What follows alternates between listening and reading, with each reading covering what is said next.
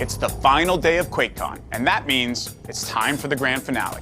Be sure to catch the tournament finals and see who's crowned the true champs of QuakeCon. If that's not your speed, we've got some great streams and some fun community content to end your weekend with a bang. As always, check out our charities and giveaways on Bethesda.net and QuakeCon.org.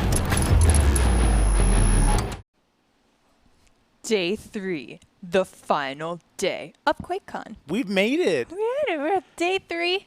We still got a full day's worth of content, though, so We don't do. go anywhere. Let's see.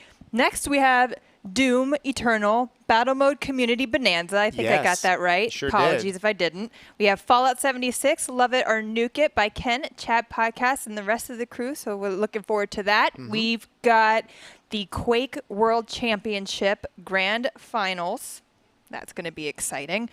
And then the last thing that I think that we have for today is the Elder Scrolls Online live art creation. And a ton A of giveaways throughout all of it. And then you'll get us in between, you know. Who Yeah. knows what we'll bring. We've been just like switching it up on you all the time. I mean, every time you see us, you know that there's going to be a giveaway, so that's exciting, including... This time we have two. We have a lot of Two giveaways. We do. But before we get to that, we do want to remind everyone, first of all, thank you so much to everyone who has donated. We're at $13,324 for amazing organizations. Mighty amount. All at the bottom of the screen. It so could be thank you. more, though. And Could who be knows? more. So if you have anything to contribute that you'd like to contribute, please do !donate or !charity. That's the one. Thank you. You're welcome. And you can donate whatever you would like. Super exciting. But you're going to watch the content we have today. You can check out the esports content. And, of course, we have the QuakeCon community content throughout today as well on Discord and on Twitch. They have a dirty keyboard contest. That's always a highlight to me at QuakeCon because Yeah. I always think that it's going to be bad, but I never realize worse. how bad that it is. And, you know, the bad is good. It is good. Just wash your hands after you use Please. it. What else do we have? Well, do we want to jump into one of the giveaways? Yeah, so before we throw over to our friends for the Doom Eternal Battle Mode Community Bonanza, I have to say that with the head nod, otherwise I'll never get it right. We have 2 giveaways. Okay. So get ready. We're going to do one and then the other one because that's how it's going to work. So for the first giveaway, we are doing a Fractal custom case from our Yes. friends at Fractal Design. So thank you, Fractal Design. Look at so this. you can win this gorgeous, beautiful case exclusive to QuakeCon 2021. And to enter that, the keyword is going to be Fractal SD for sudden death. So better be entering that keyword, all lowercase, I believe, into the chat right now. We are going to be pulling a winner momentarily, so get your entries in super fast. And then following that giveaway, we are going to have a sudden death giveaway for a Game Pass code for Xbox Game Pass. While we are picking a winner, let's give a couple shout outs to some of the folks who have donated. Sharon Compier, thank you so much for your contribution to 4 Paws. Very nice. Hell Surprise. Dallas Pets Alive. Dallas Pets Alive. Thank $30 you so much. donation. Thank you. Gerwolf67, thank you so much for your donation. Mortality Technician for your 4 Paws donation. Thank you so much. They said, engage fisticuffs. I don't know who they were talking about, but we could fight if you want. Yeah. Just kidding. I love you. All right. Well, we're going to pick that winner. And then Anonymous got just anonymous donated. donation. Anonymous is a popular donator. It is, yeah. That was for Asian Americans Advancing Justice. Thank you so much.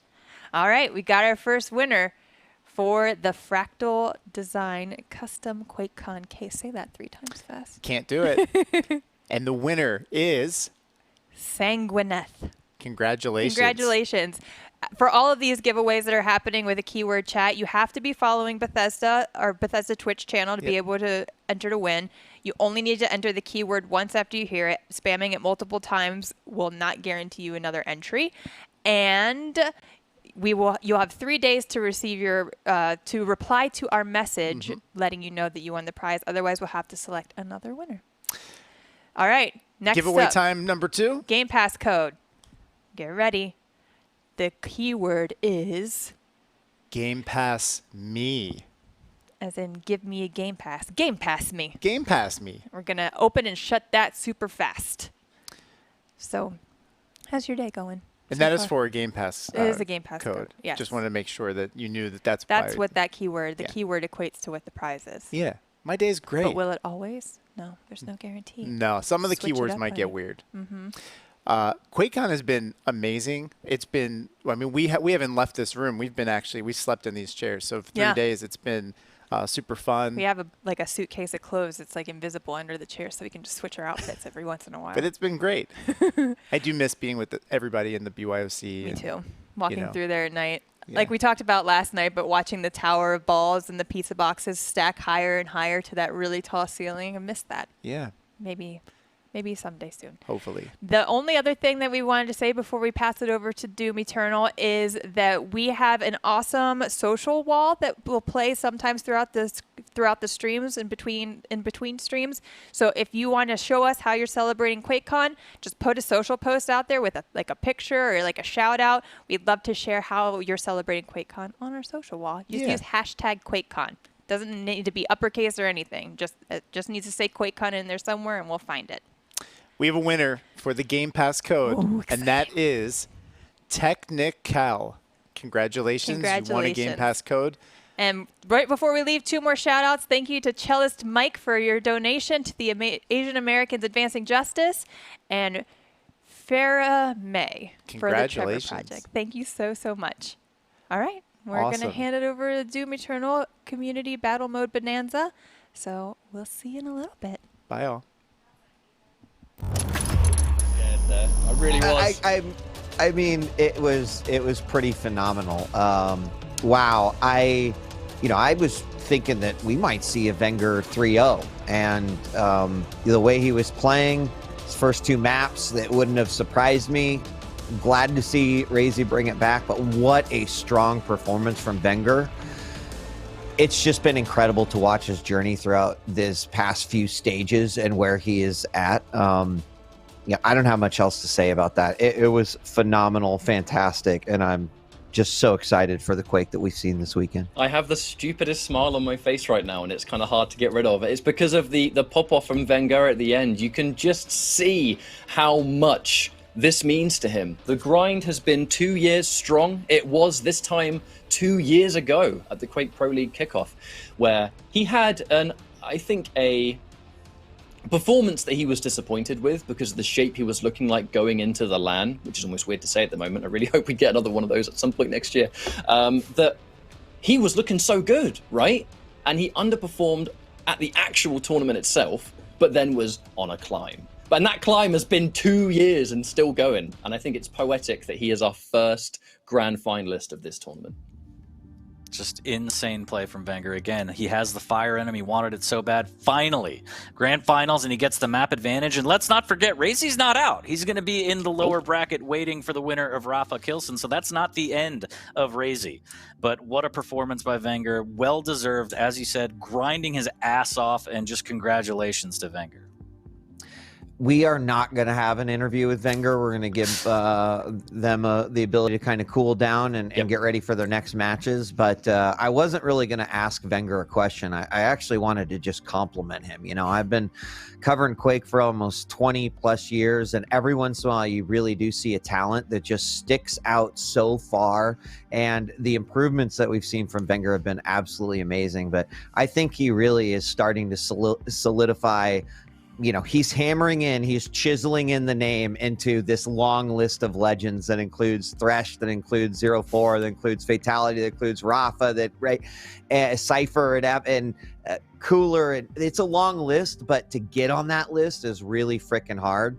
I got to say, proud of the kid. Loved everything that he said. Think he's a great role model. Obviously, love all of our players in the QPL, but seeing Wenger really evolve over the last few stages has been quite a treat. So 40 Lions and Ketchup, thank you so much. We are going to take a break, and when we come back, hey, you enjoy that match because we got another good one for you. Rafa versus Kilson.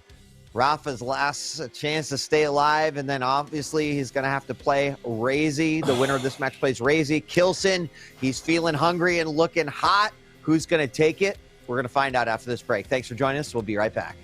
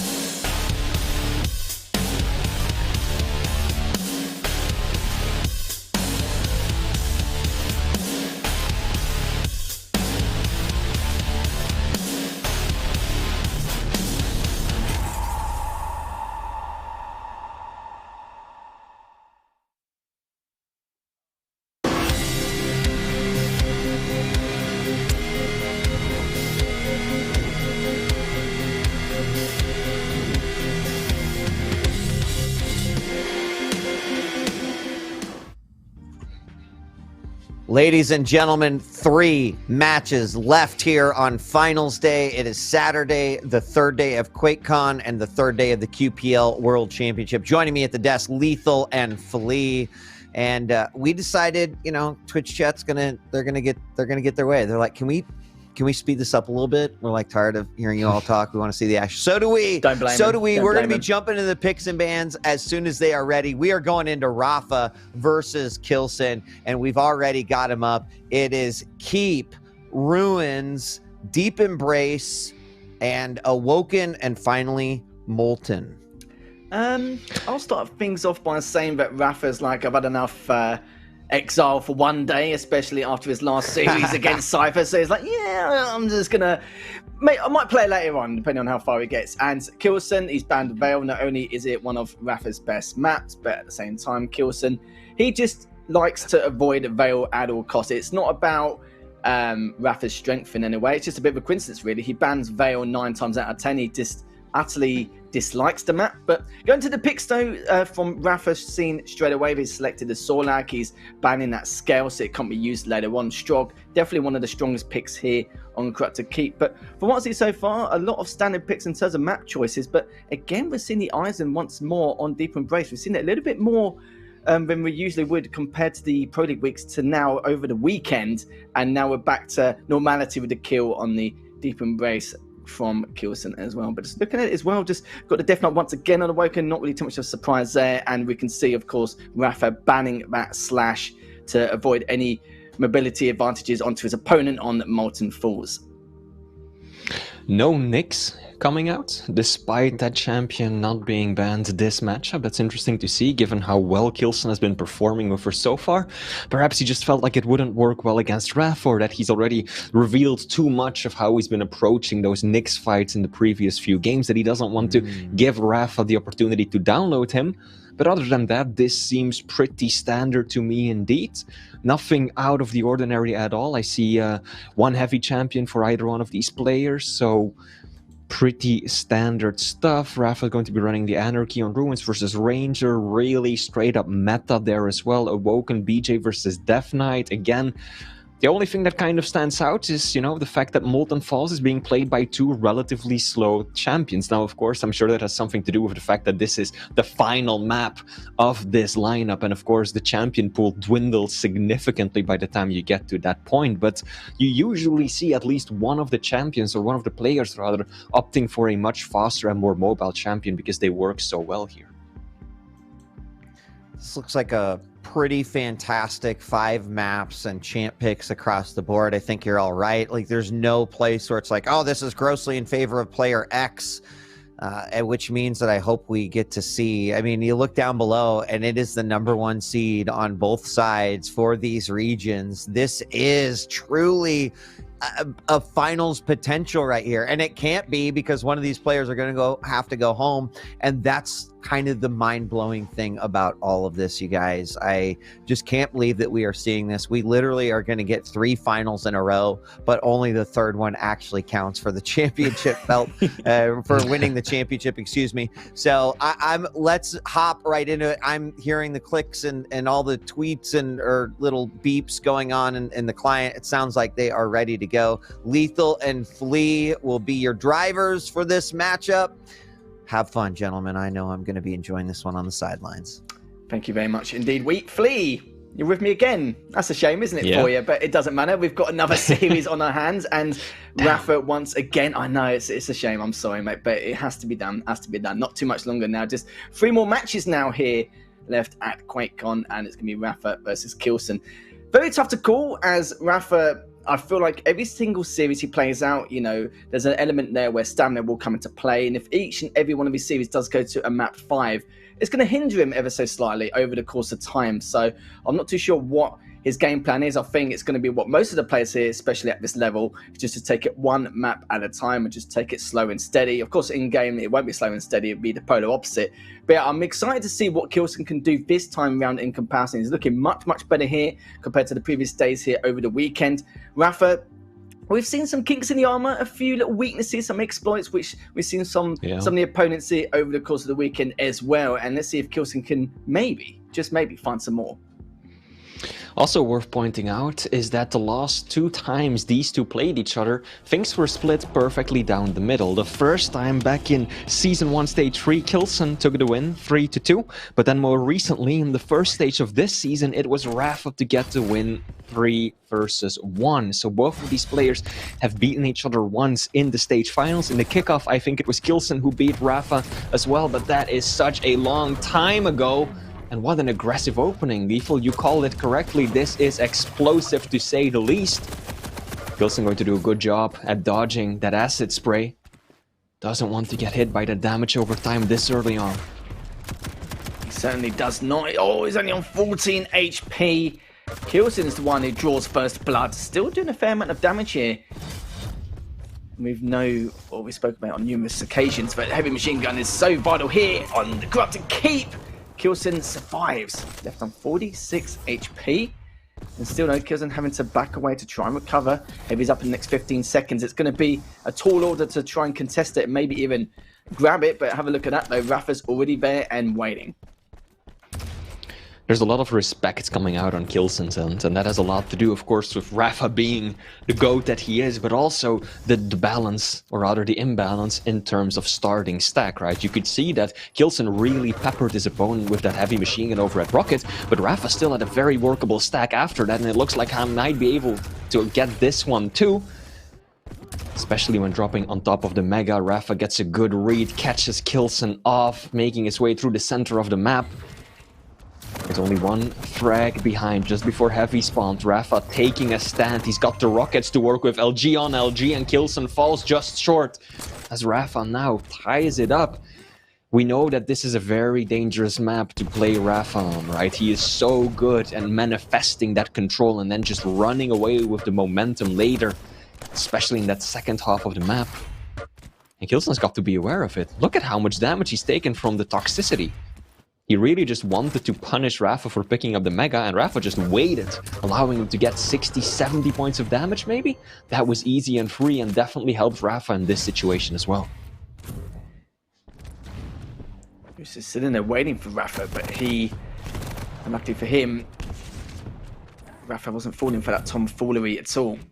Just over 2 minutes in. Rafa still in the lead. Oh, he got caught off a little bit there with the LG. This is Kilson's chance to try and re-engage and maybe even take him down. It looks like it's not going to happen as Rafa picks up the light. Heavy's up in the next 5 seconds. Is Kilson going to get there in time? Yes, he will. Slides all the way in. And you know what? Perfect timing indeed from Kilson as he's going to try and go bottom mid and get away. But we'll find out that Rafa's just sitting there waiting for him to go up the jump pad as Kilson cleans him up and ties things up 3 apiece. Little surprised having seen this little peeker use so far. Rafa has been making a very effective use of that acid spray, doing significant amount of damage with it already, but Kilson has really just been hanging on to that active ability of his. He's been primarily just making his way around the map with that crouch slide and also consistently picking up those vials of extra health that Rafa drops when he gets killed. But other than that, peeker really hasn't come out to play yet. Right, it really hasn't here. Kilson just keeping tabs on Rafa there. Some sprinkles of damage across the board. Mega is up. And look at that though. I think he expected him to actually prioritise the heavy, which he did not. Went straight round for the Mega. Of course, with the mobility there, he's able to take advantage of that. Heavy's up any second now. And Kilson just a little bit late, even though he had the height advantage there, but still stacks are almost equal. Kilson just standing his ground with heavy machine gun, find a few rockets, a few warning shots. What's he going to be able to do with the peeker? Can he do much? Did a bit, did 35 damage there, but every little helps, especially at this level. 20 HP, Oh. Kilson needs to back away, and he does. Picks up the 2 health bubbles, light isn't there. And that means that Rafa's going to be chasing on in, but oh my god, he should not have won that, and instead, Kilson now extends his lead. I wonder if Rafa's going to push this aggressively. No. In typical Rafa fashion, he instead prioritizes just long-term control of the items, even though he had a perfect idea of where his opponent was, and Kilson falls short with the LG, even running out of ammo. And that is going to allow Rafa to get another frag on the board. And now, 10 seconds between the item. Mega's about to spawn first. Kilson looking to brute force his way onto it. Can he even manage? Somehow, he picks up the Mega, gets bounced right into Rafa's face and lands a point-blank shotgun blast. that is going to net him yet another frag. Coulson now trying to recover, but at the same time just trying to keep Rafa on his toes. Good peeker, but instead does get taken down. But it means that he's done a huge chunk of damage. Coulson looking to go for the trade, but it doesn't matter. He's actually prioritized the Mega instead. And Rafa's going to be heading straight towards the Heavy. Will Coulson get there in time? Dodging some of those rockets, that was so important. And one thing to take note is Rafa did burn that Heavy. So Coulson won't have full control. But instead now just getting ready for where Rafa's going to go next. Beautiful LG there to corner him off around Banana. Mega's up in the next 5 seconds. How's Coulson going to contest this? He's going to again stand his ground. Oh, beautiful stuff again from Coulson. Now is up by 4 frags. Still got 4 minutes and 20 left to play with here. So plenty of time for Rafa to make a comeback if he can. But Coulson's looking very good.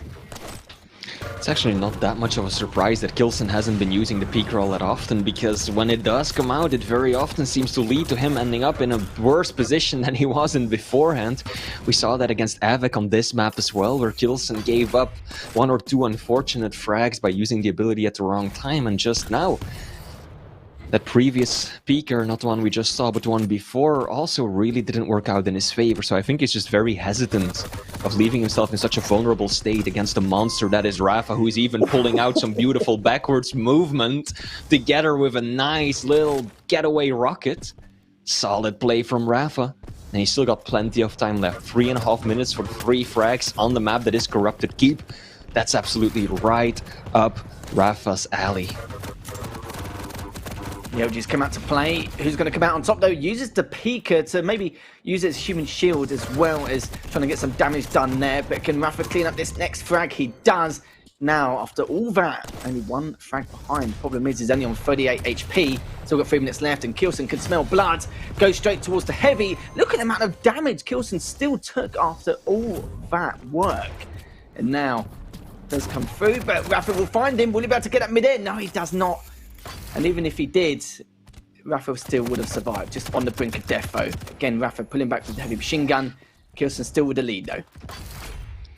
This has been an incredible chaotic match. No one able to establish full control for more than, say, 1 cycle or so.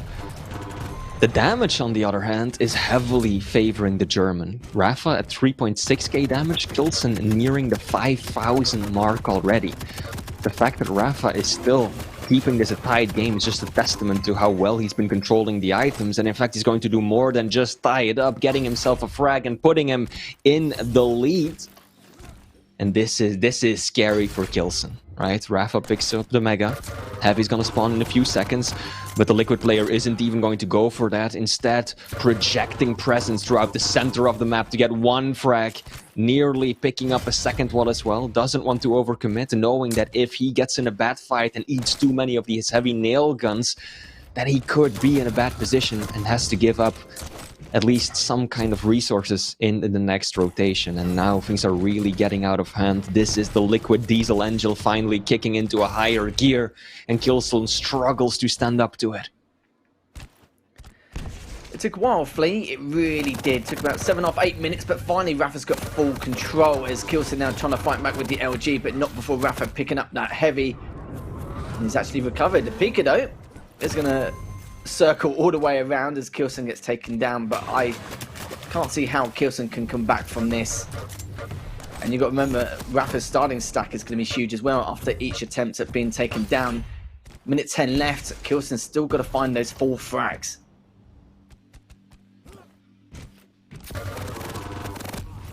That's gonna hurt as well. Actually, Coulson somehow, somewhere finds a tremendous amount of damage, but gets the read wrong, leaving the rocket at the teleporter exit, whereas instead Rafa was just making his way around down below towards the super shoddy. And with that kill, I think this one's done and dusted, and Coulson will have to start from a 1 frag deficit. There is no coming back from this one. Tremendously close game until the final 2 minutes of the map. Constant back and forth, no consistent control or domination of the items for either one of these players. Rafa did manage to secure most of them, but Coulson ultimately always making him work for it, never allowing him to get comfortable because of the amount of damage that he was putting out. up until, of course, the final 2 minutes, at which point Rafa just really ran away with the scoreline. Certainly has done. It was down 11-10 and now it's 18-11. What a change of pace it's made. 19-11 in the end. GG's all round, and that means Rafa will take the first map in this best of 5. And yeah, Kilson was looking very, very good. And it was only a matter of time before one of his players would get full control. And you saw Rafa bagging that around the 7.5, 8 minute mark. There's not really much Kilson could have done. He became a little bit more predictable towards the end. He probably felt the same, but it got to a point where afterwards, after that few frag lead from Rafa, he had to start playing at a disadvantage, had to really push in at times where he would not really like to. And there we have it though. Kilson has to try and find his way back in this second map.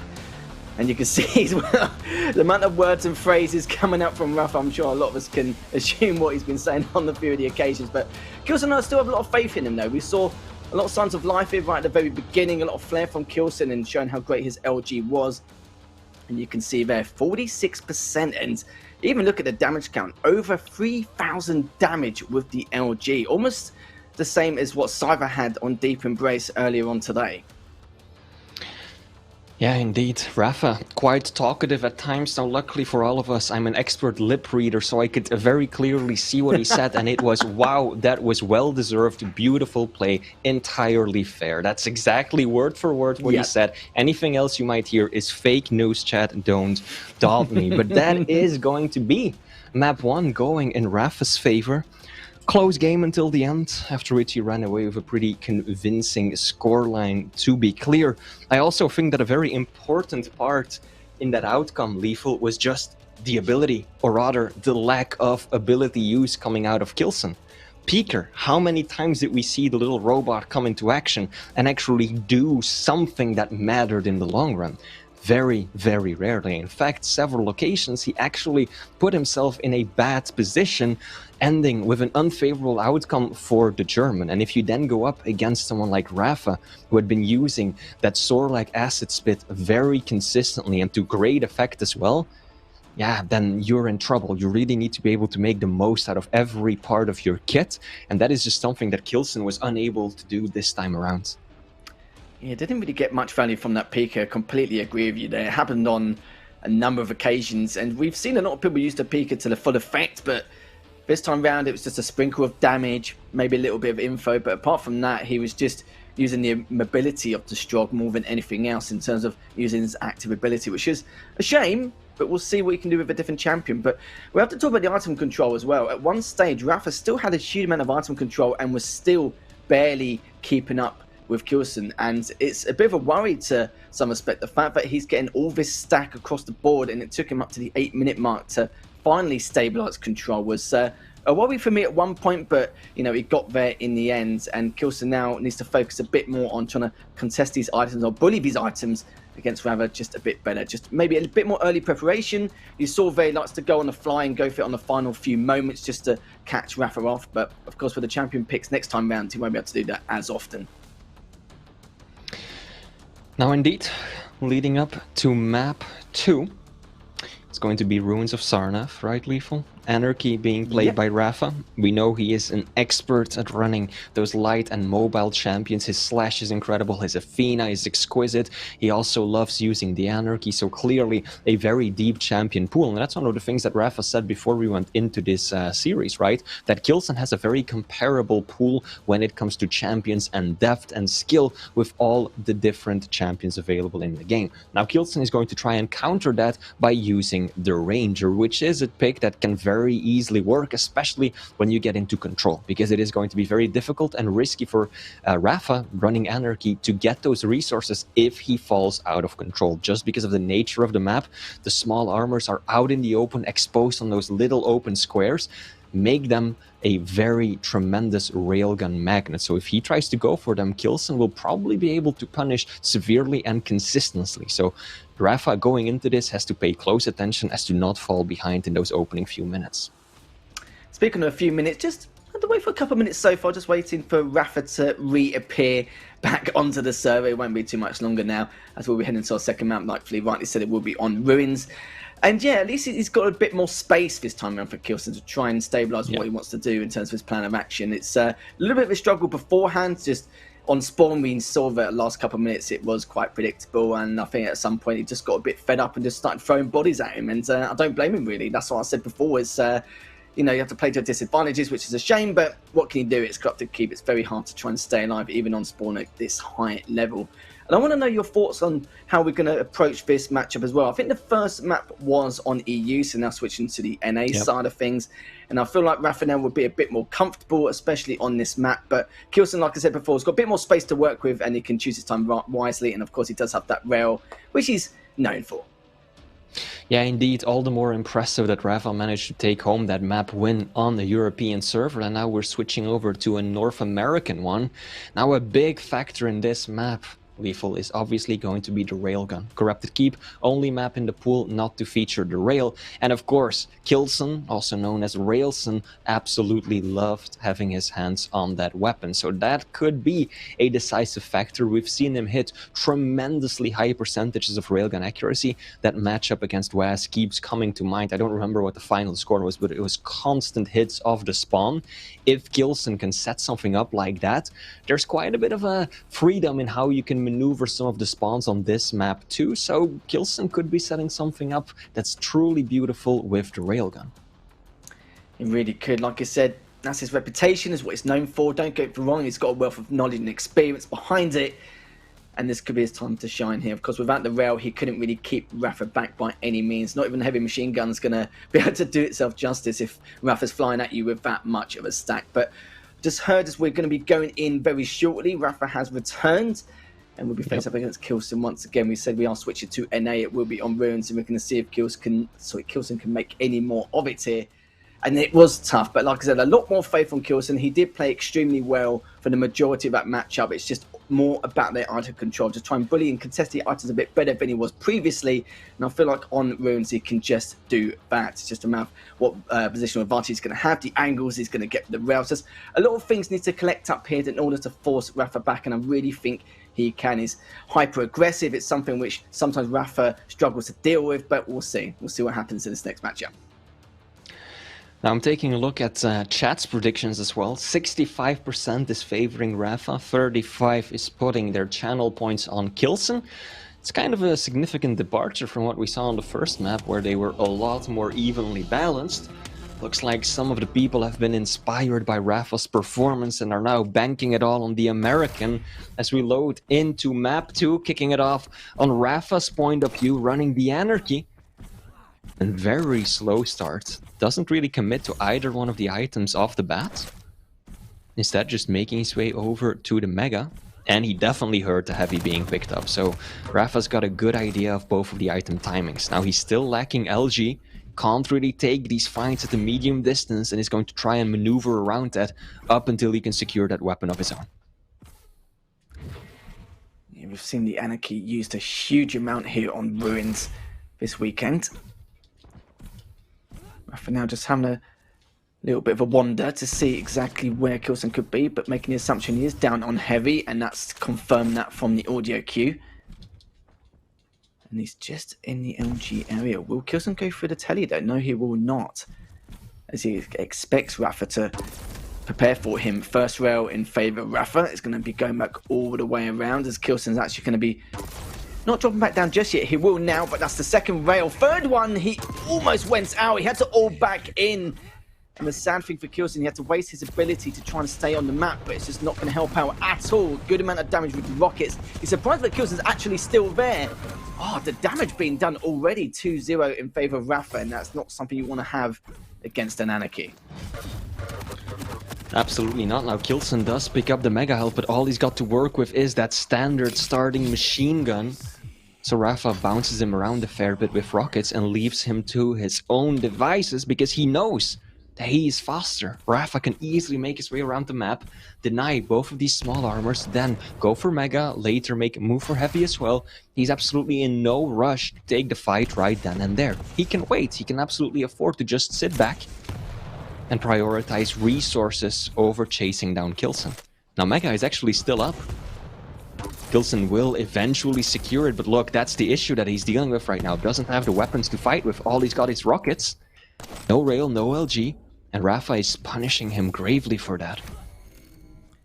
Now there's another inject. Perfect timing. Good rocket from Rafa. Tickled him a tad with the LG, and actually Kilson's dropped all the way down. And now Rafa's going to get the heavy. Perfect timing. The Mega is going to be up in a few seconds. Rafa won't get there in time, but that's perfectly fine. The heavy was his main priority. Still got the inject. Still looking to see how he can trap Kilson again. Has found him, though. The LG battle will come out, and Rafa's taken a huge blunt of that. Looking at misses another rail again. This could be Kilson's first frag, but still using the inject to keep him in this. And look at this so far. We're switching to the rockets and still somehow survived, adding that fourth frag. Rafa stuck in the worst of corners. Up until Kilson just slowly moves in for the kill shot, and then out comes the injection, followed by some beautiful LG by Rafa. A quick switch into the super shotty is going to clean up his opponent once more. Kilson really doesn't seem like he has an answer to the way that Rafa's playing right now. Twice as much damage for Rafa as Kilson right now, and I think that's gonna be 3, 2, 1. Hello and welcome to the final day of QuakeCon. It's like we never left. Hugo Martin, game director of Doom Eternal. How's it going, brother? How you feeling? Good. I'm technically exhausted. Yes. We have been at it for a while. What have we been doing? How would you describe the last hour and a half of your life? We've been dabbling in some software updates and and some different things. But it's been really cool because, like, you know, big company, big production. It sounds like we've got like people who invented the programs we're trying to use helping us. Like, it's awesome. Yeah. I mean, it was very impressive. Josh, you are very good at this. That's what I want to say. Like, the way that you handle. If I were all better of at that this, stuff. we would have been streaming 30 minutes ago. So I'll take the No. Come on. It's COVID. It's work from home. There's always something. But the thing, Josh, is that we had it 3 days ago, but I must have breathed on something wrong, and it just changed. Although, Josh, it did happen before with the sound. We were getting the bacon sound thing. It's true. We're getting bacon pancakes, making bacon pancakes. Take some bacon and you put it in a pancake. Okay, so we are doing something in rapid speed because everybody is here not just to celebrate Doom Eternal and Battle Mode, but to get this sweet boy of a chair. So this is the Doom Eternal Noble Chair, which is amazing, right? Look at that boy. So in 2 seconds, we are going to give the keyword away. Are you ready, Hugo? Because I have it ready. Are you ready? I'm ready. I don't even know what the keyword is, but I'm ready. You're gonna like it. You ready? Big ups to the person who gets this. We are excited that you're gonna have it. All right, here we go. 3, 2, 1. All lowercase, one word. I love battle mode. No spaces. I love battle mode. In chat, spam it. We want all of you to win it, but there's only going to be one winner. It's like the Highlander of chairs right now. It's amazing. Yeah. It's a throne. It's an actual throne. Okay, so and we want to see that at QuakeCon.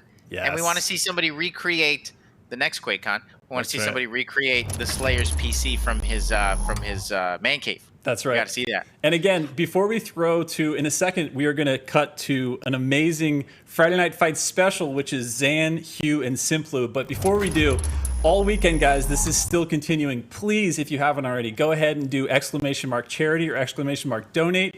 These charities are incredible.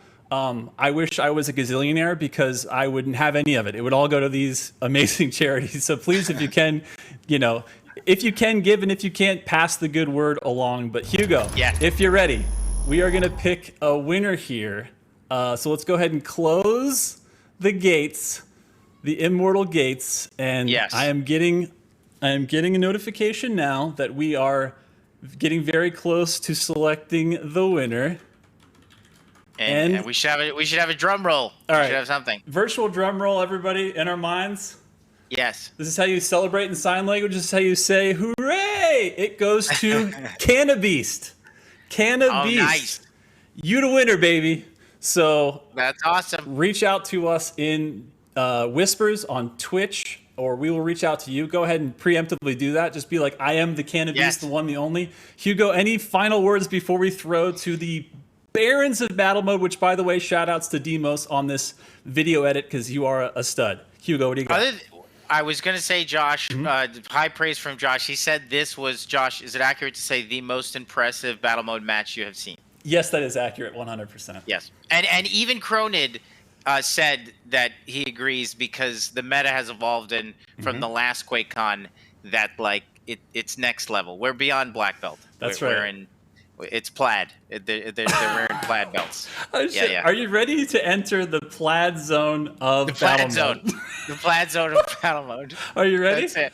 Yes, I'm ready. Say goodbye to everybody at QuakeCon and stick around for the sweatiest Super Juicer match you'll ever do. Yeah, this is Battle Mode being demonstrated at the highest level. It is awesome. Check it out and look out for the big Battle Mode update coming. Streak-based ranked mode. Gonna be awesome. That's but right. check this footage out. It's sick. Here we go.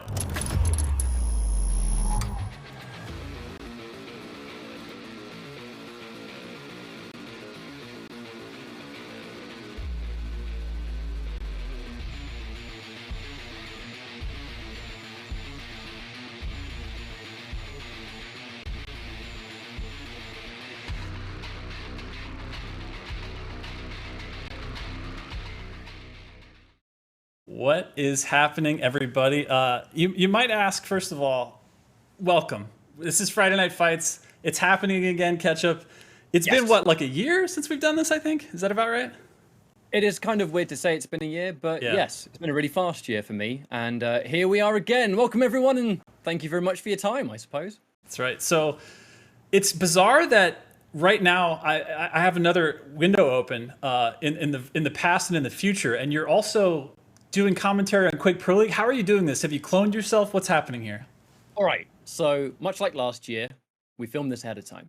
There's a lot of stuff going on at QuakeCon. There's a lot of stuff going on. And to be able to do Doom and Quake, obviously, we just recorded this ahead. But it means that I get to do my two favorite FPS, which, happy days, no complaints here. But even though this is pre-recorded, the show, you can still get involved. We still encourage those to donate towards the cause. And everything that's been going on this weekend is no different.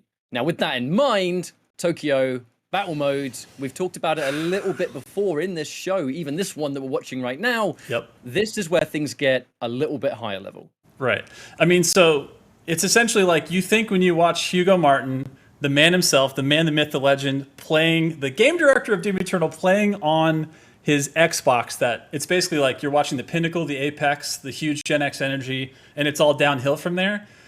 The crazy part is we have news for you. There's a couple of super juicers that have been training for this exact moment that we are going to showcase here for you, and we're so excited to do it.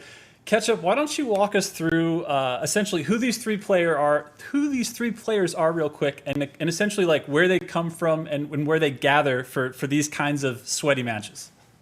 So it all comes from a year of progress, really. Those that might remember Friday Night Fights, we did an invitational over a few months last year, and the highest placing Demon Team and Slayer kind of went head to head. That was Conjugate and Cronid versus Anarathaz. It was, at the time, the highest level battle mode I think you've ever seen. Yeah. But in that year since then, there has been a kind of community mantle taken up, and that's Hugh and Simplu, the Barons of Battle Mode, which is kind of like a Discord and a community of Battle Mode fans that are a bit of a branch off from the Spicy Demons, which is another extremely prominent Battle Mode community. That's right. And the Barons of Battle Mode is a community series that goes on. That's where the current competitive activity takes place. And I think that this exhibition that you're about to see really is a wonderful combination of what the strongest current Battle Mode players are looking like. Because there's been a bit of meta shift in that year. There are some demons now that you might not have seen this time last year. Sure. And with the maps that are here, should be a really good show.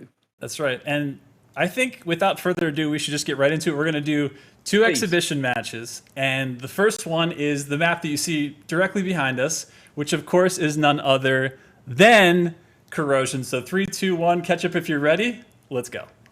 Always, mate. And what I really want to talk about is that you get to see some different demon combinations here. Pain Elemental, still seen as incredibly strong, but rather than the Marauder, which for the longest time was the meta team of Marauder and Pain Elemental. Right. Now the Mancubus is coming out to play. The Mancubus has lots of different utility, but a similar kind of role that the Marauder would play. But I got to mention as well, Simplu is seen by many, shout out to the Ketchup and Mustard outfit, by the way, as the strongest Mancubus in the community right now. And that's the bunny hopping mobility, the damage, the utility of the smoke bombs, but also very brawler heavy. This team enforces less emphasis on the summons. It's more about us two versus you, and that's it. And Arathaz always been the master of micromanagement, the efficiency of the weapon swaps, but also just keeping every and any cooldown in mind.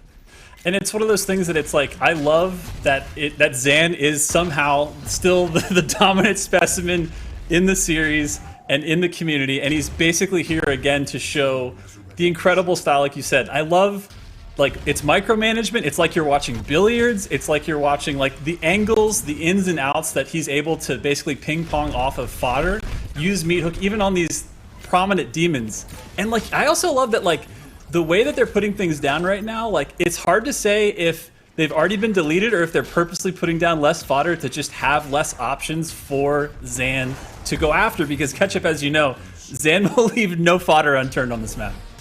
Absolutely, and that's one of the reasons that the summons aren't as common, because you just don't want to give Zan this constant access to stack, ammo, whatever it is. You can see here, able to get himself that ammo back with the chainsaw, always going to be popular. In this case, he's keeping them separated, but these two demons are pretty chunky for what they are. And one thing you'll notice as well is the bunny hop movement from Simplu. You're probably not used to seeing a target that large do arena FPS movement of that format, right? But the Mancubus, if you've got the execution to do it, is going to be able to get in and out and be a lot more mobile than you might expect. Now, on this note, we've seen one of the offensive auras put up. That's going to be the damage. Now, the heal is an extra element. Any tick that you can get is going to be better than nothing. And in this case, that long-range poke damage, of which the Slayer, by the way, now that range damage is not as prominent. There has been added damage fall-off, mostly on the Ballista and the Precision Bolt, but already they can push forward. This is a battle of stack. Always, and so much damage has been dished out. Both demons now forced to retreat and get back whatever they can, but cooldowns, it's a game of cooldowns, and Zan right now looking a lot better, and at this rate is going to get that first round. And as we always know with that first round, like, it always favors Slayers, because Slayers are going to come in with the full arsenal. Of course, just like everybody else, they get these end-of-round upgrades, which we're going to run through here in a second. But that first round, if Demons can get that in their pocket, they're going to be feeling really confident in this one. So now they're going to be up against it. But I feel like so far what we've seen out of them, Ketchup, like, their strategy of the way that they bob in and out and the way they set up these encounters exactly in the places that they desire them to be, like, they're doing them in advantageous places and basically forcing him to do what he's doing now, which is, you know, kind of regroup and restart. Oh my goodness. I love that play poke from Zan. He went up the jump pad and then did the ballista boost to completely fake out. Remember, these two demons, they have projectiles. They're not hit scan. You have to track your shots. And Zan completely using that to his advantage. Starting the round by going unbelievably aggressive as well. And he almost paid the price for it. He's able to keep himself nice and topped up. But those end-of-round upgrades, fit Meatball for the mobility of the Pain Elemental, the bigger bar for the Mancubus, just makes him much harder to deal with. And that really is as simple as that. But now, the Meatball is kind of weak. Hugh has to play this patient game. The haste, still available for Simplu, of which he pops it. And he's looking to rush. Lots of damage as well, and he gets the shot right before Simplu. If he missed that shot, he was dead. 185 life. That was it. And the amount of concentrated damage they just did, landing everything, because otherwise, like, he had a stack going into that fight, but you wouldn't even know it because that was just obliterated. Really nice coordination on the two of Talking them. about changes to the game here, Tokyo, I do believe that that loot block does have a bit of a longer cooldown on it than it used to, which does mean that Master Carve is not as much of a kind of necessary pick.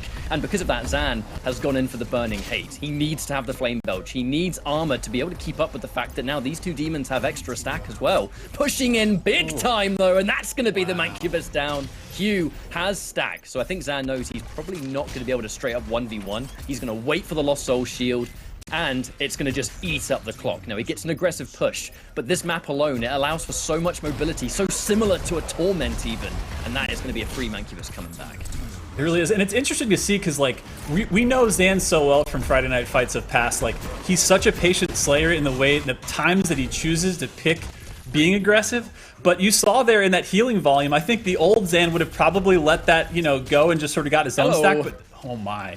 As we're talking about this, Zan is going super aggressive. And by the way, hitting every shot as per usual. But this is, again, like you said before, Ketchup, it's such a good point. Simplu's bunny hop on a Mancubus is not something you see often. It's not something you expect.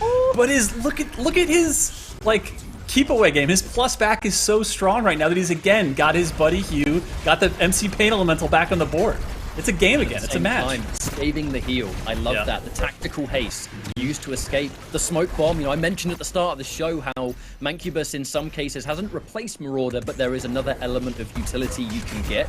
And I think, another prominent demon here being the Revenant. The Revenant is definitely more of the glass cannon, the big major push, the damage, the aggressive potential. But the smoke bomb alone, it just made it so easy for Simplu to evade Zan. Zan has to make a bit of a hard call out over where you're going. On Corrosion as well, you can see how many little hallways exist. Right. It's just a bit of a match made in heaven, I think, for the big lad.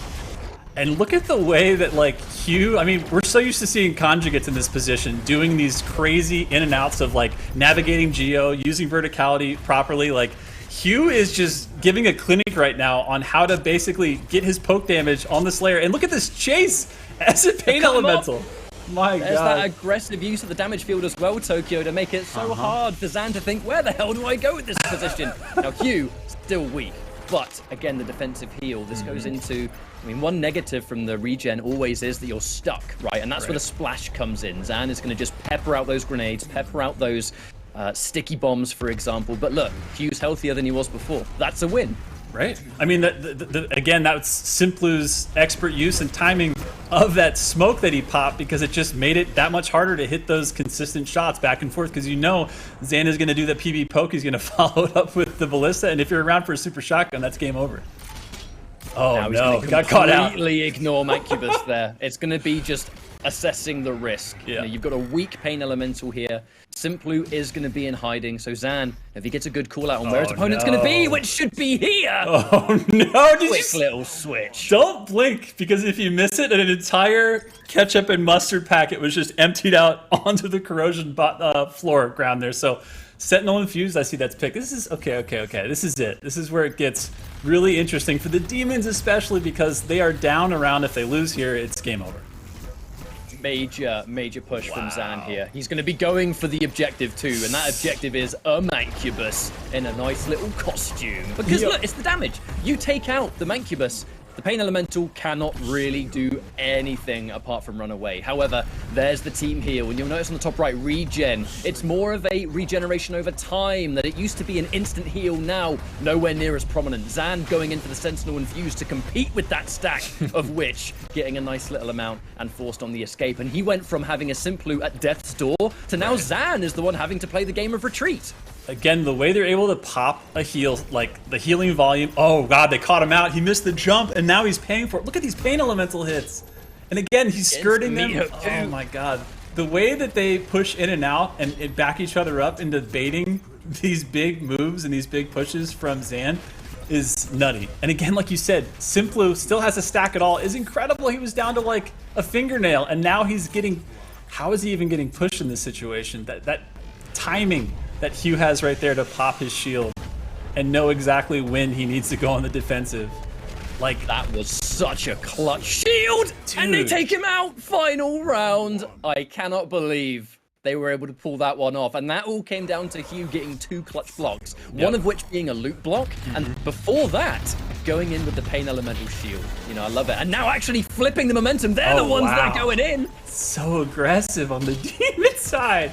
I don't know if we've ever seen any demon combo that goes from defense to offense in less time than you can think about. I think Zan has got his hands full right now as he's on the defensive, trying to get some maneuvers going to get out of this arsenal hit, because there's just too much coming out of you and Simplu at the moment. I almost feel like I could hear their comms without hearing it. It was definitely, we've got the momentum, kill him. We're pushing. We're going to push him. And Simplu still had that aggressive heal in that instance. And look, you're able to survive just long enough for Team Heal to become available. Unfortunately, this Simplu, he is going to be kind of tender now. 320 health. Slayer laughs at that. You'll blink and you'll miss it.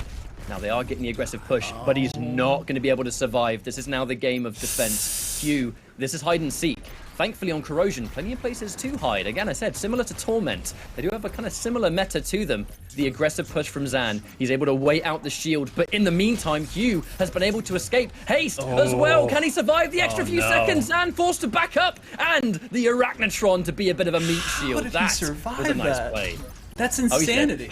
Even still, like, it was usually Simplu doing this crazy maneuver. Look at this! Hey. Look at this movement! Are you kidding me? Hopping, man. My man is bunny hopping. Have you ever seen a hot dog move like that, Ketchup? Be honest. It's a Mancubus. He's not meant to move this. Imagine if the Mancubus could go this fast in campaign. Oh my God. That'd be great.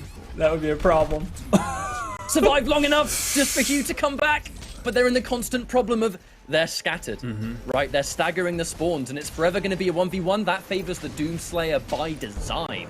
Right. And that, again, brings us in. The team heal is ready, but it's more than likely Hugh is going to stay alive as long as he can, use the haste first, which he has done, and he's going to save team heal for when Simply respawns. Look at him still going on the aggressive, though. Wow, like, I love this balls out move. Like, you would think he would just be in the retreat mode, wait till he gets his teammate. The counterplay. Are they got into the double team heal, Tokyo, and now they're pushing on it. They have their Arachnotrons. If they want to go in for a block here, they could. I think they just don't want to summon it. They don't want to give Zan that extra utility. Man's weak. Oh! Hey. Spicy, spicy, spicy. That was some demon dogs. I really enjoyed that. I really did. That was a perfect demonstration of how just managing the buffs. So many people, when you play battle mode, or I guess other games of that similar kind, you just become an absolute slave to the stack. You know, you're looking at the health and that's it. Not to say that Zan mismanaged it, he didn't. It's that Hugh was able to keep himself alive long enough, and he didn't selfishly use his team heal. You know, he waited until his teammate spawned. The second Simply respawned, that was the green light. And that is where the absolute shift of momentum came forward. And gotta say, perfectly executed. Everyone's movement is bang on point, and you have to predict movement in this kind of map as well. It was 1,000. Just a perfect finish for the Demon team.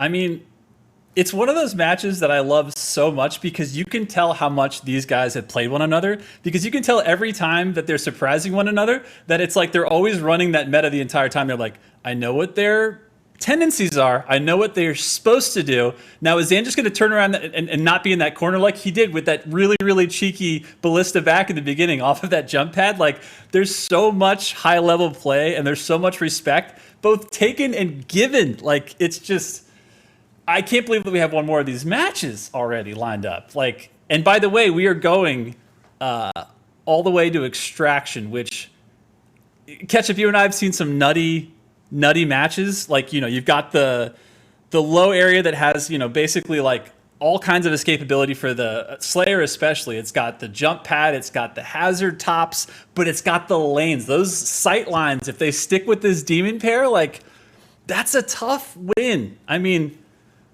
I was going to say it's a tough win, and then I'm thinking about the Mancubus and what Simplu just showed us of that movement, and maybe it's Zan that's going to be up against it. What do you think? Predictions? Well, if we were talking about Mancubus on certain maps, Extraction used to be one would be like, oh yeah, this is common because you can, I say easily, nothing's easy at this level of play, but you can be in positions where the Slayer is in a close range proximity, and that's where the Mancubus is going to completely shred. Obviously, Zan is going to try and avoid that, but as we clearly saw from Simplu's movement, he's able to navigate like butter on a map like Corrosion, which has a lot of areas that you could probably get stuck. I think another common mention of the current Demon teams is Mancubus is definitely meta. Revenant is another one because you've got that damage, you've got the changes where armored isn't there, but now you're armored when you're using your barrage, which is definitely a more finite change. The fact that you've got the kind of 30% rocket boosts you can do, that's pretty cool too. But this does come down to Simplu being the best Mancubus out there, and that's why we're seeing it so prominently. Yeah, I mean, it would be wild to see two aerial boys on this map if we saw Revenant come out and we saw that glass cannon and we saw that. I love the risk reward of that rocket barrage and how all or nothing it is, but it's going to be hard to think that they're going to switch because that Mancubus and the movement that he showed off there, it's like, usually the Mancubus is the one that can get caught out for being like, oh God, even though you're close enough where I can maybe hit you with that flame, now I'm also close enough where I'm taking all the damage all the time. And now the damage fall off stuff doesn't apply because you're too close to me. But as we've seen with that movement, I don't think that's going to be a problem. So without further ado, QuakeCon 2021. Ketchup, are you ready to get into our final Friday Night Fights match with Zan, Hugh, and Simplu? Again, this is a tournament group of which is Barons for Battle Mode. Are you ready, Ketchup? I'm always ready to watch some battle mode, man. Let's do it. Let's do it. Here we go. Now, Extraction. We talked about it. It is a battle of the high ground and low ground. High ground gives a lot more of that general aerial mobility, especially for demons like Pain Elemental. Information being the #1 key for that demon, and always has been. But the bottom level of this map can definitely be a blessing and a curse on either side. Now, layout-wise, the Demon Dogs, they're coming back. Pain Elemental, as always, and the Mancubus, once again. We always have to talk about those upgrades, right? And how... You know, for the longest time, demons become stronger with each round. I know the Slayer does too, but those changes for the demons are so prominent that if they can get an early start, it's much better for them than the Slayer. Now, 100%. In this instance, they're being pretty aggressive so far. Now, the defensive smoke bomb, unfortunately, not able to get a huge amount of damage initially, but they're forcing Zan on the retreat already. Wow. And again, they're not using their summons for the same reason. They do not want to give Zan extra stack. Now, Simplu is going to go down, but he does so much damage on the Mancubus alone. Hugh is still healthy and being able to get that cheeky angle. There's no way a Slayer can chase you that far. I love that choice. It's really nice the way he's bobbing and weaving. And again, since the last time we did this Ketchup, there's been battle mode changes of even those little meta things like jump pads. You can't just spam back and forth and keep using them as a Slayer, so you got to be a lot more selective on when you use those escape routes. Absolutely. A year's worth of changes. I don't want to touch on them too much, but I think there's definitely some that are extremely prominent for the matches that we're now going to be seeing. Continuing to push once again. The defensive heal so low. Must have been seen as a now or never. And he has been allowed to take a little bit of extra poke. The heal, my friend. Good use of it. Oh, he went in to try to get his boy out of that situation, and he's the one that ended up being no longer. But again, Hugh has shown off some pretty wild F-15 driving here. This is pod racing as you're seeing it live through the hands and the blinged arms of the MC Pain Elemental. Hugh is giving a clinic on playing keep away. Not going aggressive until now when he's got his teammate back. Pops smoke, and we are seeing another potentially really aggressive push coming out of the demons. But wait a second, if they lose this poke game, they might not have a choice. Oh god, the poke game is being won by Zan right now. But he's almost running out of armor. I think able to know that if I can just take out this Mancubus, I'm going to get some stack. Hugh doing what he can to save his skin. The defensive damage aura, which, to be fair, creates a block. It wastes time, but the question is it enough time, Tokyo? I don't know that it will be, but again, Simplu in 2-1. Okay, he's back, so it was. Okay. They're switching roles now. Now Simplu, okay, he's camping out. I was waiting to see him just start bunny hopping like a lunatic hot dog across this map, but he's chosen the more prudent route because he had too much time to burn, I think, which looks like it's the right play. Oh god, he's being called out. He's got 3 seconds left. Will he get his teammate back? He did. So Ketchup, he's off the board and they've switched roles once more. And now we got Hugh v Zan, 1v1 on this. I think it was a valiant effort there from Simplu. Knows that there's no way I can like mathematically run away here, so I just have to do damage. Now he does trap him in a little bit. I think just marginally able to get out of that damage trap, and Zan is going to be able to take that first round. But like I said, folks, we're probably going to see the fit meatball, the bigger bar, and this is going to be much of the same but harder. And that is as simple as that. More mobility for Zan, sure, but now you've got a Mancubus with more stack, and you've got a Pain Elemental with even more dupe potential. And that was keeping Hugh in the fight anyway in round 1. It's interesting too, we haven't seen Zan use a ton of the teleporters because he's able to kind of dictate a lot of where these fights happen, except for the pincer was trying to happen there and he was able to skirt all the way around. He just got them bunched up and now they're down below, which usually favors your big boy here, the Simplu, the Mankey, but I'm not so sure. Okay, there we go. All the burn. Dead. All the burn. Absolutely annihilated. And that is what Mancubus can do on the lower ground, my friends. Yeah. Just flamethrower all day, every day. Now, Tactician, double Tactician. It's just, like I said at the start of this show, the battle of cooldowns and Tactician shaving off that cooldown time. It's just worth its weight in gold.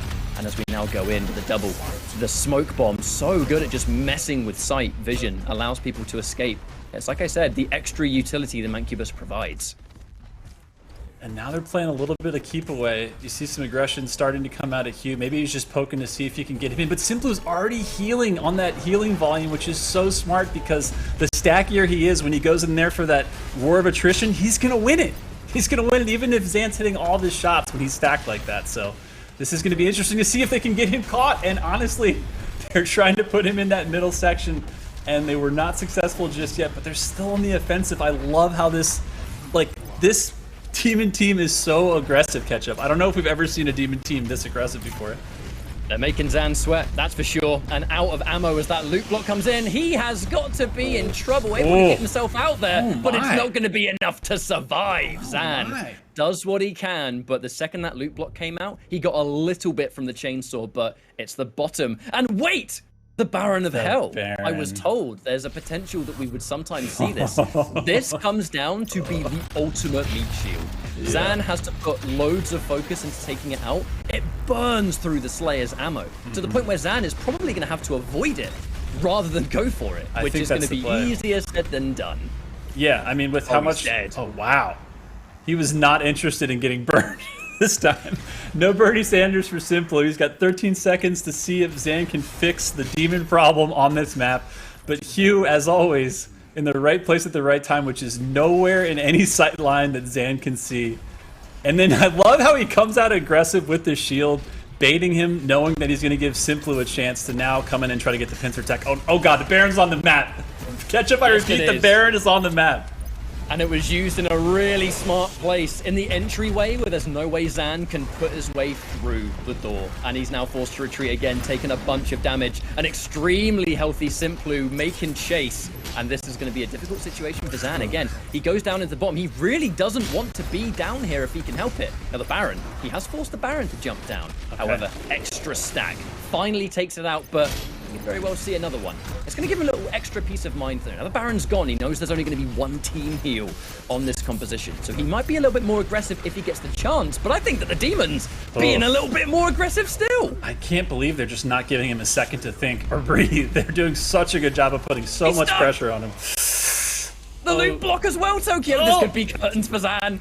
They have the double. Oh my lord.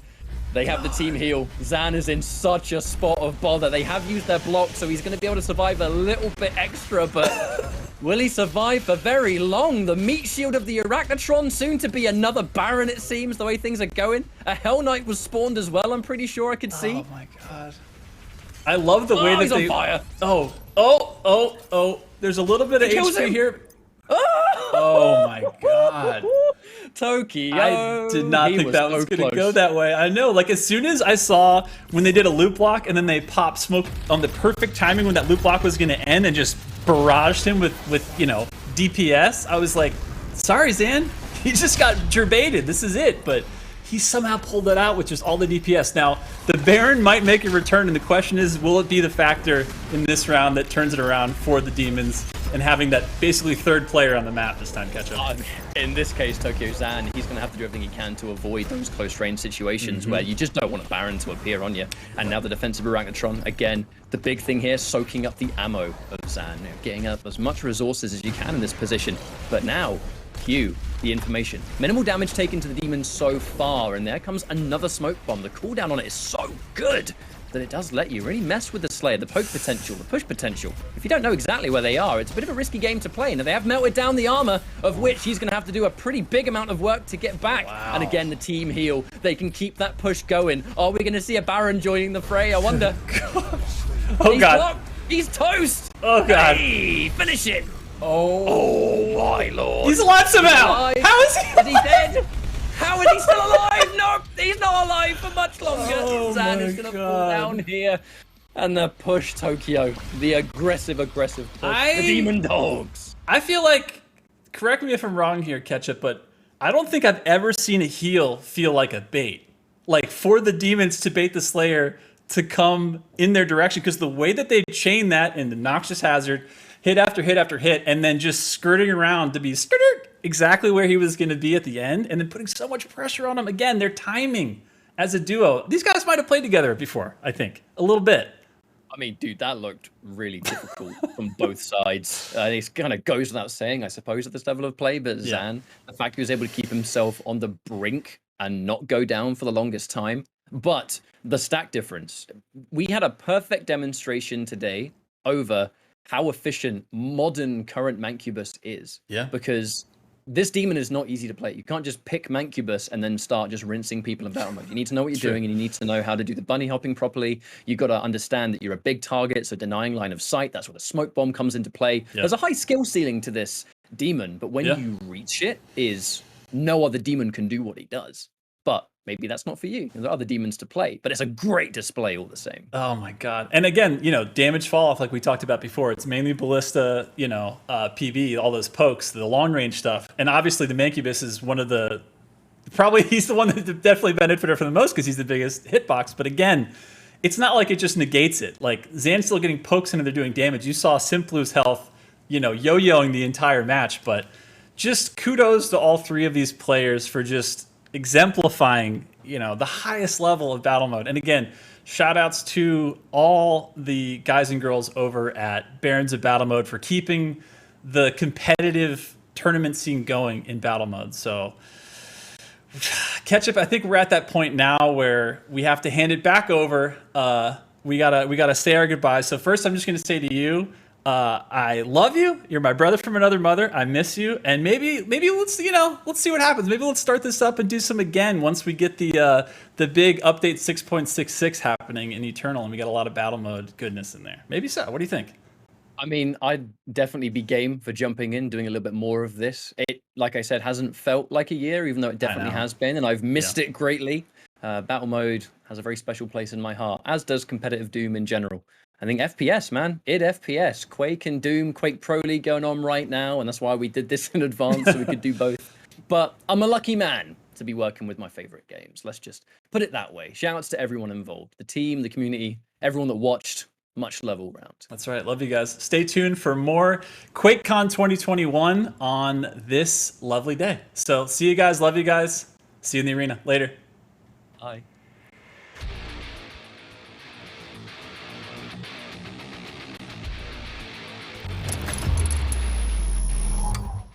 We're back. It's us again. Thank you, Joshua and Ketchup. That was awesome. Ketchup.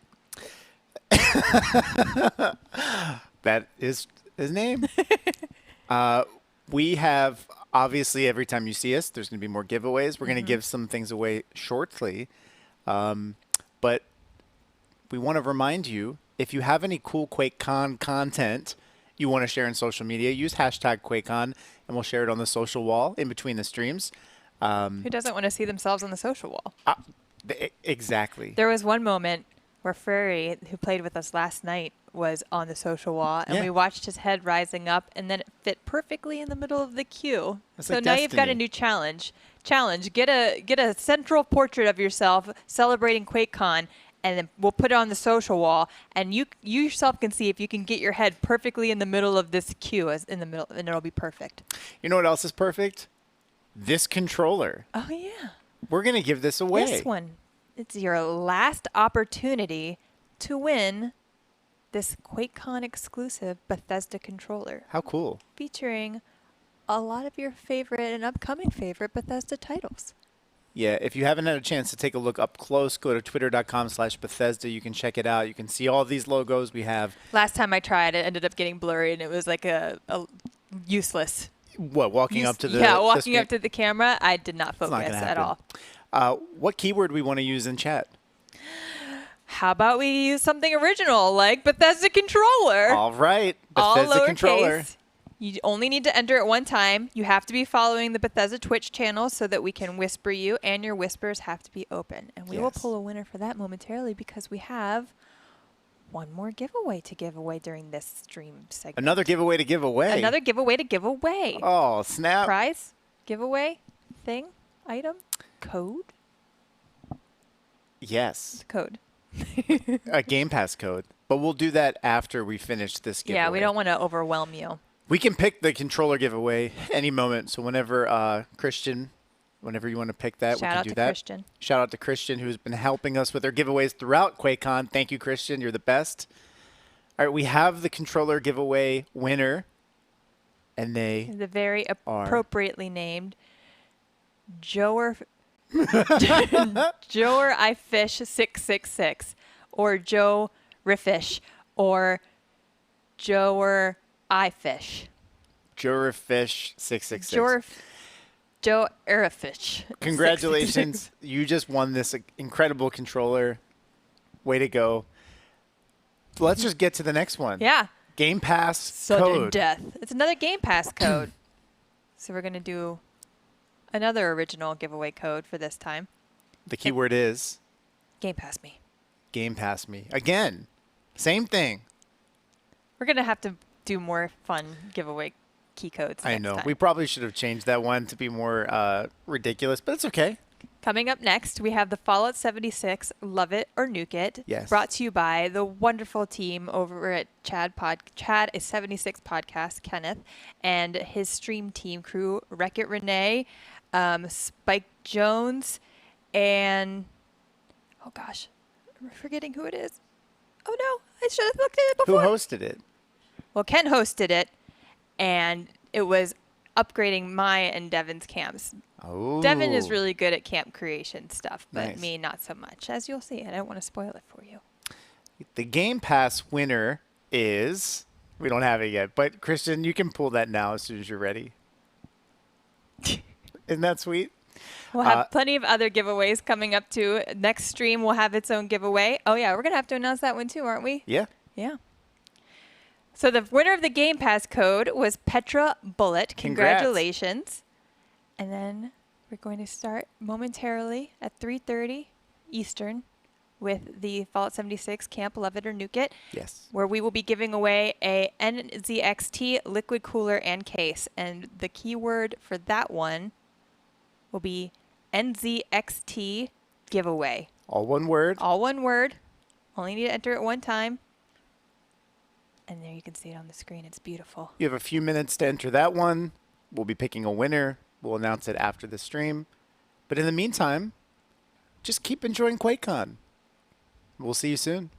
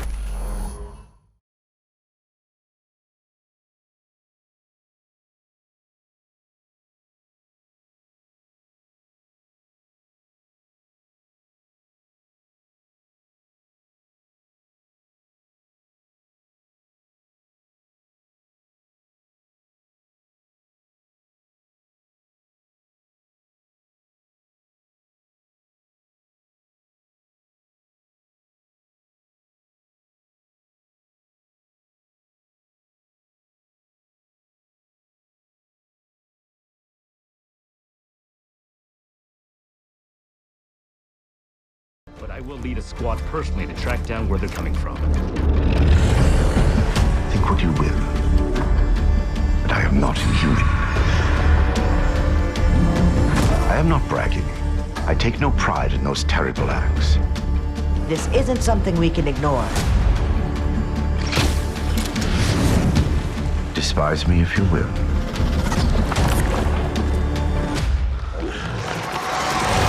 I do not expect forgiveness.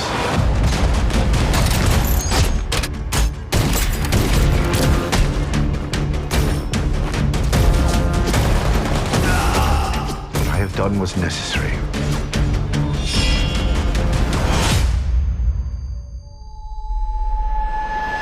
You will learn that soon enough.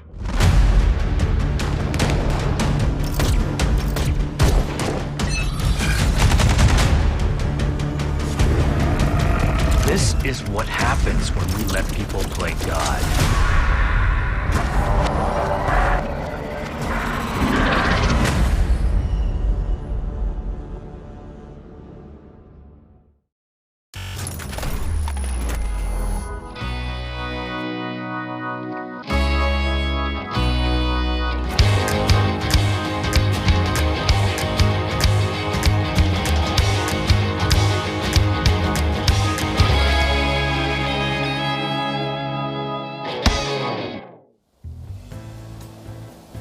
Lady Devon and Jessica Finster are former Vault 76 residents whose post-Reclamation Day homesteading experiences have been less than stellar. Lady Devon is a pump enthusiast and commando build who lives in the northern region of the Savage Divide, just off Route 63. Her best friend Jessica Finster is a mole rat farmer commando and lives just off Route 104 in the Savage Divide. Meet our team.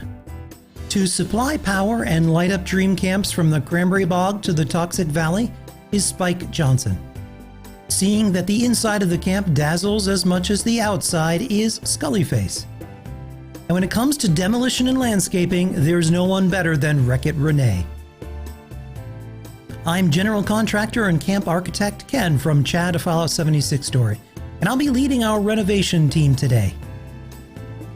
Our team is rolling up on Camp Devon right now for the walkthrough. I really picked this spot because I really like Halloween and the pumpkin house was within walking distance. I could just go and visit the pumpkins anytime I wanted, but it's just a little bit too homey for me. You know, there's not enough blood. I really would like some decapitated heads like laying around. I get lonely sometimes. Like somebody to talk to. You know, it's just a little bit too clean, too open. There's not enough despair in my house. It really, you just walk in and you feel too relaxed and at ease.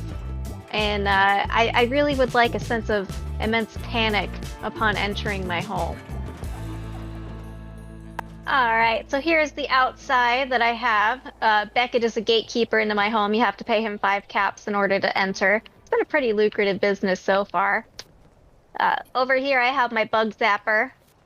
There's not too many bugs, but I think it's doing its job then. Is that effective against scorch beasts? Not really, no. They still come by. Gotta have a bigger zapper. Yeah, gotta have a bigger zapper. Over here we have my crafting area. I've got everything just kind of jammed in together. I wanted to keep it isolated to its own little section of the house to keep it away from everything else. Excuse me, Beckett. Beckett, you didn't collect the 5 caps from everybody. He's slacking on the job again. We can fire him if you want. He doesn't have to stay here. It's so hard finding good help these days. It really is. So the interior here is real spacious, and there's your friend Jess slinking in the background. I like. She's just creepy. Jess just shows up when she wants to sometimes, and she'll eat the snacks. But that's okay. We like to keep a fully stocked bar for her. That's Beckett's purpose too. Before getting started on the renovation over at Camp Devon, the team drops by Camp Finster to see what she's looking for in a dream camp. Welcome to my humble abode. It's open concept. I like it a little bit breezy. Very holistic. You know, It's something, alright.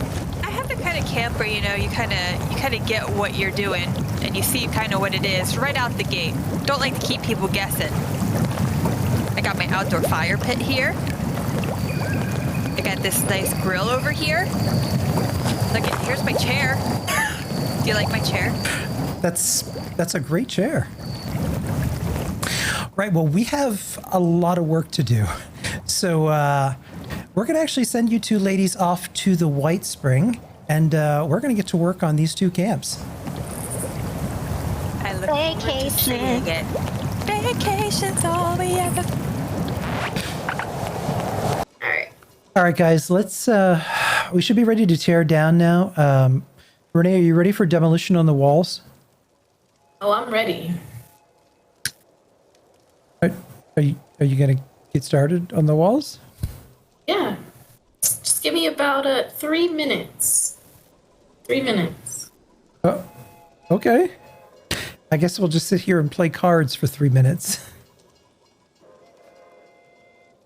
Quick game of Go Fish, it's okay. Spike, do you have a two of clubs? Ooh, Go Fish.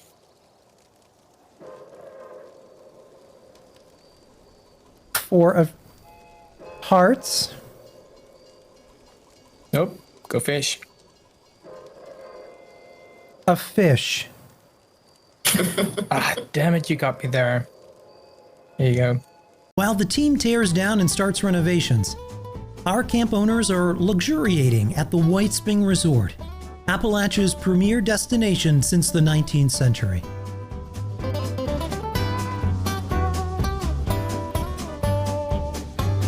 What are you gonna get? Everything looks really good.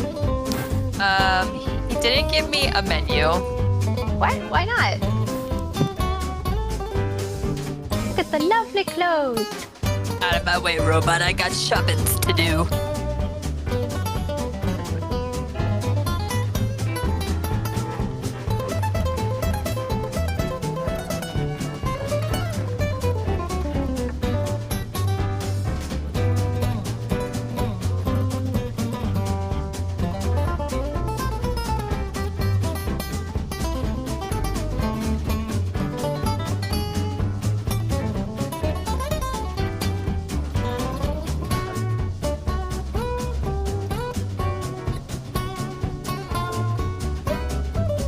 Want to check out the gardens? The concierge said they're awesome. Gardens? No, Devin, wait! Help me!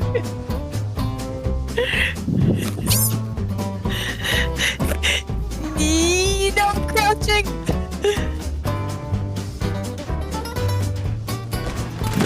Oh, no!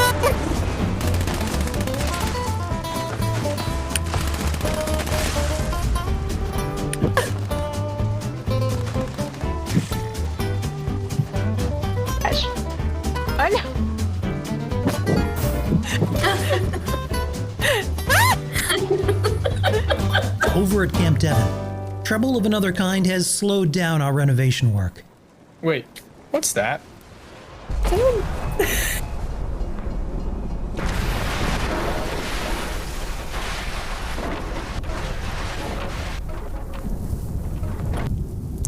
Beckett is still alive.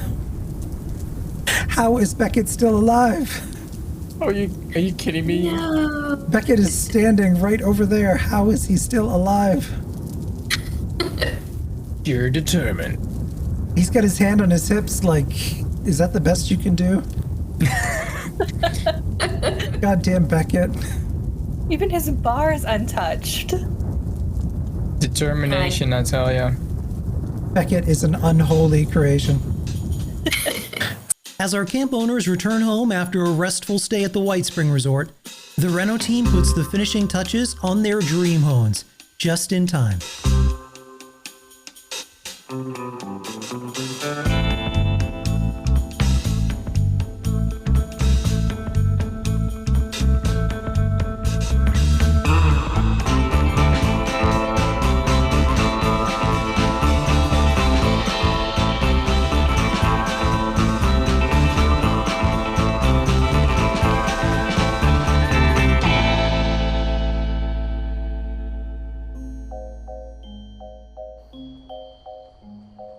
my god, these stairs are beautiful! They only took about an hour, you know. I didn't even know you could scale them up the mountain this way. With the build area very close to the edge, it was difficult. But honestly, I'm more of an outdoors girl, so I think nuking it and turning it to rubble would be better. I don't know about that. The way that, plus the way that you wrap the stairs like that, it's kind of like the Psycho house. Mm-hmm. The way in which the stairs kind of wrap up and then the house just kind of looms over you. See it from a distance. Spike had a genius idea in terms of the walls. Spike, why don't you tell him what your idea was? Okay, yeah. So basically we used double walls, and we made it so the inside wall is actually the wooden wall, and the outside wall is like turned inside out. So you can put like a beautiful wallpaper on it. So it kind of looks like the windows are boarded up, like you see in most haunted mansions. Mm-hmm. It's kind of the effect you're creating. And also you can have a wallpaper inside. So yeah, basically double walls, but with an extra touch. Yeah, that was a cool idea. I haven't seen that anywhere else before. That's super clever. I love that. And now nobody can see the evil doings happening inside of my house. And these busts actually are something pretty close to Carly's heart. Yeah, I pulled these straight from my second home, Disney. Oh, they're so cool. A nice touch. These house guards feel much more safe than the previous ones that were at the old camp. So on the right here, we have a little gift shop with a creepy clown. That's terrifying. I love it. Devin, look at this clown. Yes. He's perfect for you. And through here starts the ride. But first, you should definitely check out what's behind that fireplace. What? That's not at all ominous. It's a door. And another door.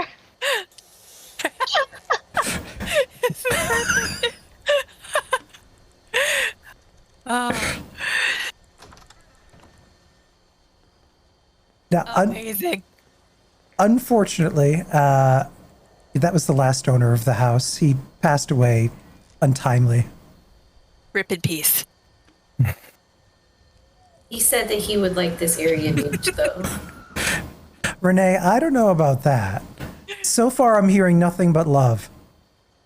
Oh, darn. Yeah, give her a chance. Should I come back out or should I keep going through doors? Sure, come on out. Okay. Unfortunately, the ride has lost power, so the cars will not function, but we'll just walk the tracks. Those are so cute. Oh, look at all the skeletons. Now This is very dear to my heart already. Now there is something a little terrifying. Be very careful. The ghost doesn't like when you walk too close to the wall. It will pick you up off the ground. Oh no. It's a little terrifying. Be gone, evil spirits! Uh, A gore table. there's Mummy.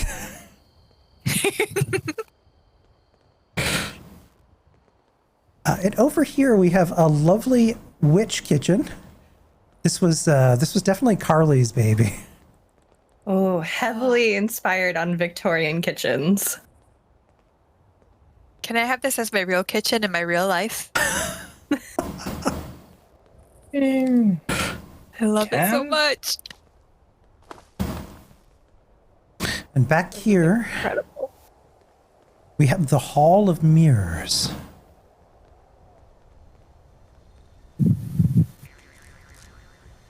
How many mirrors is this? Yes. Yes.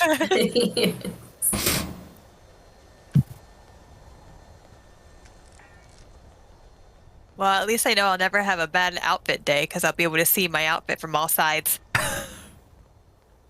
Now on the right here, We have the haunted library. And then we also have the creepy conservatory. This is incredible. I love it so much. What Oh, happened? Tickling the keys. See, Renee, I'm hearing love. I'm not hearing nuke. I mean, I don't think that the wallpaper matches the eye color, so I think you should just nuke it in. How dare you, Renee? I could never do that. It's too beautiful. And now we're going into the dark underground of the ride. There's a dark underground? Yep. Oh my gosh. It gets very creepy and cramped in these dark hallways. Oh. And you definitely should not open the shutters. Oh my god. Devin, look. That's amazing. Close it! That's the shutters. I can't talk. Sheepers. Now you should go ahead of me. Okay. Walk slowly. Into the haunted hallway. Lights. And if the lights start going off behind you, I'm sure it's nothing to worry about. Darkness is catching up on you. Oh my god. Devin, go ahead. Welcome to the cook's oven. Now, you're going to have to time your crossing here. Make sure to watch your step. We have lost quite a few people in here. How many deaths occurred in this room? We don't answer that question. Yes. Did you sign a waiver before doing this, Jess? Oh, no. I should have.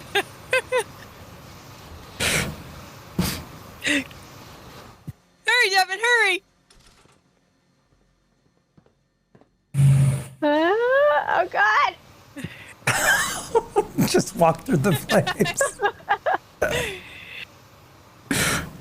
Knock, knock. Yep, step on the... Get ready for a jump scare. Wait for it.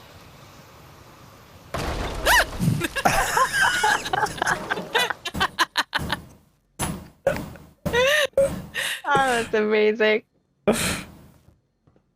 Bless you. And down here into the mad scientist's lair.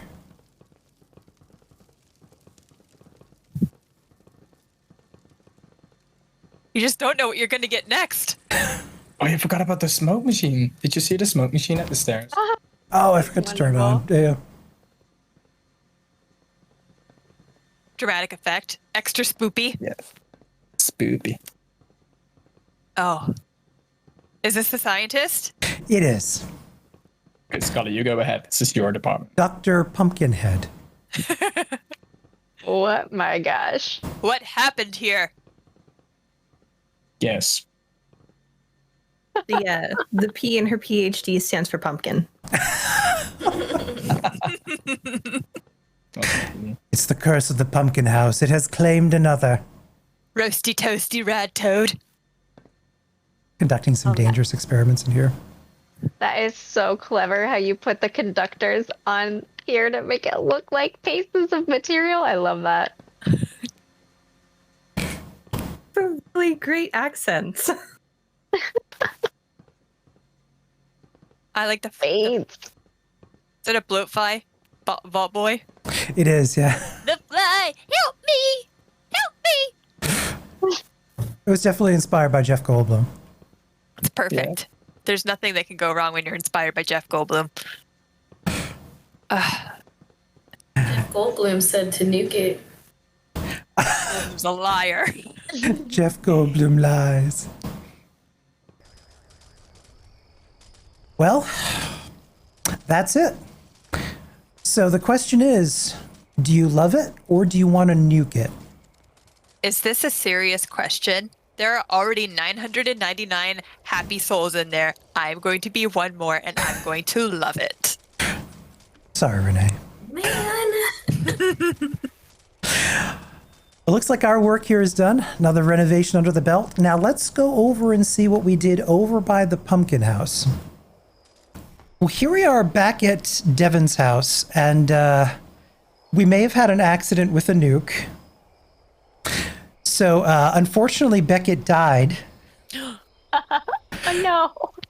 But one of the things that we thought was because of the placement of the original house on the road, we thought we'd give you the full pumpkin house experience. So we rotated your foundation to have you facing the pumpkin house. And then we made you a modern pumpkin house of your own that has, well, it tells a story as you're walking through this house. Yes. The exterior, we made something really ultra modern.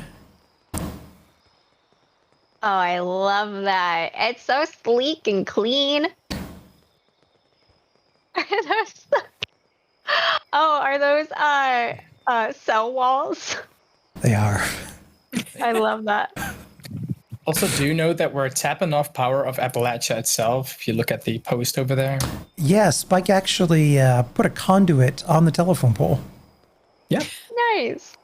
Free power all year long.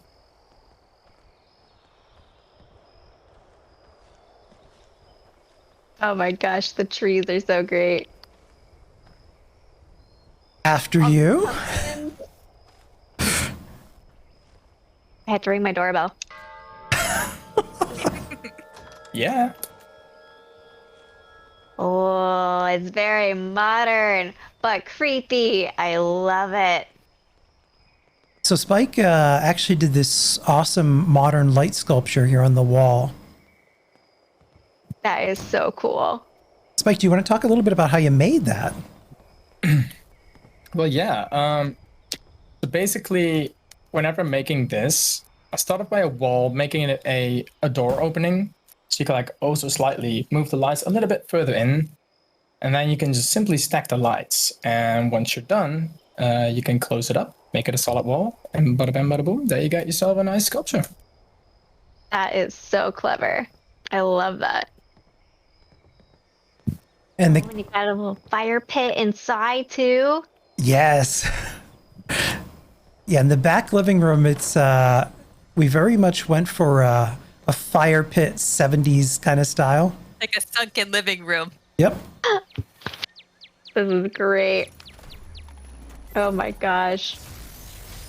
I like how you use the room divider and the bar to make that like separation. That is so clever.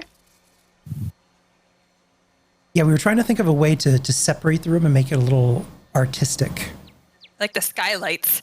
Yeah, those skylights are awesome. It looks great at night with the moon coming in. And now I have a bird too. Pay no attention to the coffin behind you. What's in the coffin? It was somebody who visited and didn't quite make it out. This man. It's Remember that when man. you mentioned Beckett? Oh. Beckett is here forever now. Now, Carly worked on giving you an absolutely luxurious bathroom. Oh, this is beautiful. Oh, we got little steps leading up to the tub. You have a raised bathtub right next to a window, and you can peek into the next room. Which we're going to be going into. Oh, I gotta clean off a little bit here. 1 second. Don't look, all right? It's ooh la la, which is French for you can look into the next room. Okay, now we're good. And every gal needs a 24 karat gold throne. Oh. Yes.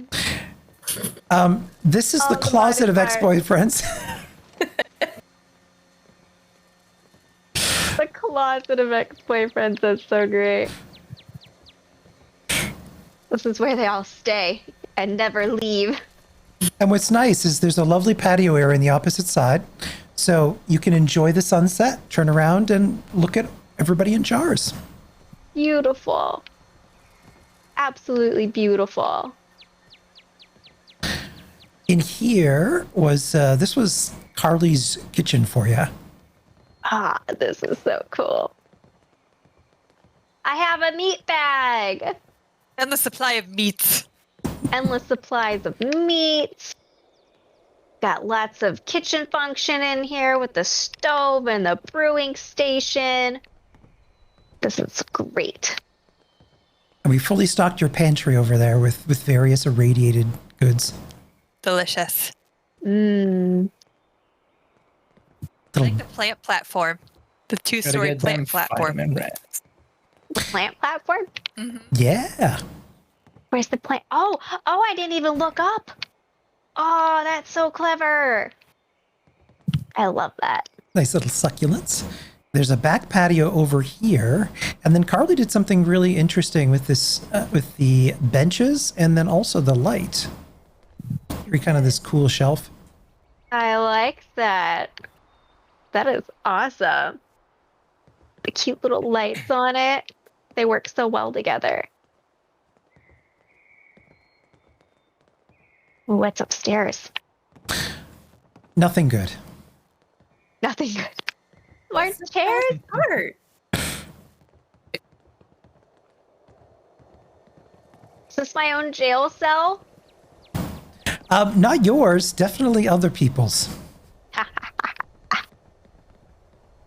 You got some seating for them, you know, some little plants. That's not too bad for them. Future ex-boyfriends. Future ex-boyfriends. Nice view of the pumpkin house. Now this is your room.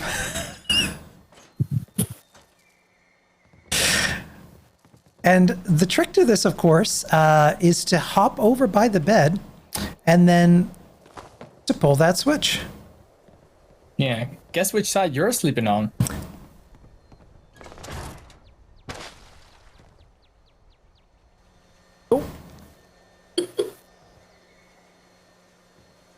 Nobody comes into my room. Nobody leaves either. Nobody leaves. I guess it kind of depends if they're a good ex-boyfriend or a bad ex-boyfriend. This is very much inspired by H.H. Holmes. We have a creepy basement. Oh, yes. I love it. More ex-boyfriends. The ones that didn't get to make it to the closet. I'm going to be a willing victim. Throw the switch. Oh my gosh. Oh, Kenny! I can. Does anyone smell bacon? Where are you? I smell bacon. It would smell better with it. Oh, it's actually killing me. Oh my God, Ron. I've done a great job on wiring it will kill you. Oh gosh. Too charged. That is so fun. This is where the interrogation goes. What was that message on your Pit Boy? Who sent Another you son of that a needs your help. message to your phone?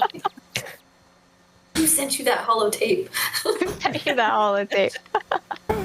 What do you think of the tool sign above it? I love that. That's awesome. Subtle, I like it. Very subtle, but it does the job. Unfortunately, there's no way to escape this basement, so we're going to have to use magic teleportation to get out of it. And that's it. That is the postmodern, post-apocalyptic pumpkin house. Yeah, so, Devin, Wait a minute. Carly, have you seen Renee? It's here. Where did she go? All right, I'm sure it's fine. Right, so Jess, you loved yours. You don't want it nuked. No. And the big question is, Devin, what do you think? How did we do? It sounded like you loved it. I wanted a pirate ship. Yeah, a pirate ship. On next to the pumpkin house on land? Yeah. Arr, arr. This isn't what I wanted at all. This is not piratey at all. I asked for blood. I asked for death. Scary. I mean, there's death. I mean, look, you got wild rabid dogs and It's just Well, I guess we're gonna... What's that noise? Oh no, Renee. Well...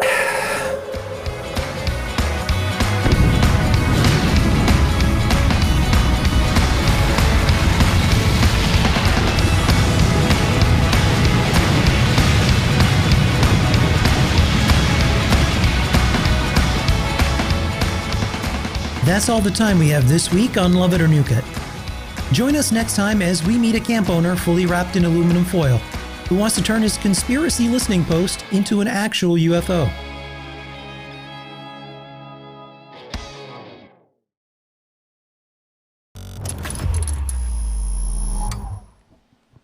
They are the camp masters. That I was so impressed with the camp that the team constructed for me, and Devin's camp as well. Like, I couldn't get over it, and I was sad to have to see it leave. I enjoyed seeing your camp from the start, though. Yeah. I like that. Oh, my minimalist camp? Yeah, but it was the only thing that wasn't was that glorious throne, right? And the little set of rocks. It like fit perfect. I don't know. The Haunted Mansion was much better. I just want to say thank you again to Ken at Chad76 Podcast, Scully Face, Spike Johnson, and Wreck-It Renee for taking my sad, meaningless camp and making it into something glorious. So coming up later, we have the Quake World Final Championship. Yes. What would QuakeCon be without it? I was just gonna say we did a giveaway before. We didn't even tell anyone who won it yet. I guess people want to know. Hopefully the winner knows. Hopefully, but if not, congratulations to our previous winner from the NZXT giveaway, Hlavacan. I think that's how you say it. It's well done. Hlavacan. Or Hlavacan. It's pretty good. We're going to go with it. I like it. So what are we doing here today? What do you think, Furry? Again, I don't know how I got here, but here I am again. If you weren't with us last night, first, shame on you.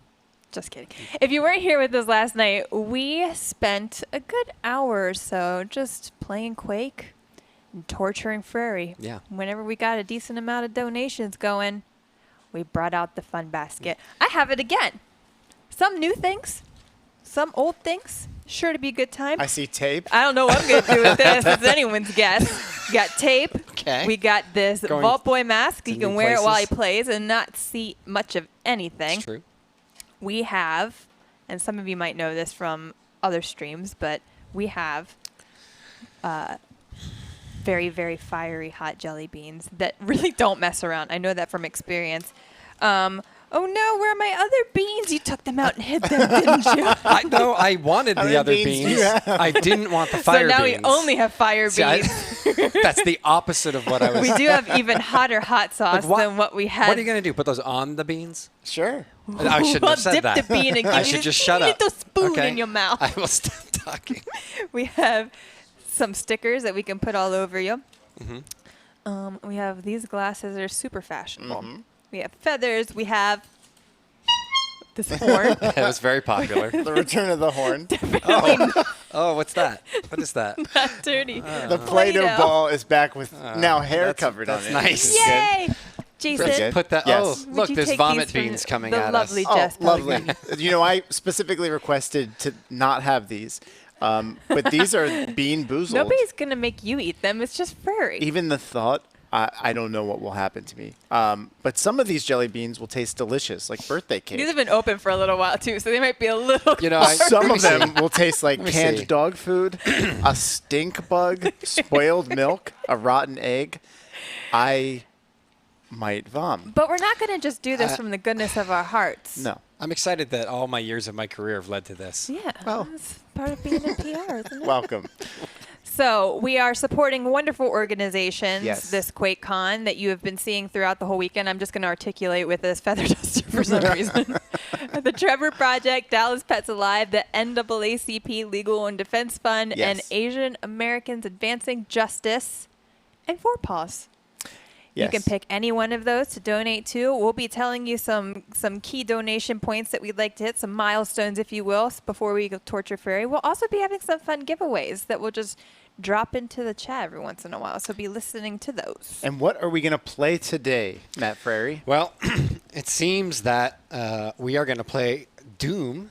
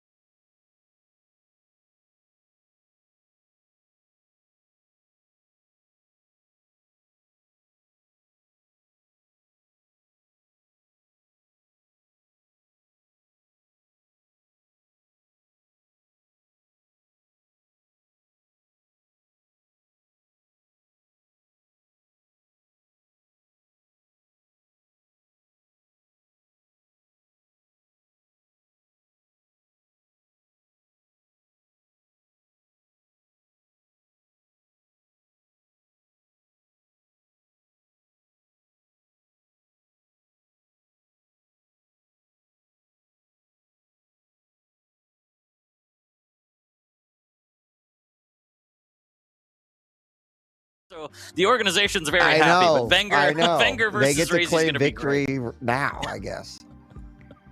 Carpy's still in the league. Incredible. That's true. Carpy still isn't. It's all gravy.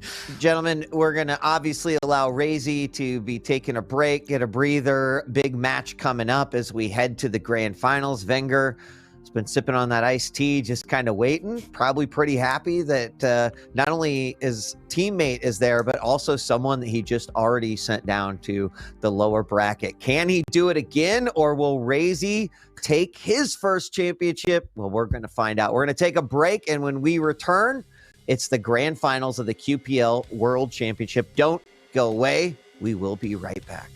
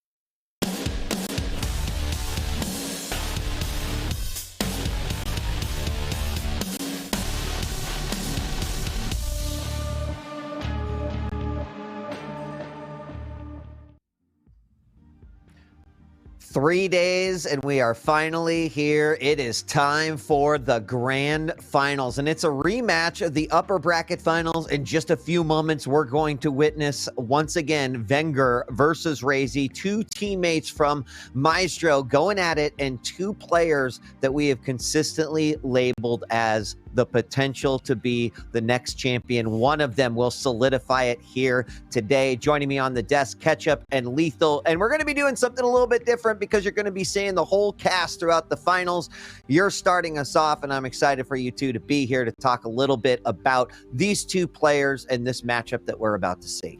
I mean, I'm excited for it. Going to be nice to have a little bit of inner changing as we do the grand finals, give everyone a little piece, and I feel like that's for better or worse, depending on who you prefer. Sorry, everyone, you're stuck with me for the start of it, and Lethal, I guess. Sorry, you're really screwed. But this grand finals, man, what can we say about this grand finals that hasn't been said a million times over? You quite rightly pointed it out.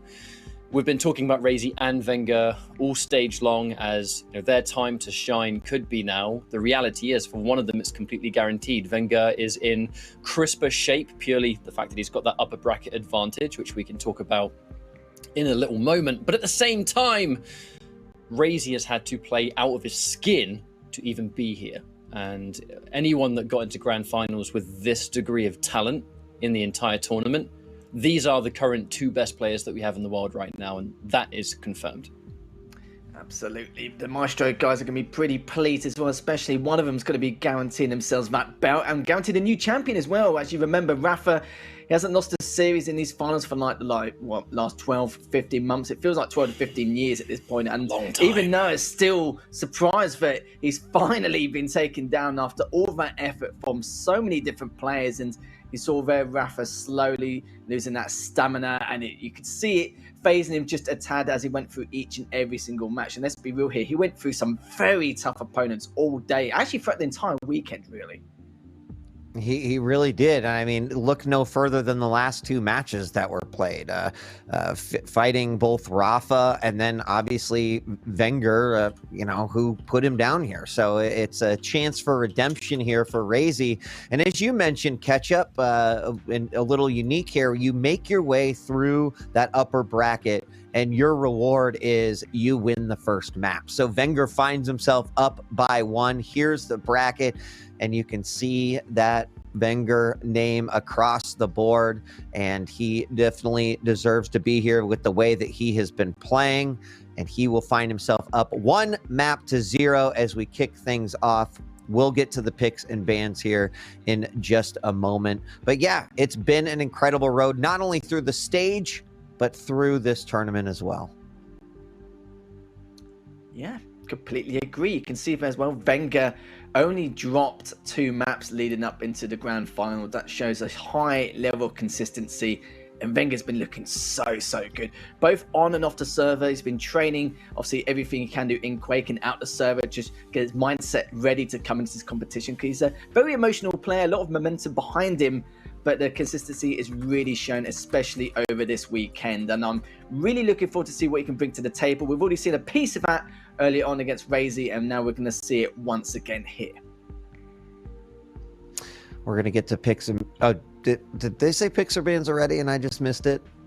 I think it might have been coming. It was back to us. Okay. I'm hearing voices now. So much. You're just getting too excited. I'm hearing like it's random just been beats such a long day. You must have had picks and pickups. bans in your head. Production says something, and it's like, that must have been it. We're going to talk about this for a bit longer, though, because look, one thing we actually have to keep in mind is Razy did just play this extremely long series, and he's kind of notorious for taking a while in these picks and bans, and there's a good reason for that. This is the final frontier, isn't it, chaps? This is the final series of the tournament. Only one person's going to win it. And as we've grown to see in its absolute purest form this whole weekend, the picks and ban phase, how important it is. I feel like there was a point early in Quake Champions back in 2017 where I think people got a little bit frustrated over how often the champions were talked about rather than the raw player skill. And the reality is, matchups are this game, and the player element will always be the most important, don't get me wrong, but with certain maps and certain combinations, and especially versus that champion, it has quite a lot of weight behind it. And I think it's becoming more and more apparent where players are learning more champions and they're putting more thought into what matchups they want to tackle. Yeah, you can see the elimination bracket there, how everyone's path throughout the bracket. It's been a long road for a lot of these players, especially Kills. You can see he actually went out early, got through Maxter, Zeneku, Avik, finally got taken down by Rafa. Rafa had a very similar path there. Every single series for Rafa has been close, dropping a huge amount of maps in comparison to what we would normally see here coming into it. But finally, Razy takes him down. It's a sweet revenge. And like we've already mentioned already, one Maestro player is going to take home that bounce. So the question of who it's going to be. Yeah, and that is the question. And I mean, I don't even know how to start talking about predictions yet. Kind of want to see those picks and bans. I mean, you just look everything on paper right now, and Wenger sitting with the one map advantage obviously weighs heavily in his favor. Also, just how incredible he looked against his teammate Razy. But I also feel like that trip down to the lower bracket for Razy was like, you know, him going Super Saiyan and then just raging through Rafa. And now he is here again to say, I'm here for my second chance. Like, I absolutely believe that Razy has the potential to do it here, especially if he plays like he did versus Rafa. That's the reality there, isn't it? It's so easy to look at the bracket on paper and go, you know, oh yeah, Wenger, he should have a really, really good shot at winning this tournament because, hey, look, he's got that upper bracket advantage. He was able to get in there and he's already beaten once.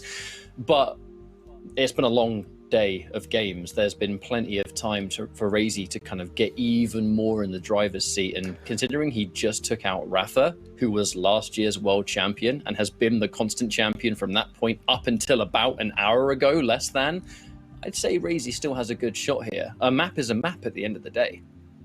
Yeah, it's not like it's going to be a continuation series or anything like that, like a best of 11 and then carrying over from a 3-1 victory is going to be pretty pleased. No, but it's only a one map advantage. And it depends what map it's going to be as well, considering what he's got to do here. We've seen it time and time again. Even when Rafa had that one map advantage a while back against Razy, Razy still brought it back to the final stage and still only lost out by the smallest of margins against Rafa. So he's definitely got the potential to do it again. The only problem is that both teammates, there's going to be a lot of mind games, a lot of double backing, a lot of thinking twice about what decisions they want to make, but also at the same time might have to take a lot more high risks or high maneuvers in order to try and overcome each other.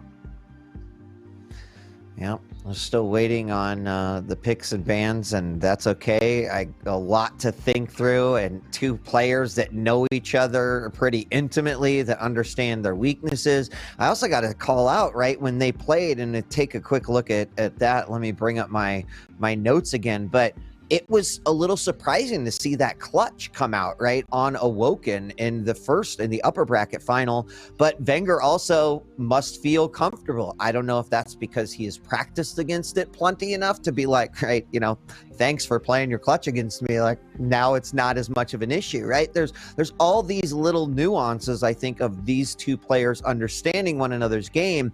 And Razy, during an interview earlier today, did say Wenger does Wenger things. And it's one of the things that Razy said he needs to, you know, be thinking about when he goes up against his teammates. So Wenger things, we've seen a lot of Wenger things over the course of the weekend, and I wonder if another Wenger thing is going to be claiming the championship. One of the clearest example of that during that upper bracket final was the opening couple of minutes on Corrupted Keep. It was that position where Wenger is on heavy for the start of the map. Razy has Galena with almost a full setup already. Every item was in Razy's favor. The totems were all over LG room, and you look at that situation on paper and think, right, Razy goes in and does damage, forces Wenger through the heavy teleporter. No one's going to survive that. There's just no way they can chase it down.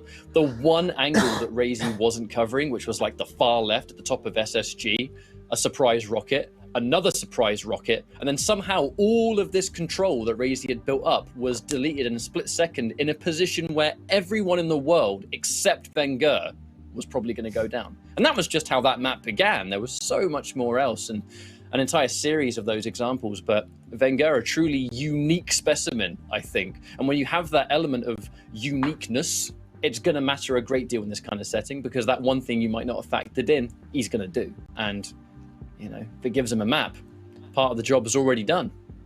Both these players as well have great combat skills. Wenger has a very high survival rate. You even heard it from Razy. It's where there's so many times he just gets away with the lowest amount of HP, and he just does it every single time. And the funny thing is, the perfect example, if anyone didn't catch it earlier on, was with the anarchy on the corrupted keep, as Ketchup was talking about in the first couple of minutes. The last couple of minutes, how long did he survive for? I've never known a guy to value his life so much. Yeah, it was way too long, and he still managed to get away against an opponent like Razy, where Razy knows what he gets up to. He still struggles to take him down, and Razy mentioned that. He said that's one of Wenger's biggest strengths. Not only is his aim skill and his adaptation in recent years, but just his survival rate. It's so hard to take him down. It really, really makes you work for it, and it's so tough. And when you're playing against someone like that, it really makes you think twice about a lot of the decisions you've got to make in order to really knuckle down and try and trap him in his place.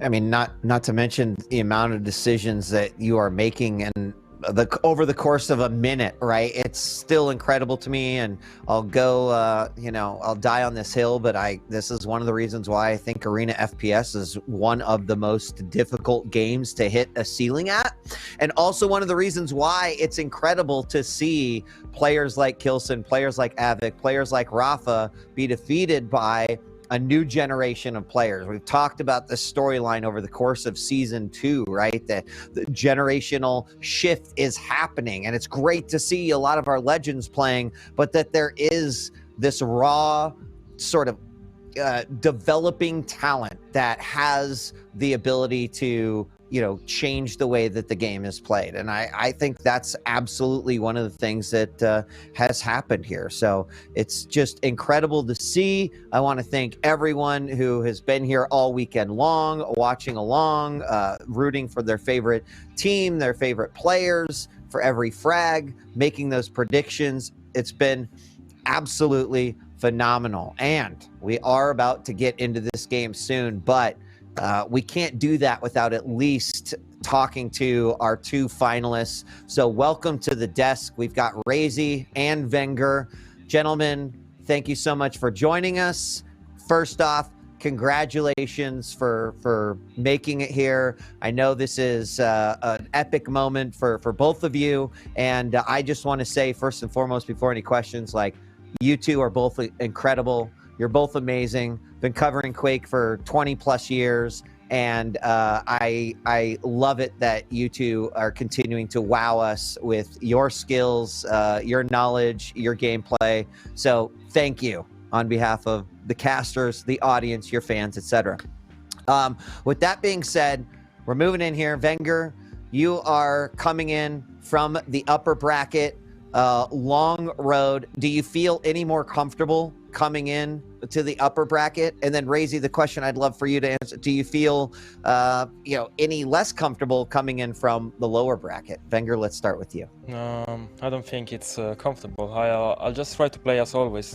Even if I am up advantage, it doesn't really matter much, because as you saw, Razy is just playing insane. So, I just don't think about it and just try to play every map as once at a time, just try to play the best I can. Razy? First of all, thank you for the kind words. Very nice, thank you. And also congrats to Wenger. I'm happy we are here. Not so happy I have to play against you again, but I'm glad you're here. I don't feel comfortable, of course. I keep getting here every now and then, every few events from the lower bracket. I would say I'm getting used to it, but you can't really do that. It's just, it takes out so much from you that you have to get through the lower bracket, and then you have the disadvantage in the grand final. But I'll do my best, and hopefully it's going to be a great show between Wenger and I. I feel like, I'm just about to jump in. I'm just waiting to see if Lethal had one first. Just waiting to see. But this grand finals obviously means so much to both of you. I think we'll start with Wenger. I just want to know how you're feeling at the moment. I know that might be an almost obvious question, but don't want to add the pressure, but you've been on the rise, and a lot of people have been saying that your time is right around the corner. This is the furthest you've ever got in this kind of position, right? So I just want to ask, how do you feel going into this grand finals? I'm trying to stay as calm as I can. It's really hard actually at the moment because when you're playing, you don't really feel like you're doing this kind of things. Then you see the results and you see what's going on.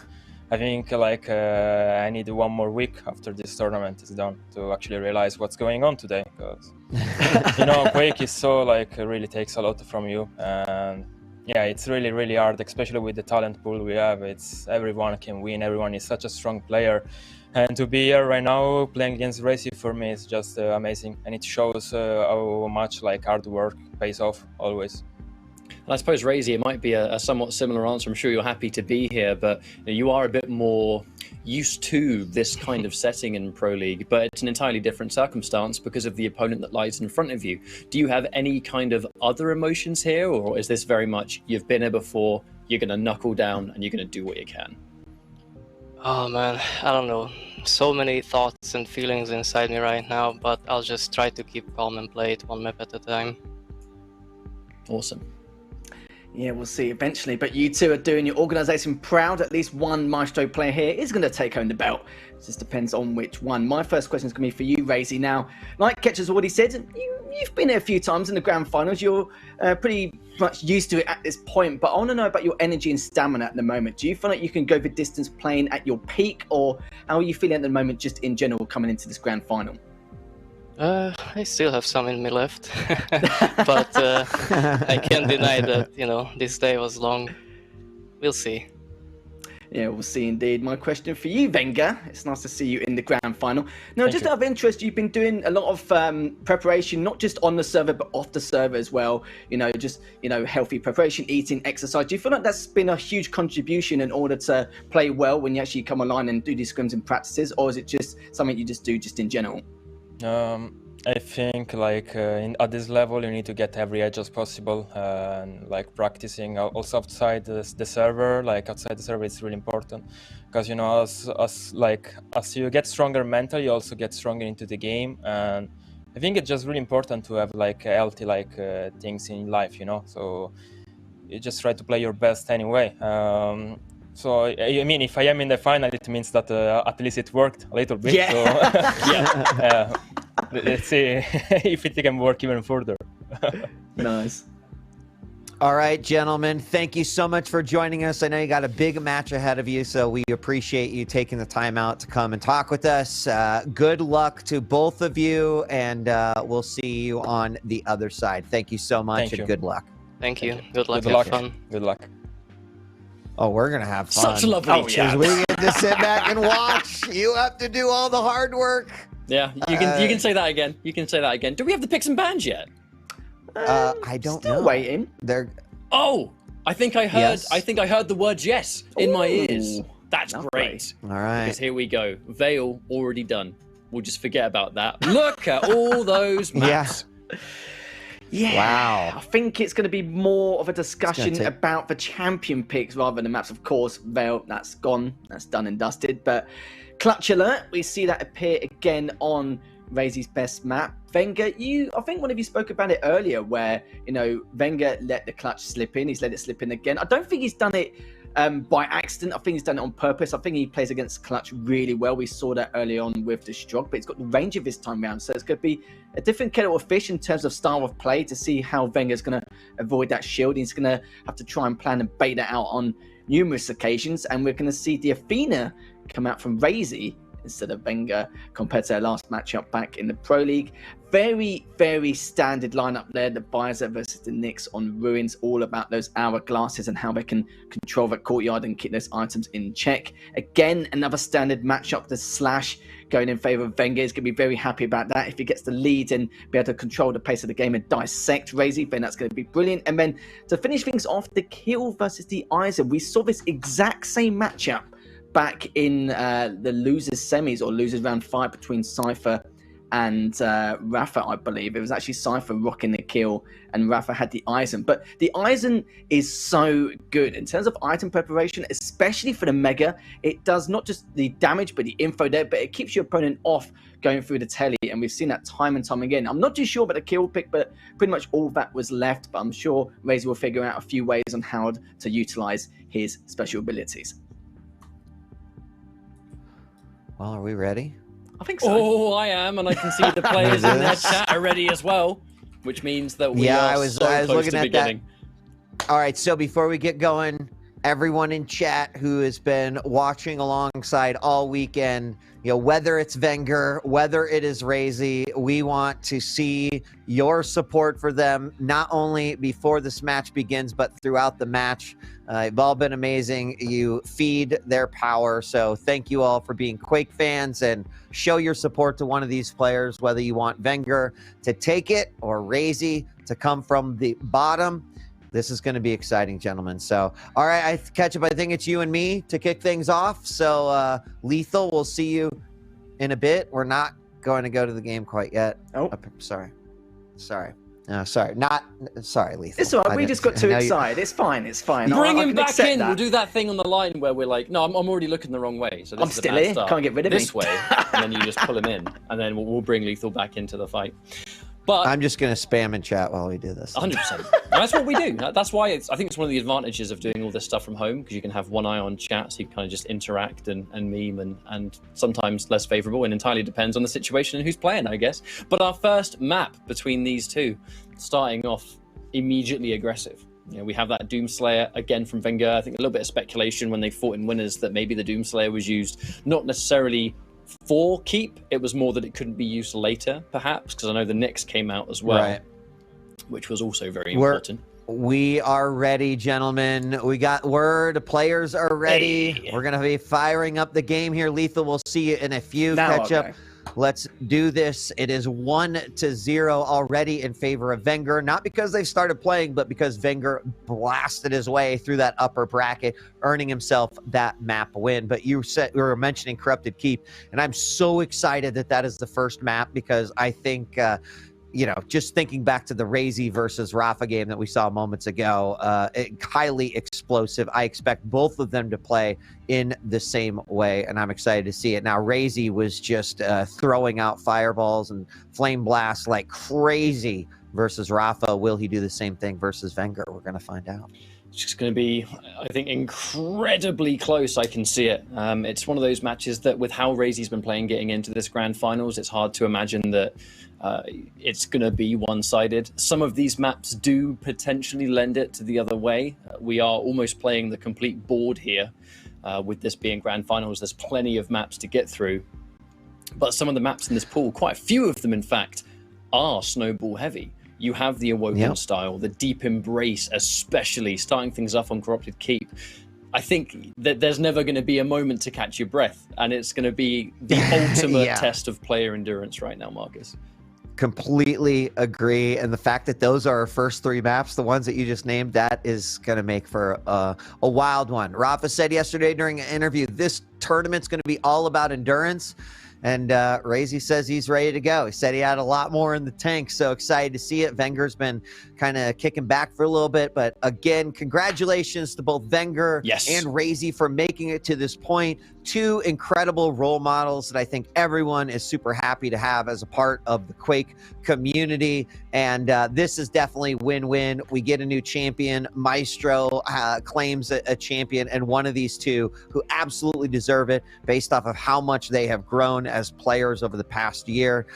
Excited to see this one kick off. So we're just moments away from that initial countdown. Corrupted Keep is going to be the first battleground, the first arena we visit. And Ketchup, do us the honors. Take it away. This is the QuakeCon 2021 Quake Champions Finals. QuakeCon has been a weekend full of festivities, and it's all going to come down to this. Quake Champions at its absolute finest. As now we're checking things out from Wenger's point of view. That Doomslayer, the double jump, a berserk that you're definitely not going to see all that much, especially on this map, but it's the mobility that the double jump will always provide. Maybe not so much on Corrupted Keep, and especially seeing as the LG is a bit of a secret weapon against the Slayer. However, Razy, that flame strike, the deletion factor at that close range, already looking for some rockets to fight out there, but Wenger pastes him instantly. And importantly, on top of getting a clean frag, make that two, got the flame strike out nice and early. So for 30 seconds, it's gone. And might get a third one right here. He doesn't, but a lot of damage done. Razy kind of negates the mega that he had just picked up. Wenger, though, very low, had to rearm off of that. And interesting to see Wenger and how he decided to handle that initial flame strike. He almost perfectly catch up, hopped out of the way. It was like he saw it coming. He was waiting for it to come out. That was much different than what we saw in the matchup where Rafa was unfortunately the victim of several flame strikes. So Wenger must have been watching that one and was keeping a close eye because it really seemed to pay off in that exchange there. 2-0 now. Both players looking at decent stacks. We're going to have a battle here in the mid. The LG damage from Wenger comes out on top. And we talked a lot about unanswered damage here throughout the day, right? Anytime you could be doing damage and your opponent's not returning. Already we see Wenger with 738 damage to the 296 of Razy. So just keep that in the back of your mind as we continue on here on Keep. Wenger really went out of his way to make sure that he picked up that light armor. You can really tell the aim of the game, keeping Razy as far behind as he possibly can.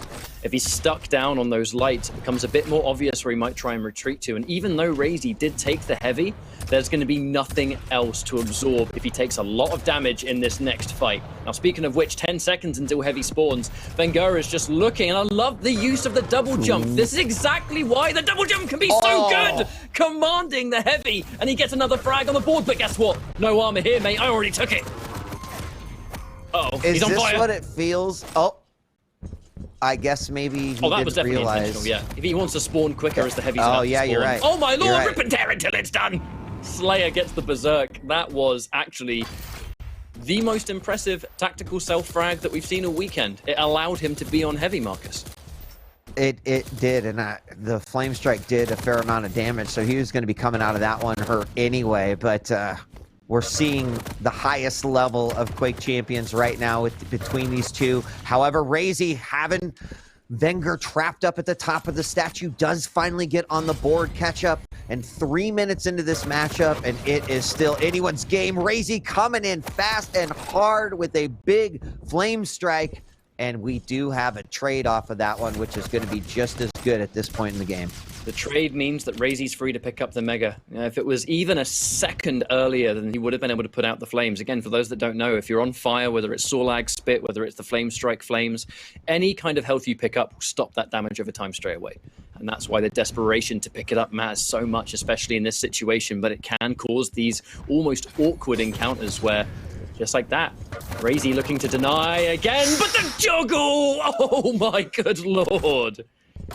Yeah, I mean, there wasn't much that Razy could do. He was kind of trapped in the corner there, but Wenger, being very, very patient, wasn't going to give up his position at all. Let him set it for a perfect lightning arc across the sky to give himself the 6th frag. And as we're about to hit the 4th minute, it's Wenger who's been able to convert and snowball a few of these opportunities into more frags. Razy certainly still playing well, but taking a quick look at the damage yet again, started to close that gap. Uh-oh. Wenger finally going to pick up some health there. Gets a little speed boost as well. And nicely done as he manages to get out of there. And that is one of those Wenger things, like somehow surviving with very little health. I watched that entire sequence from Wenger's point of view, and I got to tell you, it was a thing of beauty. Using the Berserk, not necessarily for a speed boost. What it mostly does is put him at a set speed for a set time, right? So it's the best way of being able to escape the flames, but then that rocket jump to escape any and all danger, and he protects that lead, at least for now. The flame strike used entirely to deny. Razy wants to command this Mega, and by using that flame strike to deny space has given him more than one of these major items, that's for sure. But the rockets doing a lot of damage, and now low critically on the armor department. You can see Wenger, that rocket jump to push forward. He knows where his prey is. And with the 5-minute warning already ticking down there, this Italian stallion has one hell of an advantage. Looking to make it a bit more. That rocket didn't quite hit it.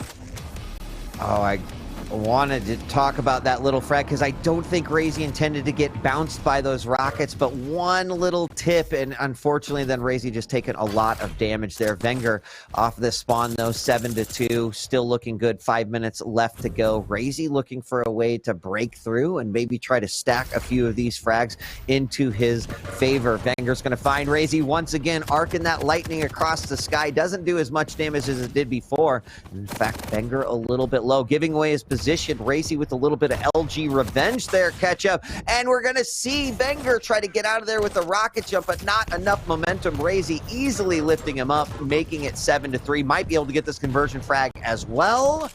Not quite, but one more frag for Razy. Always a tricky position near LG on this map, often considered quite the no man's land, and now being able to stop the flames with the health, so I really don't think it matters that much. Wenger staying alive, but with this next objective, the Mega. These items have been staggered in between, and oh my good lord! Wow. Machine gun versus LG. Not used to seeing the machine gun win in that situation, but with it, that was not intentional. That first one was at the start of the map, but that was not. I think that just is literally the intensity of the game. I mean, things are moving a million miles an hour. Somehow, Wenger still coming out on top of that one. Has to be careful as Razy off of the spawn starting to spam that machine gun. 5 frags now, and this is where we've been for most of the map. But Razy coming in into the red room with that LG. Does get, absolutely melted like the Wicked Witch. The West in a bucket of water is there, and then he's gone. 8-5 with 3 minutes left to go. Wenger has used a lot more mobility-focused berserks than I think we've seen ever. You're not used to seeing Doomslayer use the berserk as much as he is, and there is a reason for that. You're stuck into that melee. There's no way you can cancel it. In many cases, he will just completely give up the frag. But I feel like at the very least, if he's dying using a lot of these berserks, then he's picking up hourglasses. If he's picking up the hourglasses, the flame strike is not going to be as readily available to Razy. But that said, there is plenty of time for Razy to still make this comeback. However, with rockets like that, it's going to be so much harder. Look at that combo, though, deleted. Reminiscent of a few times of the flame strikes that we saw melt Rafa mid-air. Another one comes out, but still 2 frags are needed. There's still plenty of time, especially on a map like Keep, and Razy needs those 2. Now, Wenger's hiding off in the corner. Razy just waiting for that Mega. And at this point, are we going to see Wenger go defensive? Not sure that he can. I mean, he can. He's Wenger, but is it the right decision? Razy is also going to pick up that heavy, meaning he's got full item cycle right now. And Wenger landing a rocket. Razy pulling out that LG. A lot of damage coming out. They do share quite a bit, though. And there the rocket and the flames come out. That's going to help Razy secure that Mega. And what might come down to the heavy as well. But Razy still needs to find 2 frags here in 90 seconds. This is going to be a really sweaty moment here for Wenger because Razy is making the perfect call-outs on what Wenger wants to collect. The thing about the armors of which a frag goes down, and just like that, hang on a second, 1 minute, 15 seconds is all he needs for one more frag. Now Wenger, that flyby rocket could absolutely create the split down the middle. Wenger has to watch out, he's now stuck. The double jump gets him away from the flame strike. He took a good amount of damage there, and we've got 1 minute left on the clock. The warning sounds, and Wenger gonna hit with some machine gun spam. 1 frag to take this to sudden death, 2 to win it. Razy's looking for an opportunity here. Wenger defending with those rockets. And Razy's gonna backtrack again. Grab that heavy. Wenger's got no armor stack at all, Ketchup. And it's going to come down to this last 30 seconds. Can Wenger play like the turtle? Oh my Or can God! Razy bring it back? Huge rocket mid-air in 30 seconds. Razy keeps being pushed back, but he is going to give it his all. It would be a very Wenger way to win a map by getting 2 out-of-this-world rockets to just create the distance. But Wenger, he's pushing. And it looks like Razy is looking to chase this one down. 15 seconds. Can he actually chase him in time? Only 1 more read to make. Razy grabs the heavy while he can, but I'm not sure. I don't think he can find him. I don't think he can either. He throws out a flame strike, but the clock ticks down. 3, 2, 1. There he is, but it's too late.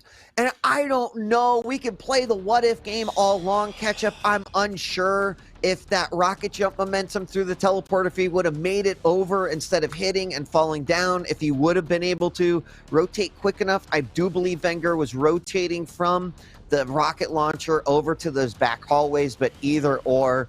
Give us more of these right here. Wenger finds himself up by 2, but that could have been anyone's game. there was the real turning point in that 1 minute warning, and it was the 2-piece rockets. Again, we were looking at that through Razy's point of view, but checking it out from Wenger, how far away he snapped for that second rocket and accommodating for that much knockback from that far away is exactly why many people out there say that he's got the most impressive rockets in the world, period. The end. Because what that did, yeah, the Rockets didn't score a frag, but what they did do is A, knock Razy away and create space, and B, make Razy weak that on the chase he's going to have to try and pick stuff up, which takes time. It makes him less likely to push you in. So it was the reward that didn't even need to be a frag, and then ultimately Razy did kind of go out of his way to collect some items as well.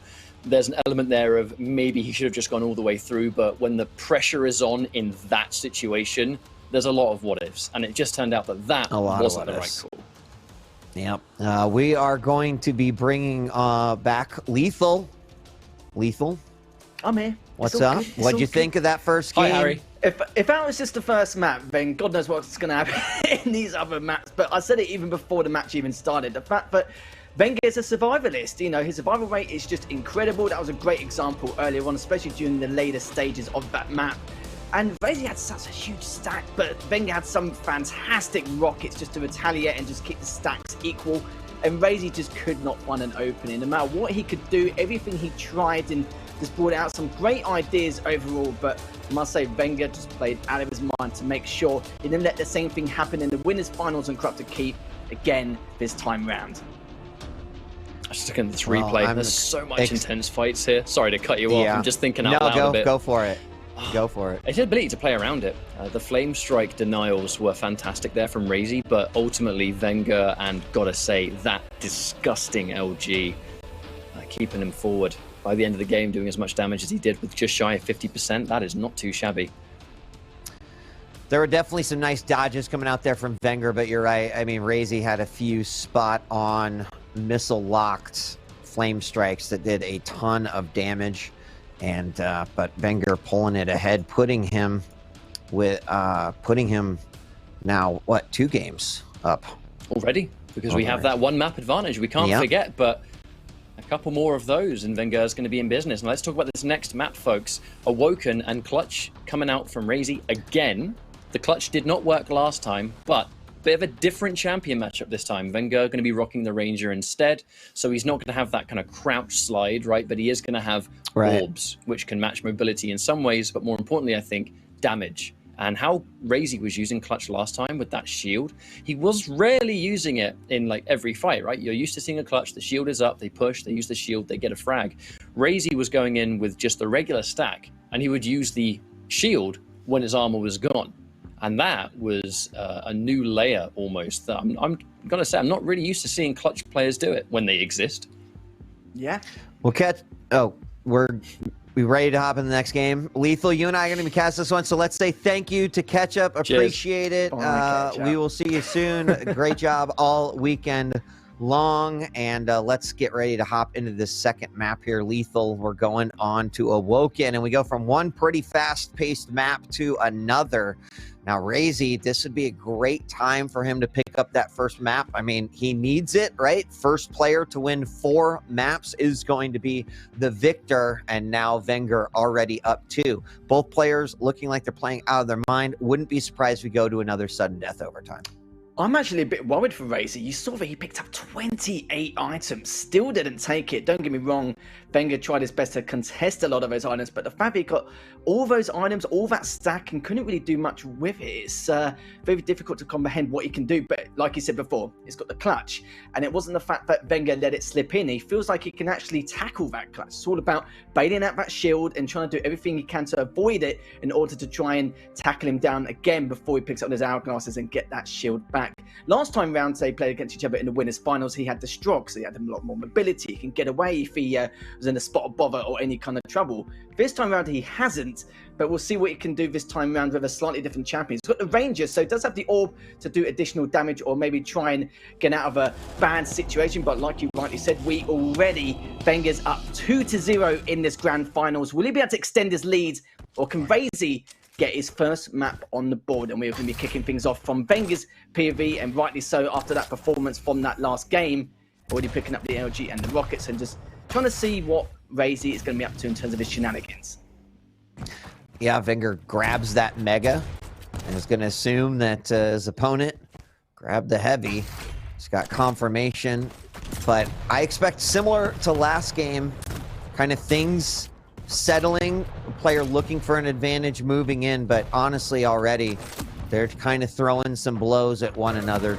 Lethal. Gonna have a fight here over the Heavy. We do see that shield pop, and that's really just gonna push Wenger back. He does not want to commit there, but he knows the shield's down. Yeah, we said it's gonna be a slower paced game here. The orb's looking good though. Wenger, he's not gonna go for the flanks. Waiting for him to bait across, but Razy read that perfectly. Knew that he was waiting for him at the TP. And Razy's gone all the way up to the tri-bolt area, which means that Wenger can grab that top mid control. One of the most important parts of that map, but decides to drop down and prioritize the Heavy. Perfectly understandable, making the rotation towards the Mega. We'll get it in time, and Razy puts up his shield, and great rail straight afterwards to get the first frag on the board. Got that little bit of extra shield, and you can do a little bit extra, and that's exactly what we saw there. Razy with a phenomenal rail to get that first frag on the board, but Wenger showing that that is not going to stop him at all. LG equipped, comes on out. Only thing that stops him is that great defensive rail coming out by Razy. Wenger is pushed back. Razy's going to be able to easily take this Heavy without any contention as Wenger once again run away low.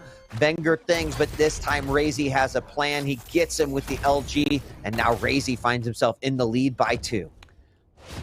I'm surprised with how much map presence Wenger was showing after how weak he was. The shield comes out, but the rail's going to push him back. But how long for, though? Wenger hasn't got the best of stacks, but look at the stack of Razy. He's going to be taking this fight all day long. It's already been a couple of minutes. Wenger needs to try and find an answer, but it's very difficult. Even with the orb, he's going to try and tackle it down. If he can, he doesn't. Extends his lead to 4. Razy needs to try and get on that recovery process, but finds Wenger straight away around the LG area. Does pick up the light, does pick up the health bubble, but look at this. Wenger still trying to do additional damage, but the rails from Razy just trying to keep Wenger at bay. Wenger finally is still trying to do a bit more work, but Razy does get away for now, and now going to rotate round. Really like what I'm seeing here so far from Razy. Feel like he's doing a good job with his mobility, his shield usage. And we got him coming back up for that Mega. Is going to get pushed out of there. And this is actually the most hurt I think I've seen Razy throughout this entire matchup. He's quickly going to make the escape and disengage. Trying to find some sort of health. Still at 84-14. That is not much of a stack. That's like a mini stack there. But as he gears up, knows Heavy is up. It's grabbed by Wenger. There's a light and some more health in the background. So Razy, he can just kind of keep this pressure on, right? All of the pressure is on Wenger. And he needs to be able to find opportunities. Obviously, still plenty of time here in this matchup, Lethal. But what is he going to do? Yeah, that's the real question. Razy now just waiting for the next light to appear. Wenger though, massive stack. And even if Razy uses that shield, he may have been in a little bit of trouble. But things have changed dramatically here. It's going to be more of a patient game, just a game of chess, just waiting to feel each other out, trying to get any information as they can. And now he knows that Wenger's going to be coming through the telly. Good first rail there. It's going to be backing away just to make sure that Wenger doesn't get too carried away, but the LG comes out, so does the shield. Will he be able to take down Wenger here? The Heavy is still up, but it looks like Wenger's going to prioritize the frag, leaving the Heavy. I think Razy assumed that he's going to go towards the Heavy and burn it before he gets taken down. He does not. And already Wenger trying to keep him at bay. Good rail onto Razy. He's looking for the second, and I don't think Razy's going to give him the opportunity, but he is holding that top mid angle as Wenger's now going to be coming back, and he's looking for blood. I mean, so far, what we're noticing with Razy is that, well, first off, Wenger's not able to get in too many safe battles to pop the shield and disengage, so he's going right in. exactly like what we saw there. You know, we talked a little bit earlier about the way that Razy's kind of been using that clutch, whether it's my armor's depleted, pop that shield, whatever. But unfortunately, in most of the battles that have taken place, there's not been an opportunity for Wenger to do some damage, pop the shield, disengage, and then re-engage. That's partially because of the control that Razy's got. It was a great orb by Wenger to finally get on the board, but now down by 4, he's got to figure it out. Wenger running and 2 great rails, and oh my gosh, make it 3. I was still on Wenger's point of view, and that was a sick thread of the needle off the spawn. Razy can pop that shield. That's exactly what he does, but Wenger is back on the board, shrinking this lead a little bit, now only down by 3. I love that from Wenger. As soon as he used the shield, Wenger was like, yep, I'm out of here. Now I've got an opening to try and challenge Razy. Once he picks up those hourglasses to try and get back that shield, but he can't yet. Razy's still got too much of a stack, only 3 frags behind. But Wenger's picked up the heavy, so he can give himself some leeway coming through the telly to go towards top mid, but he's waiting for him. He has the shield again.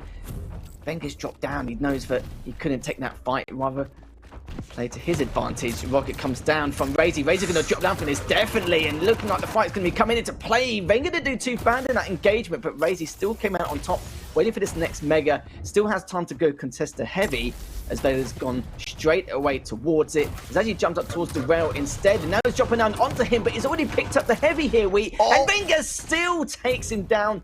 Only 3 frags behind is the next 3.5 minutes.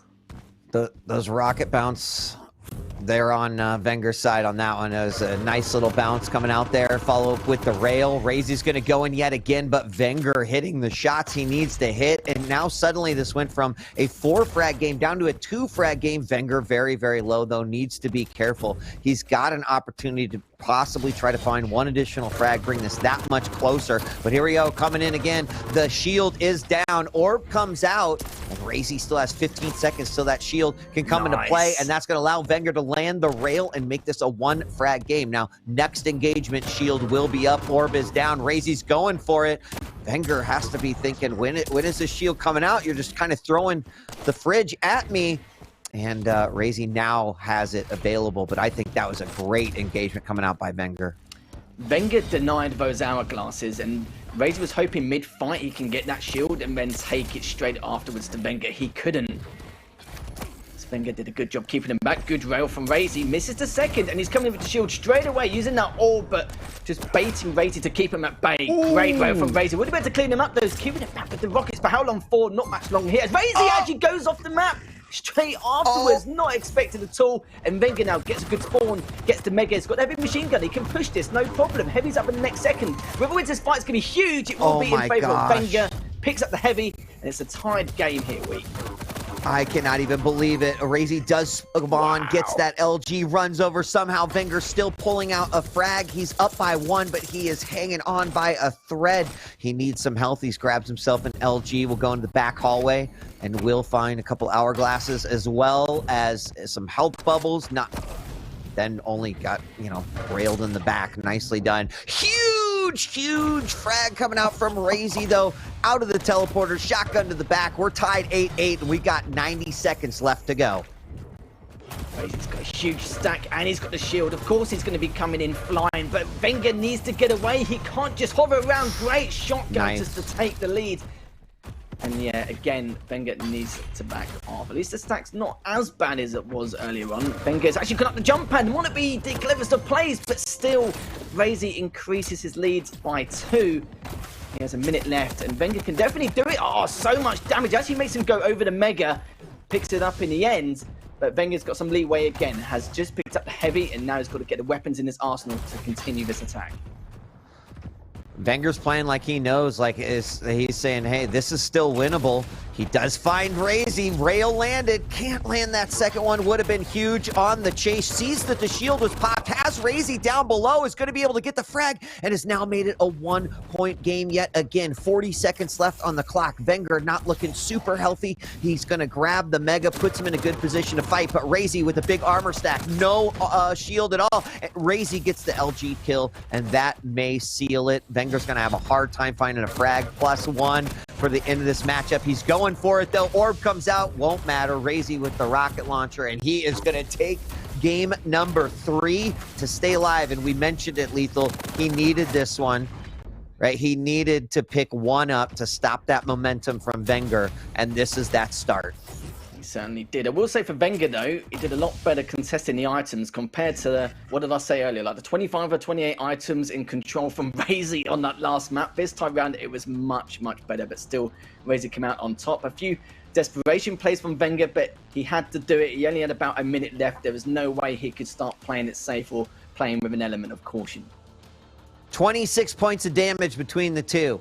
Unbelievable. Let's bring Flea in, who will be casting with next. Flea, what'd you think of that map? Another great performance by both of these players, right? I think Razy on the clutch is always going to be a spectacle to behold. It's going to be incredibly difficult for any player in the Pro League to try and counter that monster up against you. But Wenger definitely did a more than serviceable attempt at foiling Razy this time around. I think his orbs were beautiful, on point and consistently clever, right? I personally, as far as I remember, I think it was Cypher who initially came up with these really good counterplays against Clutch way back in the olden days when the robot was first introduced to the professional level, at least. And now it's good to see how many players are starting to carry on that tradition. There's so much you can do with the Ranger Orb. Now, back in the day, you could just straight on still get an insta-kill despite the stack and the shields. Obviously, that's no longer the case, but still, there's so many neat little tricks you can do. Switch positions, throw the orb up while you jump down, and then immediately teleport up to basically burn out and delay the shield further. So Wenger did a really good job at that. I wrote that down in my notes. Excellent orbs, but yeah, Razy on clutch remains Razy on clutch. And even though Wenger came really close to adding another win to his repertoire, it will be the Hungarian monster who continues along now. Lethal, as we are getting ready to start the next game here, we're waiting up for Wenger. Deep embraces the next map. This is the one I'm most excited for. Anarchy on Wenger versus Athena from Razy. I haven't seen that many Razy Athena games, so pretty excited about that. But what are your thoughts on map number 4? Well, I love how that Razy selected the Athena this time around. Before it was Wenger back in the Pro League. I think it was week 12 or 13 whenever they matched against each other. But Athena has a lot of possibilities, a wide variety of strategies in order to use that grapple hook to either catch up on the opponent or contest some of these items. There's a lot to work with here. It's just a starting stack. It's going to be a bit of a pain in the backside, I think it's safe to say, especially on the spawn, depending on the spawn cycle and how it works, and then the coin flip on which way they are going to go. But yeah, Razy, I think if he gets off to a good start in 4-item control, then he can definitely excel and just extend his lead further. But yeah, it's very tough. It's very hit and miss with the Athena, I feel, on Deep Embrace.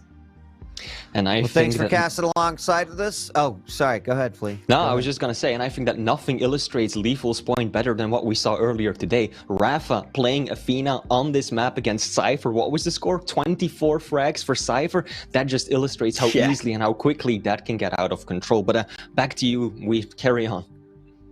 No problem. We're just going to keep the moving along. So thank you, Lethal. Appreciate the casting all weekend long. Phenomenal job. And we'll see you next time. Nice. See you in a bit. All right. Flea, map 4. Big momentum change here as we saw Razy take the last map. Really important. First player to 4 is going to be our new champion. I'm excited for this Deep Embrace map. You and me both. This is going to be sick. I can expect some high octane, extremely fast, aggressive and energetic plays by both of these competitors. Now, as we just discussed, Athena, extremely powerful, can easily make her way from the bottom level all the way to the top. But on the other hand, as a light champion, she is vulnerable, especially to those spawn rails that you can often bait out. But the same thing, of course, can be said for the other champion, a light in his own right, and that is going to kind of equalize the positions of both of these players. Yeah, I'm expecting that we're going to see pretty high energy, a lot of fast action on this one as well.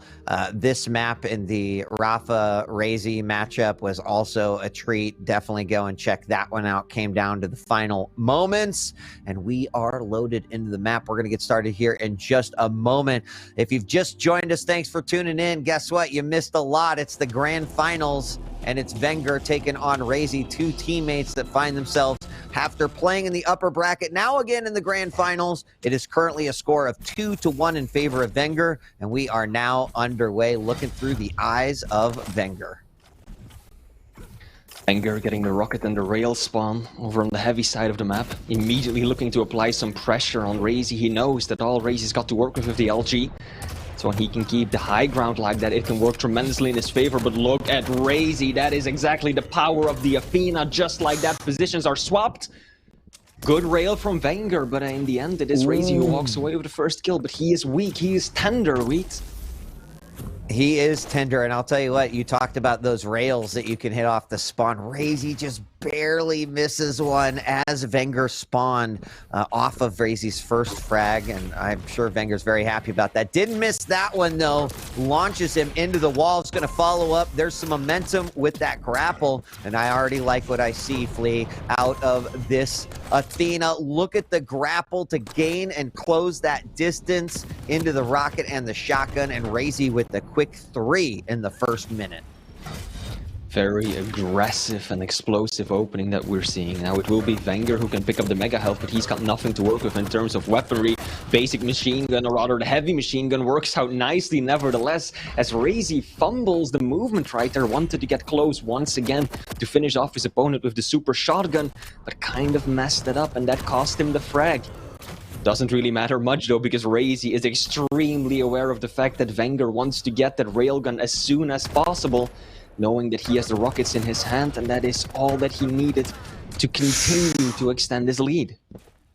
That's so scary, seeing a grappled Athena just coming right for you with the shotgun out, because it results in what we just saw, 1-5. Razy just kind of playing Athena like she's got a lot more stacked than I think she actually does, and I like it. Don't get me wrong. 2 minutes into this one, Wenger not really hitting those rails as well as Razy. In fact, down by a couple. Razy's been in control of our major items. He's been dealing a lot of damage that's gone unanswered. There we see the inject come out.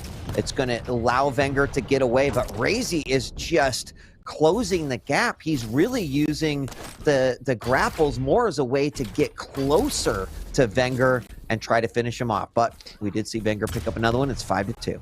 That was a bit of a misplay by Razy. He did exactly what you were just talking about, using the grapple to get closer, but then he sort of overshot his opponent, missed the shotgun, and then before you know it, positions are swapped, and it's Wenger who actually can just walk in, take away the mega, and get the free frag.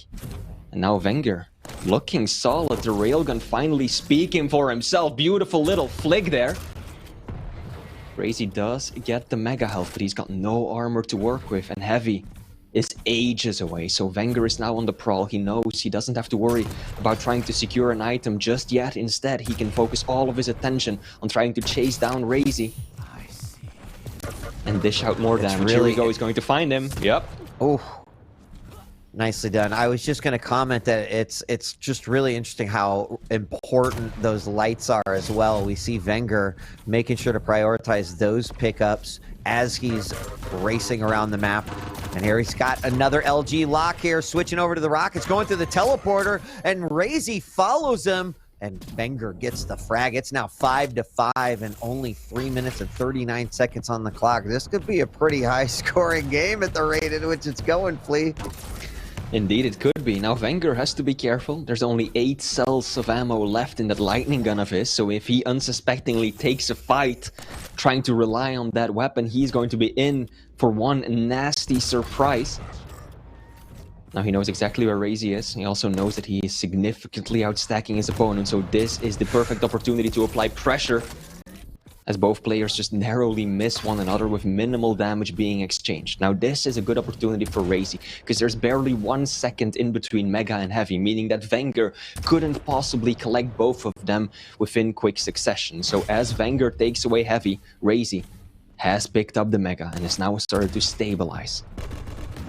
Yeah, and Wenger knows his opponent should be over by heavy, so he goes over, starts to guard that back hallway, and does get a peek of Razy, but look at that speed and momentum, just getting out of there, no problem, keeping Wenger guessing here. He's tossed around that tri-bolt damage into all the places he thinks his opponent is, inject over the top, but misses the jump, knows that armor's coming up soon, tri-bolt damage coming out, LG from Razy, and I think that's going to give him the upper hand. It does, down to 10 points of health. Razy low himself, but he's got the armor stack. The Mega's up, and Wenger will be able to grab that. He does does not have an eject for another 30 seconds, so he has got to be careful here. Both players now about similar stacks, and we'll see what happens next, but we've kind of remained at a stalemate here at 5-5. We had this exact same score nearly 3 minutes ago already, so that explosive opening is kind of dying down. What was that? That was absolutely ridiculous. Wenger completely caught off guard, almost getting the frag. Razy was left with literally one single point of health. But out of absolutely nowhere, just as we were talking about how we settled into this slower stalemate, Razy just pulls off that ridiculous maneuver. I mean, you would think that the LG would be perfect versus something like that, but we just saw that that is not always the case. What is this? These rockets coming out from Wenger. He's going to tie us back up 6-6 as he kind of gets popped up into the air and then can finish it off from up above. Wenger coming out into, Razy and Wenger now meeting up in the teleport room. Razy doing a good job, again, closing that gap, but needs to be careful. We see the inject come out. Can Wenger finish it up? He can, and he takes the lead. This aggressive grapple into the super shotgun has really been Razy's bread and butter, but it has been inconsistent to say the least. Yes, he's gotten a fair few frags by using that strategy, but he's also dropped a number himself. And now he eats a bad rail just before heavy spawns that will be going towards Wenger. He might pay for it dearly as well. Oh, Razy messing up the jump. Wenger showed up to fight. Yeah, Wenger really showed up to fight. He is using every opportunity. I mean, I suppose with these two lights, it actually makes a lot of sense. But there we see Razy going in for another offensive grapple. Does get some damage off with that shotgun, but not enough to get the kill. He hears his opponent over by rail. And Wenger looking for the pop-off direct rocket. And he's going to rocket jump up, but Razy gets away. 3 minutes to go. Just as many frags left for Razy to make up. Keep in mind, this isn't the final map in this series just yet, but Razy is definitely under the most pressure since he is trailing behind. And now both players once again are making their way over to heavy. Neither of them is really looking to let anything go for free, are they, Wheat? It's constantly both of them showing up for either one of these major items just to do some damage. Exactly. I mean, the whole 7 minutes and 48 seconds. Now, the clock ticking away is going to put the onus on Razy to try to put some more pressure on Wenger. This would put Wenger at a 3-1 lead in terms of the series, and that could give him a possibility. Great rail coming up from Razy as he drops down to chase that frag. Razy very, very low. Needs to be careful, but 2 minutes is still plenty of time, especially at the rate in which these two are playing. It's also just the nature of the map, right? We've seen Rafa pull off, what, a 5 frag comeback in 2 minutes, so 2 is entirely doable, especially with rails like that. Hello, he's going to catch Wenger as well. Good read, and of course that hoverboard makes so much noise. Rocket off the spawn is going to hurt him dearly too. Wenger, can he steer clear from his opponent long enough to regain some stack?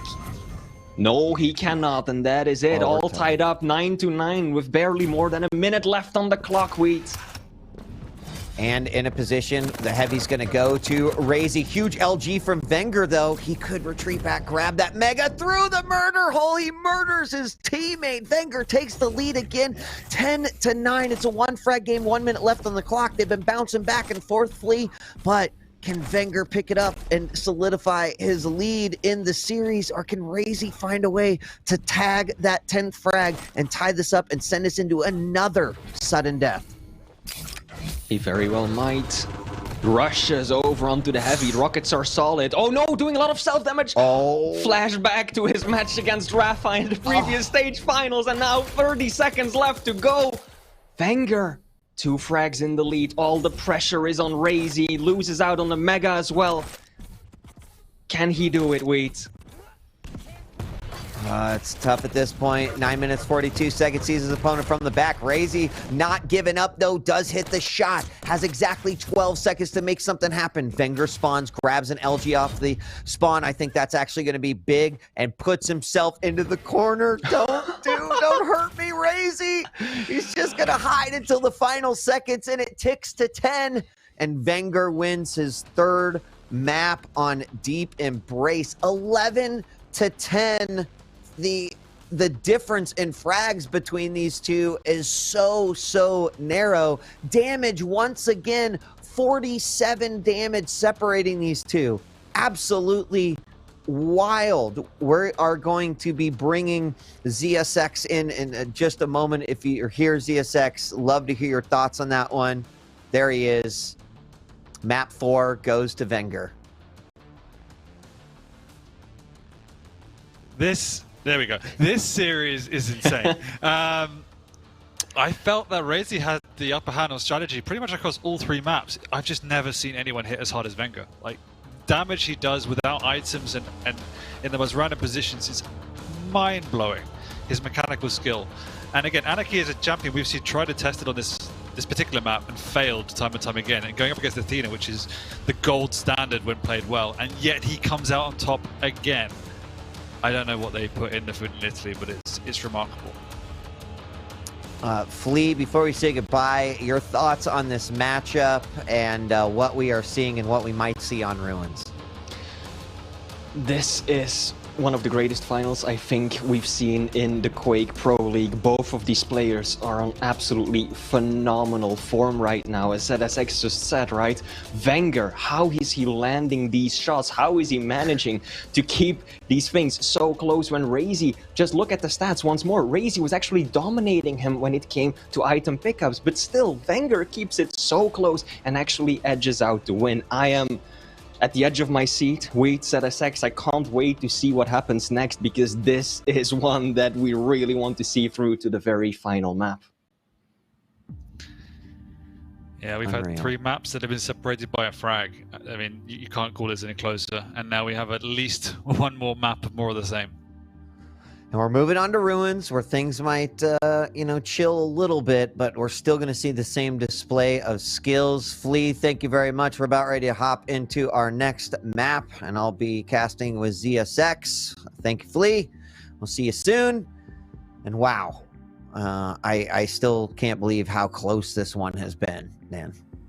We don't even need to commentate it. It's that beautiful to watch, but we're going to have to do our jobs, I'm afraid. We're going to have to entertain the people, or help amplify the entertainment for the people. But no, I mean, you've been left speechless. I've been sitting here with my mouth holding out. It's becoming dry at the moment, so it's just incredible, the level of skill.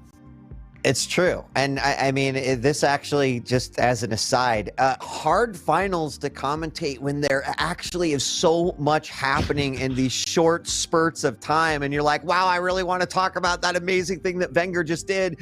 And then Razy does something incredible. And it's just, we needed an extra 5 minutes of that matchup to truly point out just some of the incredible things that we had. One thing I am noticing about these 2 players in particular is their positioning is just out of this world, right? Really thinking about, from this spot, what can I hit? What can my opponent not hit? We saw it a lot on Corrupted Keep, even with the LG, the machine gun, saw it a lot on Deep Embrace, and I suspect we're going to see something similar on Ruins. Yeah, 100%. Ruins is a map you can lock down a bit harder than all of the maps we played so far, but you're completely right. And this is why Wenger is so amazing. I mean, he self-proclaims that he practiced substantially with Kilson. Again, one of the other best players in the world at positioning and taking advantage of other opponents. But Wenger specializes in working out, how can I do the most amount of damage to my opponent in the safest position. Very Cypher-esque in that way. And this is also why he struggled on the item pickups, because Razy will play that Pac-Man style, will rotate the items, but Wenger's molding himself around and saying, that's fine, you can take them, but I will punish you time and time again if you want to do that. I do think on Ruins he needs to be a bit better at taking at least one of them consistently, because if he gets locked out of Ruins, that's where he's in a lot of trouble. Well, let's set the stage because this is game point for Wenger. He wins this map. He is the new champion here for stage 3 of QPL. Razy must win this to force it to a 6th map and then win that one to take it all the way to the end. The first player to 4 maps wins. Wenger's already up 3-1. He could end it right here. So Razy's tournament life, it is on the line. He has fought many times, been in this spot before, but this is definitely something new because a Maestro boy is going to be grabbing that championship here for stage 3. We are officially underway as we move on to Ruins, and this time we're going to be kicking off once again through the eyes of Wenger. Got his trusty rail playing the Knicks, and in context, obviously love the Knicks pick on this map. We've seen Kilson push it to the absolute limit. The effectiveness for Kilson comes through the use of the aggressive and more proactive ghost walks.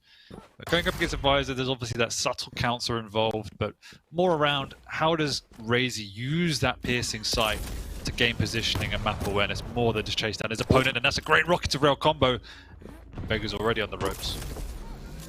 Oh, wow. Wenger. See, like, waiting there with 38 points of health, knowing that your opponent could come up that stairs or rocket jump is actually wild. Of course, Razy, he had plans after that first time didn't work out. It is now 0-1, and Wenger very low. He has got to be careful here. Razy already in the lead. 1 minute in, and he needs to compound this lead, ZSX. He does, and it's a slow and painful death. He held onto the Ghost Walk to try and use it at a time when it'd be more effective than just giving away his life, but already he's been caught once again without the Ghost Walk, and this is what we mean. It can get bad to worse. Nyx is obviously an amazing champion, but she's incredibly weak off the spawn, and even more so without her ability. He needs to stop this snowball week, because 3 frags on Ruins is a game-winning score. It absolutely is. I mean, we bring in the defense factor on this one. Not only has Razy been playing a great defensive game in terms of the way he's railing, the way that he's hitting his rockets, Razy with another one, but also the fact that he can just kind of sit back and play a game of chase. He's got vision. He can use that to his advantage here. And I mean, Kilson kind of ruins Nyx a little bit because he seems to have these perfect ghost walks every time. And then you're just like, I don't know why every player doesn't do that. But it also goes to show how important that decision-making is when using that, how you're going to use it offensively, defensively. You don't want to be caught with your pants down. And another frag. What is his rail accuracy right now? You want to take a guess? Too bad. 70%, 7 of 10 hit.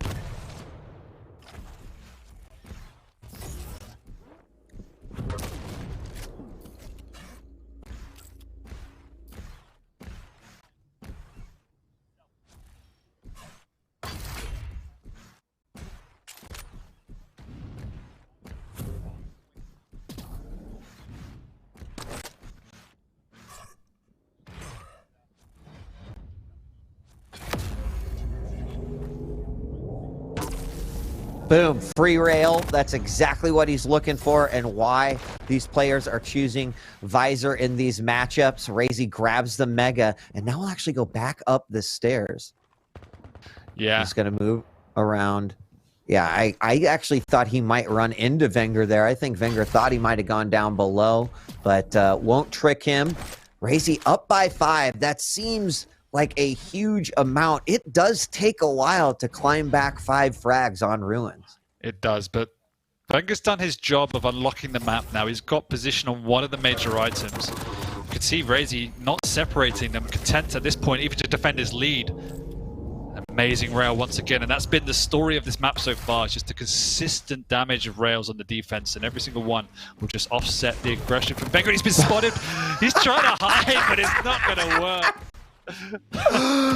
Oh my gosh, it's like an elephant trying to hide behind a light post there. Just definitely seeing Razy gets a 6th frag, and Wenger has got to be going back to the drawing board on this one. We're 4 minutes in, And Razy's rail continues to be brutal, 69% with 9 of 13 shots. He's also got an equally impressive LG at 43%. He's controlling those items well. He has 5 heavies, 8 megas to the 3 heavies and 0 megas of Wenger. And on top of that, he's doing about twice as much damage.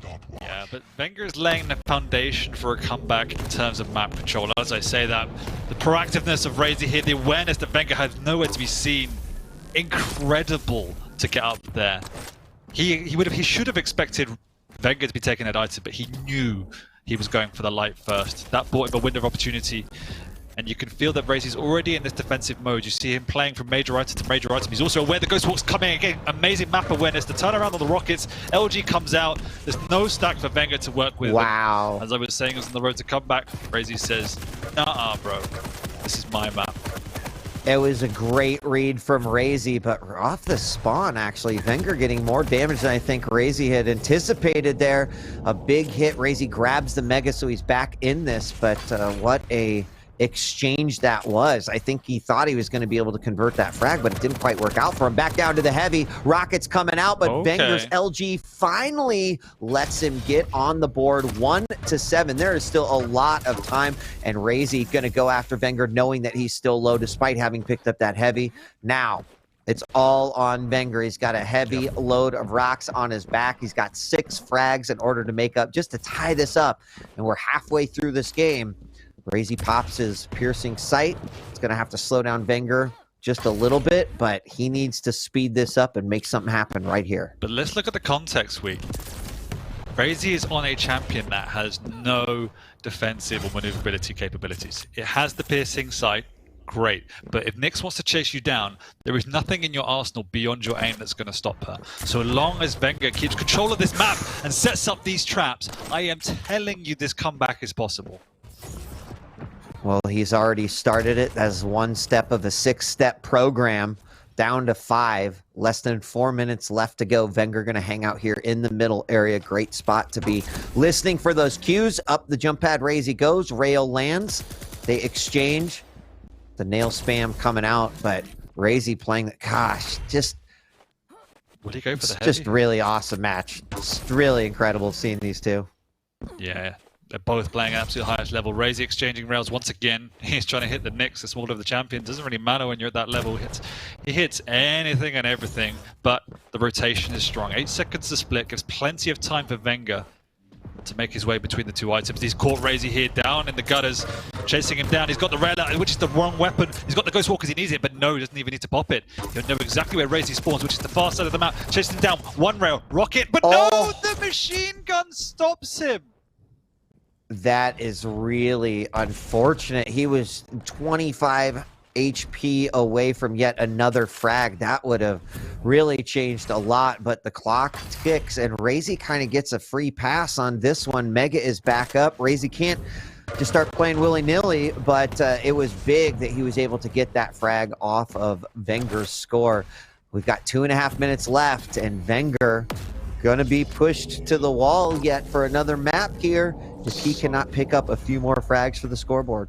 Yeah, that frag was so important, not just from a pure gameplay point of view, just from a momentum point of view. When Wenger was getting into his stride, and now you can see Razy's back in it. He's hit a couple of good rails. Yes, Wenger has both items, but his stack isn't there because of the 2 rails that Razy has managed to follow up with. Wenger's on the push once again. The Ghost Walk is up, but Razy using his audio cue smartly to reposition and find the best angle of attack. He wants to play this rail game, doesn't want to get dragged into any messy close combat situations. He wants to be setting the traps. Moving on into the middle area. Wenger turns tail. Wow, double rail come out. 90 seconds. 4 frags off the spawn. Nicely done. Nice. Sitting in the middle. Getting that spawn out there. Didn't quite clean it up. But let's see if he can chase this one down. Razy's not falling for it. He's going to stay in that room until Wenger pushes it. As soon as he hears it, he doubles back. There's no rockets on Wenger. It's purely going to be lightning gun and rail. And you can see Razy trying to squirm out, and he manages to do so for now. And that wastes so much precious time in this comeback. Yeah, oh yeah, huge amount of time. And at this point, every second is huge. It's like watching my favorite movie, but the ending, like the last few minutes are really bad, and I don't like them because that's exactly what Wenger is experiencing right now. You know, having a good game. Nice. There's another great frag, 50 seconds. Can he string something together? I think that it is next to impossible, and we're going to be going to a game number 6, but I'll never say never with these two guys. No, I mean, that one frag alone wasted a minute. Razy's just running in circles. I cannot even tell you how frustrating this must feel for Wenger. And we just have to reflect on the early stages of this game. The momentum, the pressure that Razy set down when he got that snowball effect and picked up, I think it was 5 frags back-to-back, all in the space of a minute and a half. And look at the scoreline, 8-5. If Wenger found a way, and this is the problem with Knicks, if Wenger found a way to prevent 2 or 3 of those frags, completely different game. But it was enough to see Razy through in this one. Completely agree. Yeah. And I mean, that's how a lot of the Quake games go these days, right? Like, make those moves. Sometimes those small mistakes can give up matches. But in this particular case, Wenger loses and puts Razy now one step closer. It is 3-2 in map score. And we're going to be bringing 40 in. 40, hopefully you've been watching this matchup. I know you've been sitting on those Cheesecake. hands. Just, yep, eating cheesecake. A lot of cheesecake. Yeah, what'd you You think? know me, Wade. So the last 8 maps these two have played, that was the biggest score difference. 3 frags, if that tells you anything about these two. Absolutely insane set so far.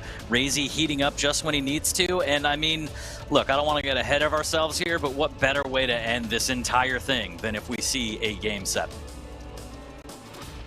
Yeah, I don't think Wenger wants that to happen because he doesn't, but you've got that flexibility. You've got some room to maneuver, make some mistakes, maybe play, you know, in an unorthodox way. I don't know, but I would love to see it go to 7-2. It's going to be good. Can your heart handle it, 40? No, of course, you know that. I can barely walk up the stairs down. I'm on standby. That's why you have to carry me everywhere. Yeah, that's why my back hurts. 8-5. Yeah, exactly. Well, I don't blame you, you poor thing. I have no idea what the next map is. But the next map is Molten, where we're going to have Wenger playing on the Slash, and Razy is going to be on the BJ. This was where I was a little bit worried with the Slash pick. I think it's just so damn strong on that map. I feel like the mobility might be able to just crush the Blazkowicz here, but it really depends on Wenger still playing safe. Even though he has the mobility and he could traverse the map at will, he cannot run into that dual-wield shotgun. It'll just obliterate a light champion. I mean, on the same token, I feel like Razy, again, we talked a little bit about positioning, how Razy and Wenger have both been smart on that. Molten, super important. There's so many different situations where landing that one rail can suddenly put Wenger way back, having to get a stack if he's ever going to want to engage again. So I'm certainly curious. I do think Wenger has a lot more ability to clasp onto control here, but Razy's aim has been bonkers. We've commented on some of these rails that we've seen, equally impressive stuff coming out of Wenger, but you know, I still think it's either or here. Yeah, I think this is going to be reminiscent of the way, if Razy wants to play at this, the way Rafa shut down, I think it was Cypher on Molten, when he absolutely just controlled that rail area, controlled the choke points, didn't let to Cypher in. And that's what you want to do against this Slash. You want to play it slow and steady, control the rail if you can, manage the choke points, because then, as you said, 40, if she charges into you and you're ready with the dual wield, you could just blow her up. But at the same time, if you're pressing out into open areas, she can fly on in when you're not ready and get a hold of you. So you need to manage those audio cues, make sure your positioning is always ready for any attack. It's incredibly hard, it's incredibly taxing, but he has to do it if he wants to stay in the event. All right, we are ready for map number 6. Molten Falls is where we're going. Dan, we'll see you in a bit. Thank you so much. Appreciate it. 40, it is you and me, and this could be it. But Razy keeping himself alive basically almost all the way down. He was down 2 games before he picked up his first map. And then, of course, Wenger came back, and now Razy answers. Will Wenger close it up, tie it up right here, or will we go to map number 7? That is the question we're about to answer. About 10 minutes from now, we'll have that answer, but it's just so exciting, Wheat, that we're watching history in the making. I mean, both these players are relatively new to the entire franchise. Before, you know, you had Kilson, Cooler, Rafa, just legends in their own right. But right now, we are going to have new blood lift that title and get their name etched into history. You got to love it, Wheat. It's fantastic. It is a very fantastic. On top of that, just the caliber of Quake and skill that we have seen throughout all 3 days of QuakeCon at the QPL World Championship has been unparalleled, from the challenger matches to the round of 16, today's 2 semifinals, yesterday's quarterfinals. It just felt like every game, every player was giving it their all, and we certainly got to benefit from some great Quake all weekend, but we're not done yet. Wenger has the chance to finish it off right here. Razy's going to keep it alive. Make some noise in the chat. Tell us who you want to win, because we're going live. 40, take us away. Wenger starting off here on that heavy spawn, making his way straight to the rail. We are going to see a lot of those pop off, Wheat. We are. Exactly if he's going to get caught out here already, trying to do his best to double back and try and protect this rail as quickly as he can. It's already in Razy's hands. Bit of a standoff here as Razy will finally disengage down the jump pad. And smart move. I think that is the way to go. Wenger is going to pick up another rail. And I think speed is something that Razy is definitely thinking about. He's going to pop on over to the other side. The heavy is there. Rail poised for a shot from Wenger. Is he going to take it, 40? Look at how careful Razy is being, and here we go. Trail coming out. Wenger's like, all right, I don't like this stalemate. I'm going to grab it, going for it. Now going to make his way over to the Mega. He grabs it up, and Razy is landing all of his rockets. He's so very low, but both players have to disengage, and we do not get our first blood frag. So close, but Wenger didn't have any rockets. He had to believe in the LG, and he almost got the job done, but Razy just a little bit too much health to burn through. But a great first initiation from Wenger there. This heavy will be free because of all the damage he did. As Razy is licking his wounds, trying to play as slow as possible to stay away and restack even more. For how much time was spent over that rail room, we've yet to see one happen here. And I don't know, maybe we won't. Like, we're just watching Wenger just so fast through all this. There we do see rail finally coming out from Wenger. And that's going to push Razy away and potentially allow Wenger to pick up that heavy yet again. Probably going to split it off and, frankly, might be able to get over to the Mega fast enough, as here he goes up the jump pad. And actually, Razy comes around to the other side. He's going to get this clean. I think it's the second cycle in a row so far where Razy has had to concede completely. He was waiting for the perfect opportunity and almost perfect timing on that dual wield, catching Wenger out in the banana, but just a little bit too preemptive with the rockets here, as Wenger just wants to take the fight, and he will melt him down in the rail room. Caught him slipping, Weed. Again, the speed of Slash. You might not expect it. Razy's going for a ride as he rides the lightning, and Wenger popping the bird. He might get another one here. Big defensive rocket from Razy to keep him out. Can he get the Mega? He's going to try to contest it at least. Rockets being fired down. A little bit of damage is done, and he's going to go for it. Grabs it. Razy gets away with it, but still a little hurt. Got to be careful because Wenger spawned near the rail room. One shot could end Razy. He's going to make his way over. He does grab a little bit more health, so now a bit safer. Wenger, though, grabbing that heavy, and we're keeping this one close still, 40. 2-1 Wenger in the lead. Speed coming in big around the corner. Huge rocket into the ass of BJ. And finally, Wenger's able to find another one here using that speed yet again. He came around the corner, completely surprised Razy. Dual wheel comes out. Wenger with the finger. He's out of here. And this is a very interesting game, but Wenger up by 2, and that scares me a little bit here for Razy. Yeah, danger zone here. Good defensive play to get this heavy. Razy's going to need that, but Wenger doing a good job of not really getting caught out too much here. Adding to the body count, trying to play for this Mega. And Razy looks like he's conceding here. Maybe we'll be able to get some exit damage here as he finally gets in on some rockets. Here's the jump pad, trying to find a rail, and that rocket will sail right by Wenger as he presses on with a little bit of LG. But now he doubles back to try and play for this heavy and cut off at the rail room. Will the rocket land? It does, but he still makes it through the telly. I thought that could have been a ring out right there. Dual wheel coming out from Razy. Good LG from below from Wenger, and get another heavy in his pocket. Another rail coming out. Is he going to chase on this one? Wenger just playing to the items, trying to deny everything from Razy. I mean, look, Razy so often is not having an armor stack. Wenger's still got to be careful, though. Up that jump pad he goes. A little bit of LG damage. There's a light coming out for Razy, and Wenger is going to disengage on this one. But Wenger's having no problem just moving in, grabbing heavy, grabbing a mega, and then just getting out of there, too. He's going to barrel in this yet again. Grabs that heavy, but this time, Razy landing some beautiful shots, but the defensive rail from Wenger, and he somehow gets them before Razy can take him down. Razy almost had that frag. Great rail, but it's going to be before the mega, so Razy's going to be A-okay. 4-1 in the items weed. 13 for Wenger, 5 for Razy.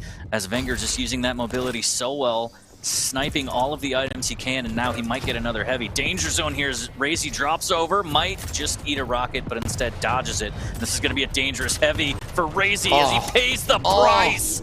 Big rockets into rail. Wenger serving up damage family style, Wheat. 80, 80, 90 rail. What a combination here. Peeking over that lip and getting the job done. Wenger extends his lead yet again by an additional frag, making it 5-1. And at this point in time, Wenger has the championship in his eyes. He's looking for it. He's hungry, but so is Razy. He's going to do everything he can to stop it. He's just looking for an opportunity, gain that frag back, and see if he can get some ground here on Molten Falls. Just under 5 minutes left to go. LG battle just outside of Mega. And once again, Wenger wins it. Looks pretty good after that battle 40, and it is now 6-1. Yeah, Mega right after that LG on LG battle, 6-1. As you said, 6 minutes in, Wenger feeling it, heating up, looking to close this out as Wenger trying to make some defensive rockets happen, going up the jump pad, taking a rail from Razy, who came barreling in. At this point, he's got to start doing a little bit more and more risky maneuvers here.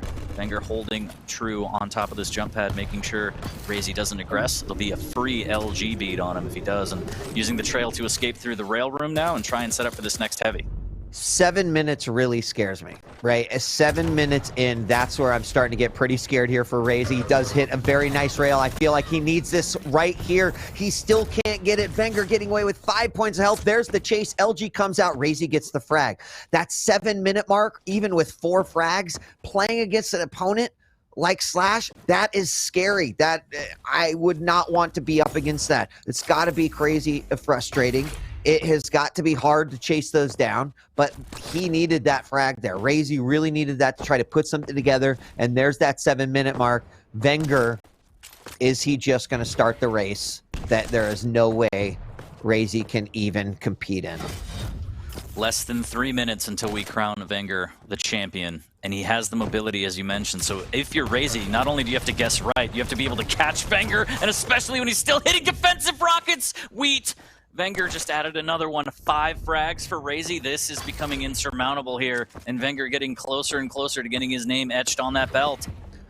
The championship is in sight for Wenger. He has improved so much over stage 3. Razy's going to try to bring out the dual wheel, but it's not going to happen.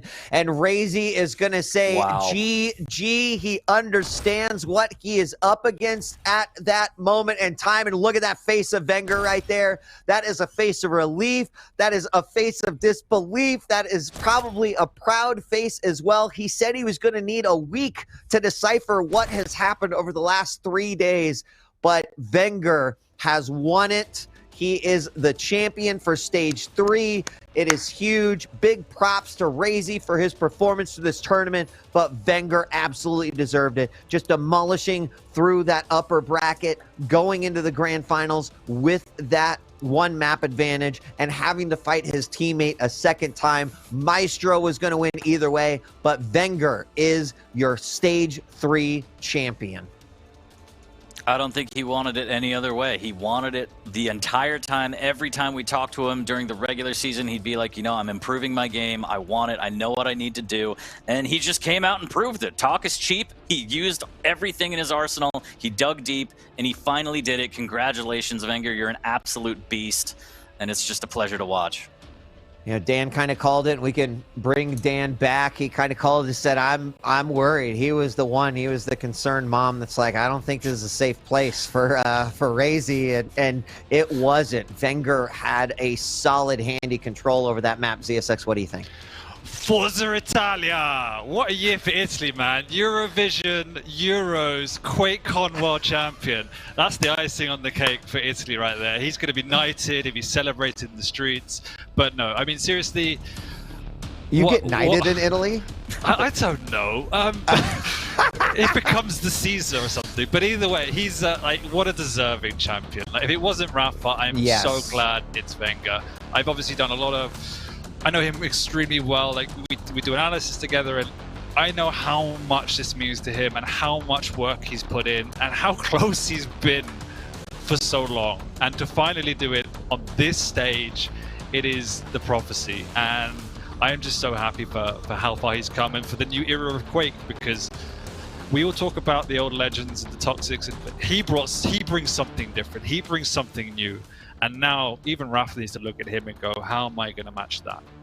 Yeah, which is amazing because, right, Wenger in some of his interviews talked about, I'm looking at other players to figure out where I need to bolster my strengths. And now he's kind of evolved his own game to the point where other players are going to be looking to be like, what is it, right? Even Razy in his interview kind of get the impression that it's very difficult to pinpoint what it is, and that's why it's just called Wenger things. And we saw plenty of them. The Wenger things were enough to claim a championship here in Stage 3. Just unbelievable. Just incredible. You see kind of that burst of emotion at the end there when he knew he finally did it. He reached the top of the mountain, and all of the stress, all of the fears can just melt away. It's just amazing to see how passionate he is about this game. Yeah, and like this has been a long time coming. I'm just worried, have we unleashed something we can't control now? Is he just going to go on to be the quad father himself? We'll have to see, but no, it's amazing. I mean, now we need to learn from our mistakes because, right, Rafa was unleashed and made a big tear through 3 different cities, and now there's a new kaiju on the scene. His name is Wenger. Congratulations to the Maestro team representing both players in the final. That had to be a proud moment for the esports team. It is just phenomenal how much amazing Quake we saw all weekend long, and to put that finals at the end. It may not have gone 7 games, but I still agree with what all of our casters were saying throughout. This might be the most exciting finals that we've ever seen in the QPL. Yeah, I mean, that last map was a unfortunate misbalance of picks. I mean, in reality, with the way Wenger's playing, there is nothing Rizzy could have done to change the fortune of that map, but every other map except for that could have gone either way, and I don't think I've ever casted a final anywhere near that level of skill or closeness. It's always one way or the other, but this was to the wire. So again, condolences to Razy because he's so close yet so far and has to come back next time fighting, but I'm sure he's happy for his teammate as well. I'm sure he is. I'm sure he is, and I look forward to Razy coming back. I mean, he has shown so much, but I do feel he deserves to touch that cup, to have that belt around his waist. Like he definitely deserves it, and couldn't make it happen today, but I think he's probably happy for Wenger too. We are waiting for our interview, so bear with us here as we try to get our champion on, and he is here, ladies and gentlemen, your QPL Stage 3 champion. It is Maestro Wenger, and a big round of applause. We're not in a giant place with a bunch of people, but I guarantee you people at home are clapping. Wenger, congratulations. We saw you cover your face. We saw the emotion after your win. What is it? Relief? Was it excitement? Was it like, I can't believe it, I finally did it? What did we see there? Man, I'm shaking. I don't know. Like, I'm actually shocked. Man, this means so much to me. Like, like during the last map, I like remind myself all the times when I was playing when I was young. When I was like 12, like I was watching, Quake Pros. I don't know, man. To be there today, I just don't know what to say. I don't know. Did you ever imagine when you were watching those Quake Pros back then that you would be in the winner's seat, you would become a champion? Like, is that something you aspired to do? I'm sorry, man. I'm really like. First of all, I want to say well played to Racy. I think like I don't know, man. Racy is so good. He's such a wonderful player. I hope he will win, because one time he will win for sure. And I hope this doesn't like demotivate him, because like he played amazing. And yeah, just props to him. Yeah, I don't know, man. As I said, like I grew up watching Cypher, Rafa, Cooler play Killser, and like I always dream of like maybe play against them, like for fun. But to be there today, I don't know. Like I'm shocked. I don't know. I don't know what to say. It's all good. Congratulations. We understand a big moment. 40 or Dan, a question here for our champion. Dan, you go first. I see you've already cleared a space behind you for a nice looking belt, Marco. So it was ready for you. But I'm also glad all our analysis and duel sessions paid off. I do take a little bit of credit in your victory. You took all the checks in the mail, huh, Dan? It's all good. I'll put my name on the belt. But no seriousness, and in kind of the duel itself, you were obviously pushed to an extra map going into Molten. But how are you feeling going into that map itself? Because you had the Slash versus the Blazkowicz. Were you confident that that was your map and it was going to be the victory, or were you actually a little bit nervous still, given that Razy had just kind of slapped you around on Ruins of the map before? Well, I have been having such good games with Slash, and I knew that BJ is obviously not like the best champion to counter Slash with. Especially if I had the lead, I knew that I could like play the time, and like with Slash it's impossible to catch her up, And last map was Exile, which is not like something that Raze played a lot, so like it was still like I could still win till the last second, and like I was always trying to win all the maps, but Racy played so good. Like on Ruins, I didn't understand anything in the first 5 minutes, but yeah, that's how good it is. Like, Congratulations, Thank Wenger.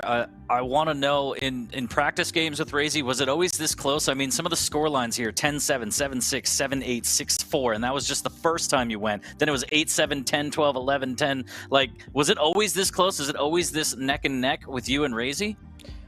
Like I have such an history with Racy. We've been playing each other from like 2017 late. And like I remember him winning me 17 times in a row before I got my first win. And was always trying so much, like, how can I beat this guy? Like the past few months, maybe I have like the better hand on him now, but like, it's Racy. The guy is insane. And yeah, in practice we had, of course, close games. I had a lot of close games with Kills and, Cypher. As I said at the beginning, there are so many champions, so many talented players. And even if it doesn't show, for example, also Cooler is such a beast. And, this league is amazing. I don't know what else to say. Like, I've got another question for you, because you've talked a little bit about getting to this spot, right? You've talked to us in the regular season during interviews about the things that you were working on, parts of your game that you really wanted to improve, find new strengths, and you've now are sitting here, the winner, the champion. So where does Wenger go from here, right? What is the next goal? Is it I'm going to now do what Rafa just did 3 tournaments in a row? Is it sustaining this? What's next for Wenger? Well, the goal is to always win, and that's why we are competing. Like, if you don't compete to win, you shouldn't compete. Like, that's the main goal for every one of us. I'm pretty sure I can like put my hand on fire that everyone wants this moment for himself. And yeah, of course, I'm gonna try, as always, to play the best I could. Like, I've been waiting for this moment, I think 3 years, always so close. At Katowice I was 4th, at Luka I was 5th, then the final after I was 3rd, then like always just that tiny bit into the matches, and I finally put it all together. And man, QuakeCon, I cannot believe I'm a QuakeCon winner. Like, I can't believe this. I cannot believe it. You did it. Believe it. Nice. Dan or 40, any final questions? If not, I want to open the floor to Wenger. Any final questions, Dan? Yeah, 40? just really quickly. So as a QuakeCon winner, as a title holder now, is your first official rule no pineapple on pizza? Just officially, I just need to hear it. I mean, man. It's a law now. You just ruined my happiness. No, you know why I'm so happy that I beat Racy? I don't have it with pineapple pizza this time again, and I'm really happy about that. Actually, that was more pressure on me. So I was really trying to win as much as I could. We were all wondering if that was a side bet. Venger, I want. Yeah, sorry. Go ahead.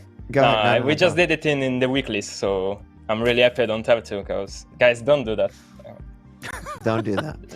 Venger, I want to give you a moment, right? Anything you'd like to say to the fans out there? Anything you'd like to say to that aspiring 12-year-old who might be watching games from you, from Razy, from Rafa, and is like, I want to play them someday for fun, and then might come back and beat you. But anything you'd like to say at all? Guys, when I was 12, I was watching Cypher doing 55-0 to people in Aerowalk, and I was dreaming maybe one day I will beat this guy. So you need to believe in yourself, because, I think it's always like, it's the key in life. You need to believe in what you're doing. If you don't believe, there is no point. You need to always push yourself to the limits, and that's it. So do it, kids. Do it, kids. All right, Venger, congratulations yet again. By the way, can I say something? Yeah, the floor is yours. I want to give this victory to my dad. I think you muted in VMix, Venger. What? No, I'm not. Oh, it's just everybody's one. Oh no. Oh no. Am I muted? We can hear you. Okay. I wanted to give this victory to my dad, because I don't want to get into details just for him. So yeah. And of course, thank you to all for the casting and the amazing job. 3 days. I have been casting some tournaments, and I know that it's really hard to do so. So congratulations, guys. It's not easy, I know. All the congratulations goes to you. You guys made our weekend so easy by just delivering the sickest games. Venger, congratulations, chat. Bring it home for Venger. A big round of applause. He is a champion, and he deserves this. Venger, again, congratulations. Incredible showing. And I'm sure your dad's incredibly proud, your entire family, all of Italy. And we will see you again for sure in the Quake Arena. Thank you so much, man. Congratulations. Congrats, man. Congrats. Thank you. Really cool. You guys, 3 days. This was hands down 3 days of some of the best Quake that we've seen in quite some time. And Quake's been through many eras. I couldn't even 2016. I couldn't even last a second. If you hung around long for that enough joke, for that long gag, you've won a mild chuckle. So we froze like an hour and a half ago we lost power. Well, I think what it was. What? I said the D word. Oh yeah, you brought doom upon us. Say it. And then everything shut off. Argent energy went arcing through the studio. It was wild, but we're here now. We are. We don't have time to play. This is We just don't. a prop. Just This is a that prop was for the gag. The so gag. I'm just gonna But put we it down do. here. We promised a lot of giveaways. Yeah. We are going to rapid fire And a bunch of giveaways. we do have giveaways. Yes. Should we just start with one But right first, now? yeah, you do a giveaway. I'm gonna ask Fairy to eat a bean Oh, we're anyway. still doing this, even though I'm not playing. We're going to Yeah. just feed I'm just very gonna- disgusting beans. or not disgusting beans. It's right? a 50. It's We're a gonna do one. 50-50. So while Jason Or does is it giveaways, rigged? we're gonna Yes. give Fairy a bean, and then we'll still try for let's say if we get 20 more dollars in the next however long we have, Okay. he'll eat one more bean. Christian, if you're listening, Hopefully you are, because we're going to give away a Game essential. Pass code, but let's make the keyword jelly bean one word. Because why not? Jelly bean. Jelly bean. Jelly All bean. right, you ready? So enter that into chat for a chance to win a Game Pass code. And you pick a... I'm just picking one at random. Are we doing Yeah. one Game Pass code, or I thought we said two? Yeah, let's pick two winners. Two winners, two Game Pass. Live it up. Xbox Game Pass codes.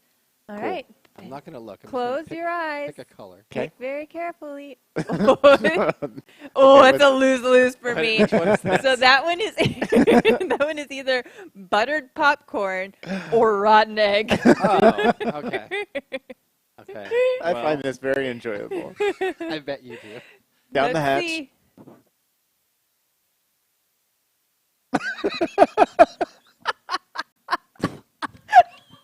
That's rotten egg. No.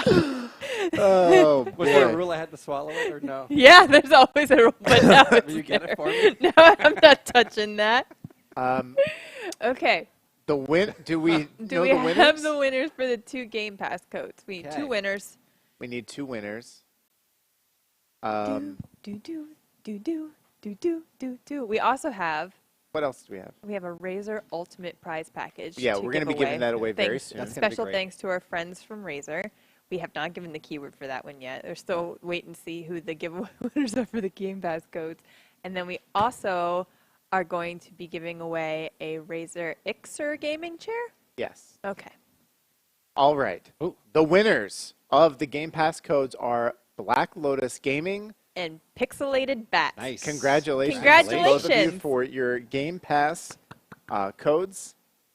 Check your inboxes in Twitch. You'll be sent a message and you'll get those codes. Yes. So again, one more from the top for the giveaways. You have to be following our Twitch stream at Bethesda Twitch, and you have to have reply to your private whisper message. I'm going to get this. I'm just struggling Well, it's now. the last day, so yeah, get within it 3 right. days. Otherwise, you forfeit your prize, and we're going to have to figure out where to select another winner. Or we're just going to end up with really cool stuff in our own homes. That's true. Actually, don't. Legal would be mad if I said that. That's what about the snake? Don't listen. You want to get to the next giveaway? Yeah. Let's do it. But before we do it, why don't you get the jelly beans ready for the next? Do we? Oh, we got a donation. Thank you, Bloody Cerber, for your donation to Oh. Dallas Pets Alive and they more said beans. more beans. And you have to swallow it this time. that one looks Oh, pretty you didn't gross. swallow it? No, it's Oh, it's right there. I wish we could do a close-up of that. it's out of bean. frame. It looks pretty bad. All right, well. Okay. All right, So, close your eyes. I don't want to get another one of those. So while he's pulling another bean, Razer Ultimate Package giveaway. Oh, no. Oh, no. What is this one? That one is either What is this toast. I think that's either toasted marshmallow or stink bug. Oh. That rotten egg's gonna taste real good if you got stink I bug. honestly can barely speak from that rotten egg. Okay, the Razer Ultimate Package keyword for that giveaway. Should we do stink bug? Yeah, let's do Stink bug. That's a good one.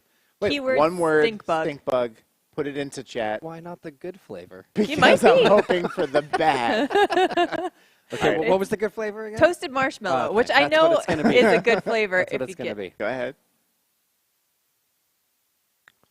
I don't think it That is not toasted marshmallow. I can smell Oh it. my god. It smells Oh my god. so bad. This is Why? Did you rig this? Are these all bad? It smells stink bug.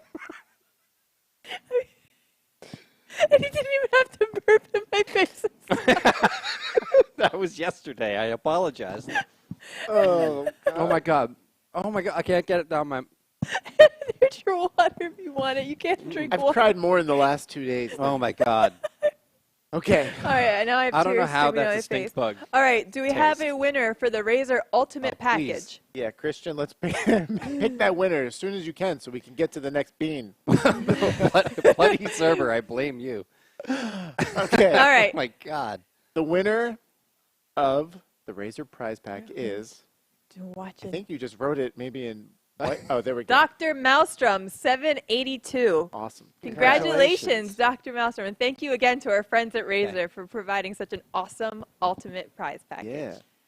All right. Just gonna rinse my palate before We have- the next wonderful flavor. The next giveaway is a really cool one. Yeah, it's a Razer Ixer. Is that? Am I saying that right? Gaming chair. Gaming chair.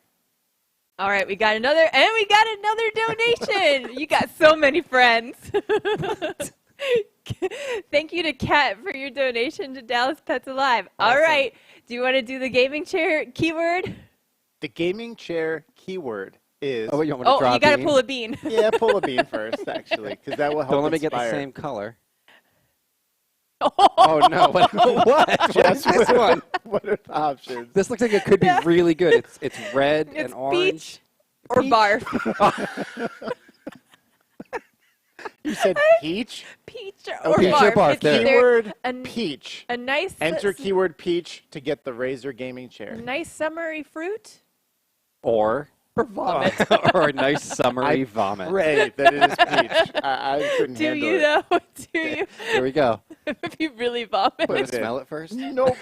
I thought that strategy would work, but all of these just kind of smell like jelly Sugar? bean. Who invented this? That's Peach. All right. Finally. Oh, thank you. All thank right. you. Okay. I'm sorry to disappoint Cat. Can we squeeze thank in one more goodness. donation for one more bean before Oh. we well, who do we have coming up next? We have the Elder Scrolls Online. Yes. So they're going to be, I don't know if you tuned in last year, hopefully you did, but we did a really cool segment where it was actually a live illustration that the ESO team did. So we're going to be doing that again, which is going to be super exciting right after this. But before we do that, we're going to give away this gaming chair, and it is going to Anarchy Ducky. Congratulations. Congratulations. Should we do another bean? I like that I'm just sitting We here to be haven't gotten another tortured. donation. Yeah, you were going to play a game and be tortured. That's true. It's less, though. You could have gotten I know, you tape could have to been your chair, Play-Doh'd. covered in stickers. We had that hot sauce. Oh, right. Eat that. It was a different one than from yesterday. Do you have a favorite moment from QuakeCon this time, Jess? Oh, wanna I have start with many you. favorite My moments. favorite was probably when the power shut out. Oh, like an hour and a half ago? It was the funniest thing that's ever happened. What about you? I don't know. I think that the stream last night was pretty funny. While he was trying to focus on playing, I don't think I ever heard the F word so many times. Like Prairie? What? Yeah, it's a good Oh, word. Yeah. That F word. Yeah. and Frary. Yeah. What was your favorite moment? My favorite was while I was trying to play and I was blinded, I looked over at you and you were hunched over with tears streaming down your face. That's true. And you couldn't breathe. That's my favorite moment. And even after the stream, just sat in the other room and laughed for hours. So it's fantastic. We've had a lot of fun today and this whole weekend. That's what QuakeCon is. Yeah. That's what it's all a about. lot of fun and moments. Hopefully next year we can be together in Dallas Yeah. with pizza Big pizza. And all the things. and all the things. I found out, and I think it's here's a plug. Serious Pizza was, I think, the one that was the giant pizza provider. I for never people. saw it. I can't I'm believe it. so disappointed. I know. That, and then like this time, I'm also gonna miss, this time, last day of QuakeCon in person. Like we usually had like the elevator decals, the door decals, and I just know on the last day, watching everybody as they're leaving with their rigs and like leaving the door, they're just peeling off all of our window slicks and taking them with them, and it's like you're not even mad. You can't even be mad about it. Speaking of elevators. Oh, right. When the power shut off, one of our own, Angela, got stuck in the elevator. Yep. That happened. Everybody was very concerned. Sorry. It Everybody happened. was very concerned, but she's okay. She She's got out of alive the here. elevator. She's safe. Yeah. Everything's good. All right. Why don't you just have another bean? Just have one more bean. Thank you to everybody who's donated. We are still accepting donations to the wonderful organizations, Dallas Pets Alive, the NAACP Legal and Defense Fund, Four Paws, Asian Americans Advancing Justice, and the Trevor Project. Yes. So you can keep donating. I'm doing this one for Kat because that person is probably disappointed that I didn't get ruined on the. What is this one? What are they? That one, looks like I think, bubble gum. Yeah, I think that one is either Tutti Frutti or Stinky Socks. So good luck. Thanks. You're welcome. Okay, here we go. It's not fruity. Oh my god. Oh my god. That tastes like a dog ate a sock and it came out and then got moldy. Oh my god. Oh my god, it's so bad. The aftertaste. You would hate the aftertaste. The smell of that one too. Oh my god, it's so bad. I gotta swallow it. Oh my god. That really smells like the bottom of a gym bag. Like a really disgusting gym bag that you forgot about in the back of your car. And it rained. And then a dog came and took a crap on it. Oh my god. Oh, my hands are filled with tears. Oh my god. Okay, I got it down. I got it down. Do you want to chase it with this? I'm not going back for the rotten eggs one. Wow. I appreciate you. I appreciate you too. Still there? Not going away. Why don't you have another to wash it down? I need something with flavor. You know, these I blue need like ones a here. really dark The coffee. blue one is either berry blue or toothpaste, and that one's kind of like a win-win. Just finish it off with a nice a little blue boy. bean. Come on. Why am I doing more? Just the blue Because ones it's are the good. end of QuakeCon. We're having fun. This is what fun is. Go ahead. That one one you really can't go upset my wrong. stomach. Well, At least it's not the hot ones. this is toothpaste or what? Berry. So it's either like kids' toothpaste or adult toothpaste. Yeah. It must be toothpaste. I thought it was berry, but Sometimes I think that there is the combo. Like If I've it's had berry, enough it's of these It's a toothpaste berry. where I feel like there's like a mix of Oh. like the bad flavor Oh. and the good flavor, and that's You know like what we should very have done, confusing. which it's too late now, but we should have said, man, if we got a $50 donation, he has to do 5 at the same time and just throw them all But back. you see, that sounds like a great idea. It sounds great to me, and I Because it know what you're neutralizes- It neutralizes everything unless you get all bads, but then it's just like one giant like vomit taste. Oh. But if we could do that with the fiery beans. Oh boy. We have the ones that are all fire. What? Nothing. Don't worry about Who's it. doing what now? Don't worry about it. Well, we're hearing do it, but yet we have to have donation. We have to have like a $50 donation. And then do that. let's 'Cause see. My mouth I have right these now back here. is the worst flavor. Do we want to do a Game Pass code giveaway? Sure. Let's do it. So we'll do that. But we have the fiery beans, which are all fire. There's no like 50. Wait, there's no. Why would I do that? Why not? Where's your sense of adventure? Why do you think you're in the middle? I don't know why I'm in the middle. I've said this over and Sriracha, over and over again. Jalapeno, cayenne, listening to me. habanero, So or different types of Carolina hot. Reaper.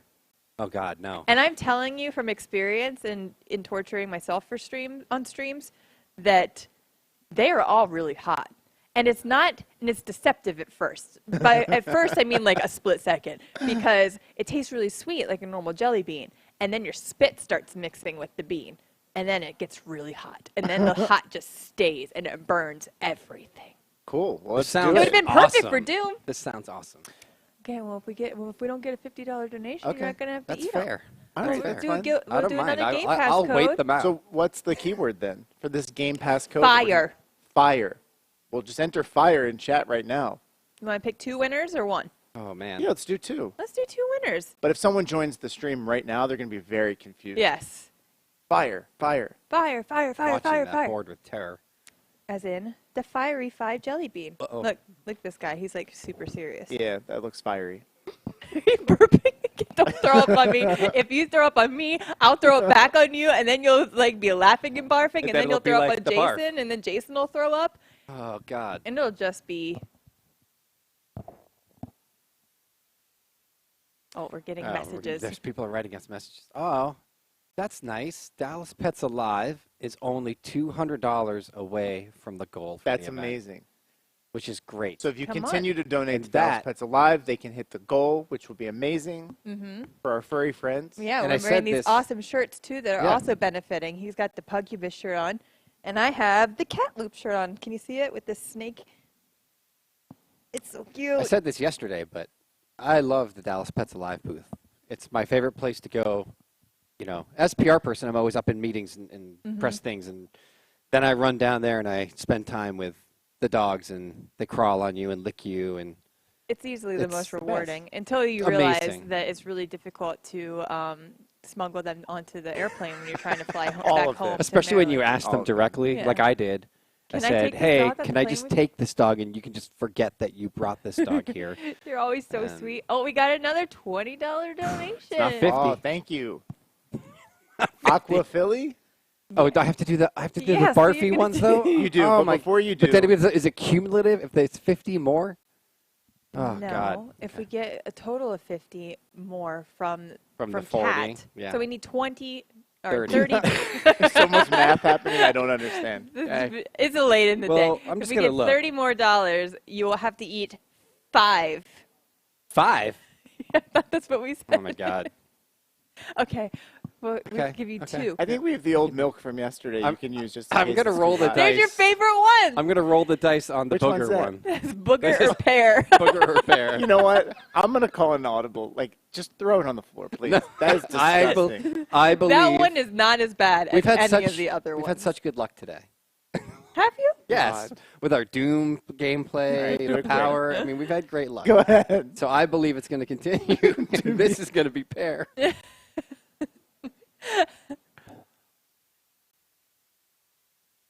It is not pear. It is not pear. Oh my God. I don't. Is that what a booger tastes like? Thank you to Cheerio for your donation to Dallas Cheerio? Pets Alive. All right, Wash away that booger with some fiery beans. I was swearing and covering my mic. Hold on, I still have a booger in my mouth. Someone's going to take that out of context. I hate the internet. Coming our way. Okay, I gotta get this. I gotta get this down. All right, smell so the heat. I'm just gonna take. Your eyes are This is what I love. Well, we have 2 winners to announce, but I can't even get them out. Oh my god! I just smell. I got an orange heat. and a green, and how I'll about a say, brown? the green is jalapeno. Oh, okay. No, wait. Go for it. Pick What's up the brown brown one. The brown with orange is cayenne, and the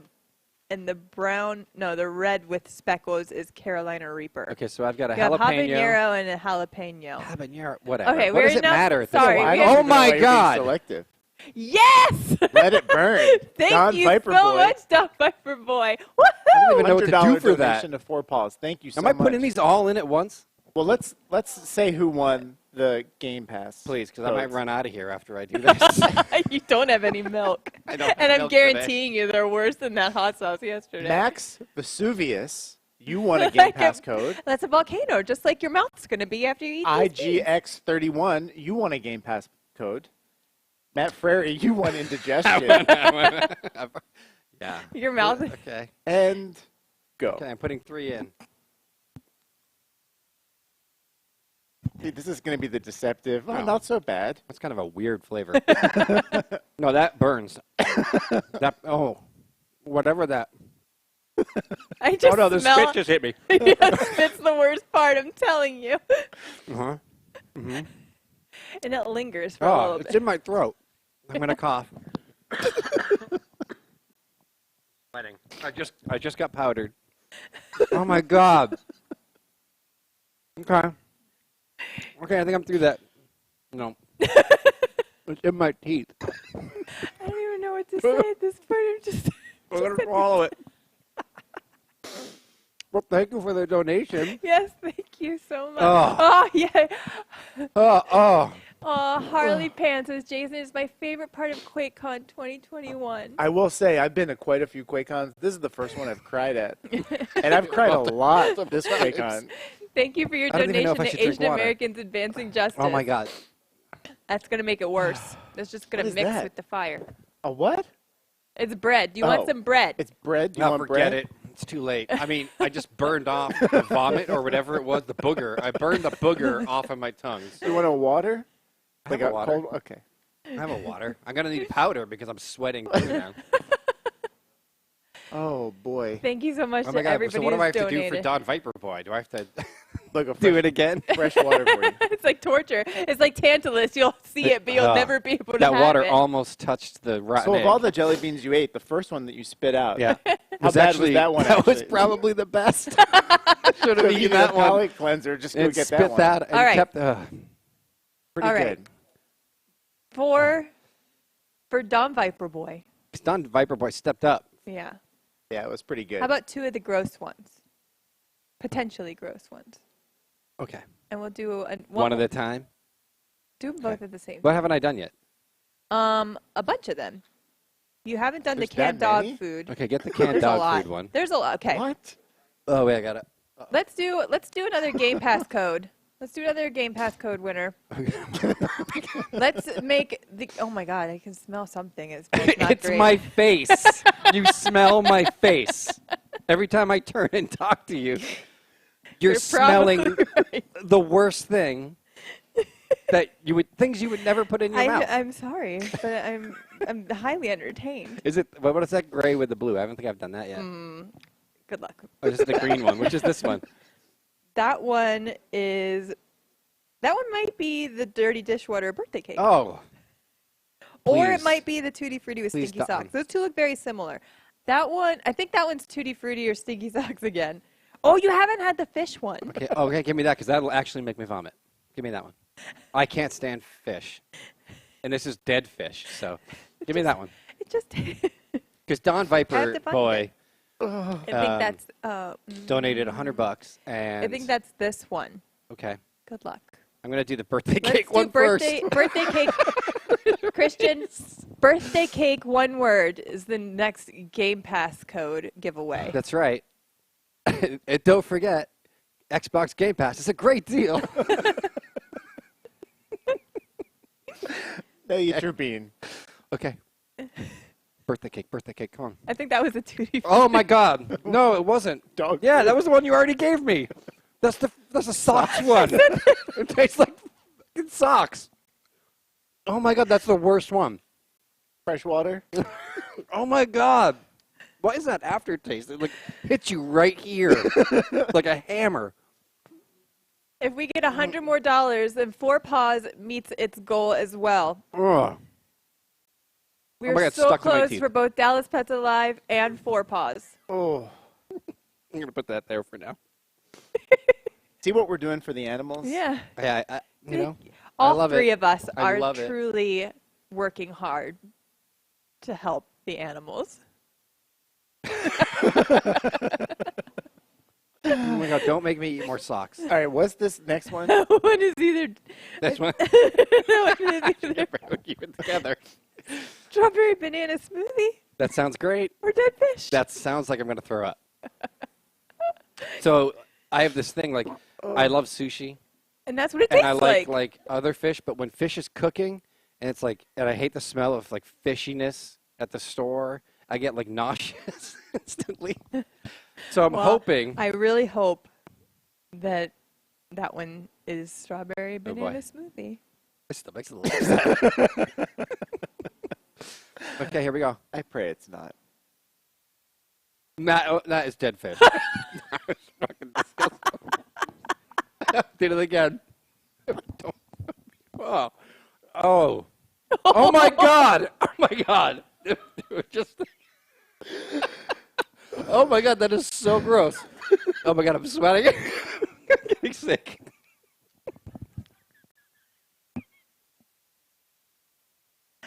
My eyes are just like a waterfall. Where are those glasses? I need them. My eyes are watering. Where are they? Oh my God. Do you want this Vault Boy mask? Oh my God. Here you go. Oh my God, that is so disgusting. Like, I can't even look. Oh my God. If we meet I both. mean, the best part is that when I take the second bite, you smell it. It's not a good smell. It's pretty terrible. Oh my God. Oh, I'm dying. What? Wait. Who's writing this stuff on the board? I am with my mind. Oh my God. Angela is. Oh my God. Oh, we gotta trap her back in the elevator. Just throw away the key. Okay. Oh, wow.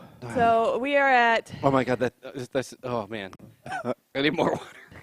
Yeah, go ahead. Go ahead. I'm sorry, I'm interrupting. It's a lot. We have NAACP Legal and Defense Fund only needs $600 more. If we meet both goals for Four Paws and Dallas Pets Alive, Matt will eat The entire box. the entire box of these beans. The Bean Boozled The beans. barf beans. I won't make you eat the entire box of hot ones because I value your body and the safety. of Jess, why are you crying? What's Why are wrong? you crying? I'm not crying. You're crying. I know why I'm crying. The fish? Is that it? Did you smell the fish? Jason, tell me what The it felt fan. like. There is a fan here, Oh, and the fan is working against me in blowing the the breath of prairie. It's still in my mouth. It's still there. Can you still smell it? I Like, can't. still Every taste it. exhale you make, it's The all weird thing fish face. is my tongue is still hot from those hot beans, but also soiled. I'm about to by move my dead chair. fish. I can't breathe. Jason, would you like a bean? Yeah, Jason.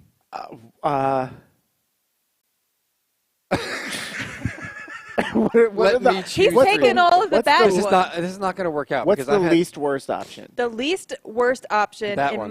no, I disagree. I think that it is the brown one, which is usually the opposite of what you want with the color this Usually color. you would think it's like root beer. It's chocolate pudding Okay. or canned dog food. That's pretty bad. How's that the least canned bad? dog It's the food is least just like bad meat. one. All right, give me it. It tastes like a beef bean. Yeah, he's definitely gonna get chocolate pudding. I would bet $100 There's on more.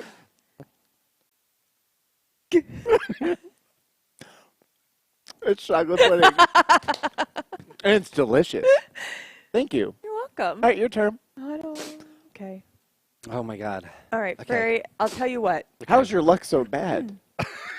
I think. Is it like 80% bad and just 20% of the good? All I right. think she's already eaten the good ones.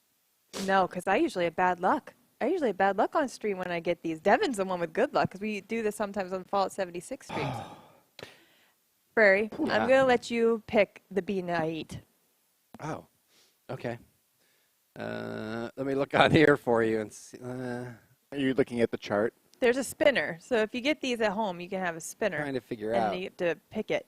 There used to be one in like the other version. I want you to try the dead fish one. I think. Thank you, by the way. Thank you. I think that's this one. Yeah, that looks right. Try that. She's gonna get the good one. Oh, Don Viper Boy said Carolina Reapers for for 4 paws. You know what? Okay, let me Okay, eat my let's dead do it. fish bean first, Let's do and it. I will deliver the Carolina Reapers to everyone. It's gonna be the good one. It is the good one. Oh my god. Oh. I want to say. I'm gonna It say tastes like a strawberry banana because- smoothie. Hey, because I've Four eaten so Paws- many. Four I'm- Paws. Okay, go ahead. Four Paws met their goal. Yeah. That's what I was wanted trying to say. I Oh, was go saying ahead. I deserve to announce it because I went through so much, and you just kept talking. You just kept going. I have been crying, so it's hard to focus. Okay, so Four was Paws met the that? goal. Thank you so That was much. something Thank you not so much, good. Don Viper Boy. Don Viper Boys in it to win it. We still have Dallas Pets Alive Yep. needs a little bit over $100 to meet their goal. Yes. So we're so close. Let's get them there. Here's a Carolina Reaper for you. Thank you. I don't do well with even mild wings, so I don't can't know how wait I'm to gonna. see this happen. Uh, There's no chance it's going to I'm be. just making sure these are the sweet right and ones. Because there's delicious. 2 red ones. Okay, here's. Did a you have one of these yet? Yeah, he. No, I didn't have No. the Reaper. Oh, God. I had Okay. 3 other ones. Carolina Reaper for you. Oh boy. You have this one? And a Carolina Yeah, Reaper Making for sure me. she's not stacking the deck. It's $105 for Dallas Pets Alive to meet their goal. Thank you, Don Viper. Wow. Wait, we announced that? Yeah, we announced it. It's $105 and Fairy eats the whole box of Bean Oh my God, Boozled I'm beans. disgusted. But not the fireball ones. Are you ready? Uh-huh. Don't, Safety don't, first. don't just bite the end. Just bite the end. Oh God. I think maybe my mouth is numb from all the crap that you guys have put in it already. The spit's the worst part. Oh yeah, there it is in the back of my throat. So bad. You think you're prepared, but you're not. Why am I chewing it so much? It's physically painful. I should have just swallowed it whole. You know, that actually kind of has a similar aftertaste to the Oh, sweaty the sock. coughing is worse. Sorry, It everyone. hurts everywhere. Yeah. Uh-huh. We're Can I have gonna that? One more Game Pass giveaway. Keyword, enter all lowercase, Reaper, R-E-A-P-E-R in chat. Steve Angel, oh, pick a How's winner. that bread? That helps. The Elder Scrolls Online live art creation. Brad. It's coming up next. I can't. What a lead-in for ESO. Thank you so much, Aquaphilly. You put us over the goal for Dallas Pets Alive. Oh my. All right, I don't Prairie. understand. I mean, I want them to meet the goal. That was but very sweet. looking right. All at right, friend. Aquaphilly. I'm looking. You right got a at lot you. of beans. This I is just so, want- I wait, wanna be does super anybody, clear. That did you hurts know so how bad. many are in here? Look at this. Can you see that on the thing? Oh. Trying not to spill them. Oh, I spilled one. Here, you want to eat it? No, you got it. Go. Oh my God. It still hurts It's my under tongue. my tongue. Now that you've Carolina Reapered, can you smell my mouth anymore? I don't know. There's so many. All of it's in my nose now. Okay. There's got to be like 50 in here. Eat up. Maybe it's all good ones. I'm gonna just keep You eating have the 2 bread. bottles of I water. love you both. I love you all. Oh, I While heard he does so that, bad. we're going to announce the winner for the Game Pass giveaway. We are. Yeah. There's got to be some good ones in here, right? Yeah.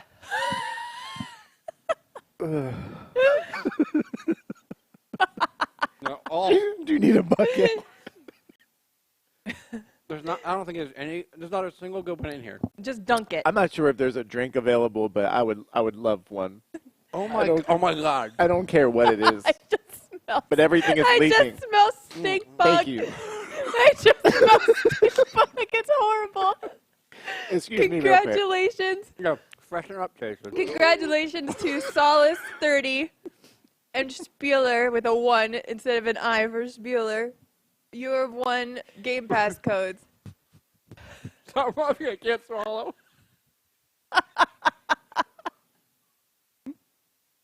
Stop it. Hold on, I gotta move this out of the way. Well, Jason couldn't take it. Well, I This is hope for you, Jason's Aqua okay. Philly.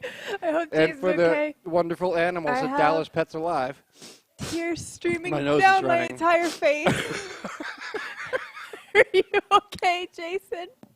I just want to say that the Oh my God, Carolina, there's no stink bug. the Carolina Reaper is still stuck in my teeth, and I just keep getting residual Carolina Reapers. Oh. I'm complaining, but I'm watching you eat this whole box. The water came out my nose, so I had to leave the room for a second. I'm sorry about that. Everything's good. Now I smell. Oh, it's so Oh yeah, hot. that would be great. Thank you. It's so hot. That How you doing? jelly bean burned. Not great. Anyone? You want? Go ahead. I don't want to get away with burying his box. Can you Okay. hear my teeth scraping on these? I can't actually. I can't actually hear you. Oh, it burned so bad. Yeah. I got one good They're one in not there. a joke. There was I one smell good the one. stinky socks.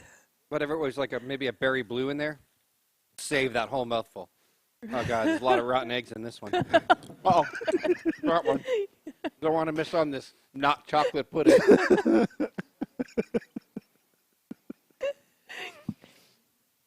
Oh. Oh my What God. is that? I haven't had that, whatever that was. That's the dog food? Oh. You're lucky. Wow.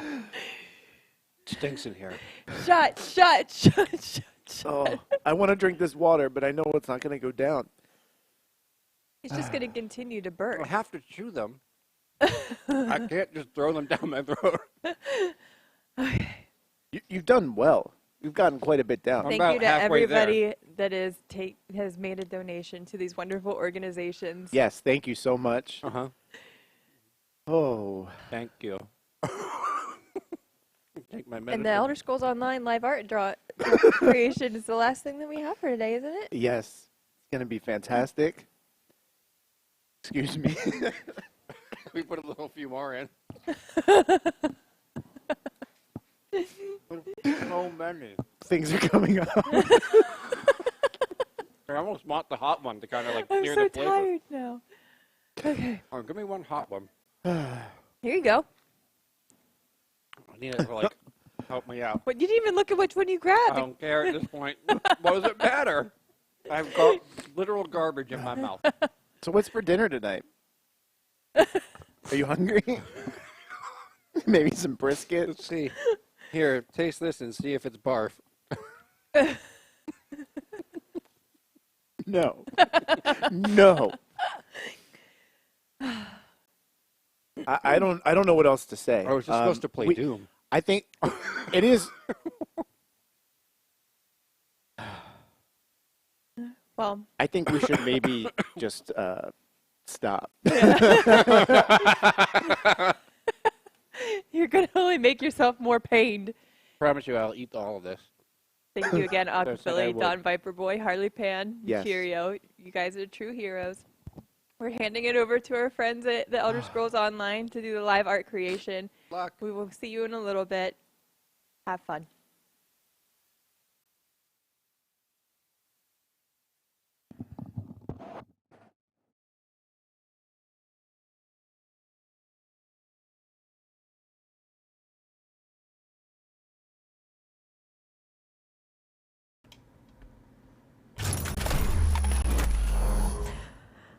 Hey everyone, thank you so much for joining us on our stream today. We really apologize for running a little bit late. We were running into some technical issues and we wanted to make sure that everything was set up properly and that you could hear us and see what Mike is going to be creating today. So thank you very, very much for your patience. Before we get started, if anybody in chat doesn't know who any of us are, we all work at ZeniMax Online Studios, working on the Elder Scrolls Online. I'm Gina Bruno. I'm one of the community managers on the team.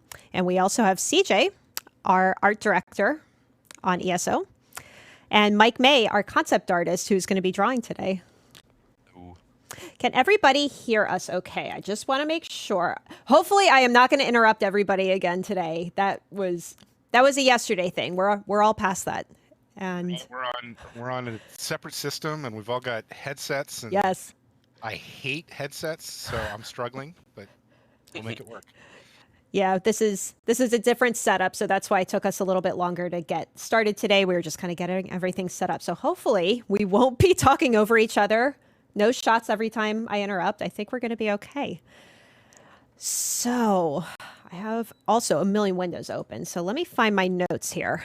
So this stream today, what we're going to be doing is Mike is going to be creating art live, hand-drawn art, and you're going to have a chance to kind of participate and help guide the direction of what this is going to look like. So Mike is going to be doing a Ruinok, which is a new creature introduced in our game this year. So new Daedra. It's like a Dagon's creature from Oblivion or something. Think of him like a really, really big four-armed scamp. But far more deadly, in my opinion. So we're going to be running some polls throughout chat, let you kind of participate and help guide the direction on how this is going to look. Of course, we do have Twitch drops activated. I hope, yes. Let me double check. Yes, they are on. So make sure your account is linked so you can get this amazing Flame Atronach wolf pet. This will be the last time during QuakeCon that you're going to be able to get this. So all you have to do is link your ESO and your Twitch account. Head to account.elderscrollsonline.com. There's a button that is very obvious that you need to click in order to link your account. Make sure that you can get both this pet and an additional Ouroboros Crown Crate. If you've been watching all weekend, you'll be able to get one more today. We are also going to be giving away this amazing custom controller. So this was created by our friends over at We Are Robots. There's only like a few in existence, so stick around. We're going to be giving this away a little bit later in the stream.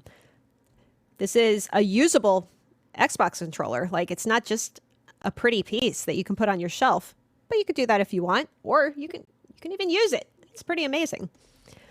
We're also supporting a lot of charities. We've been supporting them all weekend for QuakeCon. We have, oh my gosh, where did my window go? Here it is. So we are raising money for Dallas Pets Alive, NAACP, Four Paws, Asian Americans Advancing Justice, the Trevor Project. We've raised almost $14,000 so far. You guys rock. Isn't it amazing? That's so cool. It is so cool. Crazy how much money we have been able to raise just in a few days. So you'll see our ticker at the bottom listing out all of the charities that we're supporting, the total amount that we've raised. If you do !donate or !charity, you'll get a pop-up in chat that'll kind of direct you to how to donate. And let's raise another 14,000 over the course of the stream. Could you imagine? That would be great. I'd definitely do some kind of a unique gift. Figure something out. Gosh, I couldn't even imagine what we would do if we doubled the amount. But in any case, whatever happens, we will be running giveaways kind of throughout this stream as we approach certain milestones.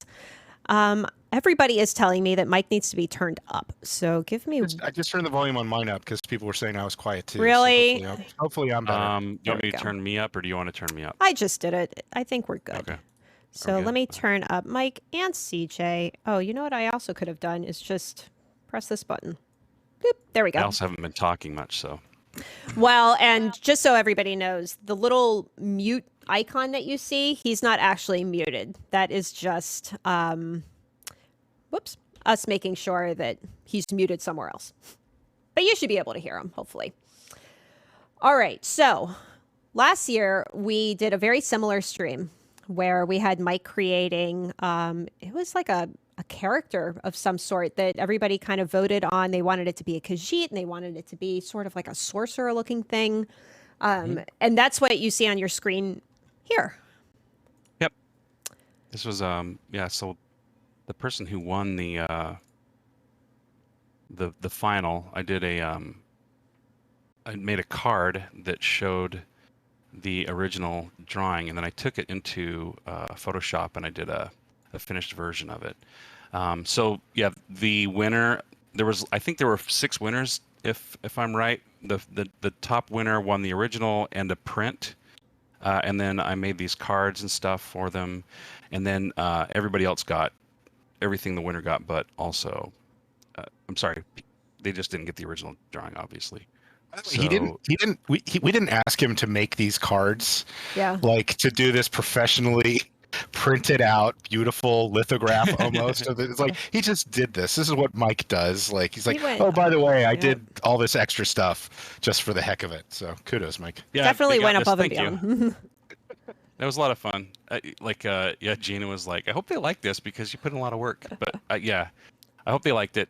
So yeah, so that's what I sent out, and I'm hearing an echo of myself, and that's not it. That's actually what's going to be on the next slide. I was going to show, and this is the Khajiit. Like, I basically wanted to just show you what the last thing was. So, because I made it a limited edition, I can't make prints to send this out. But I was, if maybe somehow we could make stickers or something like that. You know, that so people can actually.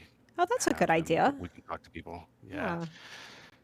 Such a popular stream last year that they decided to have us close out QuakeCon. That's how Can good you believe it was, it? Mike. Yes. Yeah, it's pretty amazing. I like this. This is like I was thinking this is like Bob Ross. You know, we've just watched, you know, Quake Championships, a lot of death and destruction and blood and guts. Now it's Bob Ross time, right? We're gonna chill out with some art for an hour and a half and just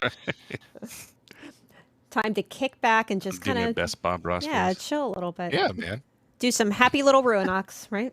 Okay, we're gonna go ahead and yeah, that doesn't quite work, does it? Happy Ruinox. Yeah. All right. Happy little. So real quick, for anybody who doesn't really know Mike, Mike also streams occasionally. He'll do some art streams, kind of unrelated to ESO, but Mike is extremely talented. Thank you. You're welcome. You're so talented. I want to make sure everyone knows how talented you are. So we're going to show off some of your art, just so people can kind of get a sense of your style and what you do. So it would help if actually pulled up some art. So Isn't that amazing? Can we call this like the coffee stain? It's a tea stain. I took a tea bag and I started with that. It's one of those like random things. I was joking when I said that, but it actually is. It's literally a caffeinated literally. beverage. Yeah. Okay. So you've seen the you have the fully realized version of that, right? I do. Well, I have even the work Yeah. in progress, so it started Ooh, turning nice. into this. Yeah. Which, I mean, that alone, I feel like you could have stopped and it would have been pretty great, right? Thanks. And more. And the completed piece. Like, I don't know how you go from a teabag stain to this work of art, but Mike can do it. If anyone can do it, Mike can. Like when I first saw this, when you showed this to me the first time, I got like a Howl's Moving Castle kind of vibe off of it. Like that was like if legs came out of this thing, it could be like, you know, some other wizard or witch's house or something like that. No, that's the kind of stuff I totally love. Yeah. Yeah, there was an artist, what's his name, Christensen. I can't think of his first name, but yeah, there was an artist in Utah who he does that kind of stuff. He'll do one thing. He'll do one person. Like he had this one piece entitled "Mother," and it was a woman, and she had all of the stuff that like mothers have to deal with just strapped to her. You know, like the crib and all, you know, a broom or whatever. Like, and then just like the hardships and the fun stuff and everything. But I always love that kind of random craziness. Well, somebody said even the teabag James stain was Christensen. impressive. So the fact that you went from that to this is pretty amazing. We have some other pieces we wanted to show that Mike has done, just kind of on a personal level. So I think you did this on stream, didn't you? Yeah, that's actually, yep, I have it right with me. But yeah, it's an egg tempera. It's funny because like most artists don't even know what egg tempera is when you say it, but yeah. I mean, I don't know what it is, but Yeah, I'm not an artist. It's literally so- it's literally pigment and an egg yolk. People think it would be egg white, but it's actually egg yolk, and you just mix those two together and you can paint with it. What? And the yellow does not show up from the egg yolk. But what's his name? Andrew Wyeth is probably the most known egg tempera artist. Does it give it a particular like Like a feel texture? to the Yeah. stroke Oh yeah, of the paint? I'll show you a little bit later on. I have it next to me, so I can actually put it up. Like I can, I have the camera zoomed in and everything, so you can actually, I can like point that out. But yeah, Cool. the texture is a big part of why I like it. But, Yeah. yeah. I went. Andrew Wyeth's museum is something like an hour and a half away from where I live, and so I've studied that stuff. I've looked up close, and he has these huge, like 5 foot by 5 foot egg temperas. And I just, you walk right up and you stare at it like a few inches away until like the security guard asks you to please back away, sir. So, chat is really interested in this whole egg yolk thing. Like, does it eventually give you salmonella, or like, does this keep through the years because you're using pretty much raw food? Yeah, I guess if keeps you so well eat through it, the then- years. It keeps so well through the years that like we still have ancient Egyptians egg temperas Really? that look really good. It lasts a long time. There's the one thing that is, well, there's a few things, but one of them is that it's cohesive. It's not adhesive, meaning it doesn't really cling to a surface, but it clings to itself. So if you're not smart about how you do it, it will come off in horrible chunks and ruin. Like you'll just be devastated. Yeah. That and it has to be on a stiff surface like a board. Canvases will not work. It becomes just rock solid, but it does not bend. Yeah. It will basically break apart. But so if you paint on furniture, on walls, it'll last forever, for a long time. It basically becomes porcelain. That's pretty crazy. Yeah, it's See, cool. chat. And we a beautiful all, piece. We all learned something today. Thanks. That was my second egg tempera. That's how easy it is to paint with it. It's like This is your second. That's my second egg God. tempera. But I mean, I've done other stuff, acrylics and oils and things. So it's, if you learn how to do, I've heard like if you can draw well, it's hard to do a bad painting, and so that actually gave me confidence, and so I started painting, and then if you can paint well on one thing, you can probably pull it off in others. Yeah. This one to me makes me think of like Neil. What's his last name? Bokenkamp, the guy who did District 9. And Chappie. That sort of gritty, robotic aesthetic that he puts into all of his stuff that makes it feel really real. I love this. Fun. Awesome. All right. So I think we have like one or two more that we just wanted to show off. We have this piece, which it's very different from the other ones that you've done, or that we've at least showed off in this. That's stream. so cool. You're showing more of my personal stuff. That's Oh, really neat. well, I like your personal art. I think it's really cool. Thanks. Yeah, imagine this little dude who like has a giant pangolin mount. I would love to see the entire mount Yeah. imagined. I've got a little series of those, and then I did Edgar Allan Poe. Edgar Allan Poe, local favorite. He is. Here in- Have you been here in to Maryland. Have you been to the grave I've been site? to both of his. Yep, I've been to both of his grave sites. Have you? Yeah. Both? He has two? Yep. I didn't yep, know he there had are two. Yep. Huh. Both in Didn't the know city, or Yeah, I think Oh. I think they're even in the same cemetery. oh, weird. Yep. Well, Mike has done a lot more than just personal art. Again, he is on the ESO team. He's been on the team for 12, 13 14 years. Yeah. Longest. Well, actually, longest, it's the art, same art as member Gina. of the team, aren't you? But yeah, Did you start the same year I Gina did? started. Gina started 2 weeks before I did. Okay, so that was So I started November 2nd of 2007. 2007. Yep. Yeah, I started right before Halloween, so that makes sense. So we just wanted to show off some more recent concept art that Mike has done. Just, I don't know, it's kind of fun to put a face to the name, I think, right? So the Antiquarian's Eye, this is something that you use for antiquities, if you're familiar with ESO. And Mike, you created kind of what this looks like, right? Yeah, we took a good deal of time, longer than we would normally take on a concept piece, really nailing this down because we knew the system was going to be. I mean, they told us all about, hey, we're going to do this thing. It's going to be called Antiquities. Here's what it's going to be like. We were all like, well, that's amazing. How's it going to look? And they're like, you need to tell us how it's going to look. And we set Mike on it right away. And this was a couple of weeks of work to get to this point. I remember because we were really trying to nail the Iliad kind of aesthetic, the magic but not sci-fi. We went through a lot of iterations. I remember. Yeah, I remember I was actually doing it to a level of finish that it could be player facing, or it could actually be up on the UI, but then they did actually build it, but they were very true to it. So it does look less like an illustration and an actual object. So, and the resulting thing. So, and stuff like this, Super Mike, fun. you often will model along with the painting. So go into that process because I think that's really interesting that you kind of combine that often.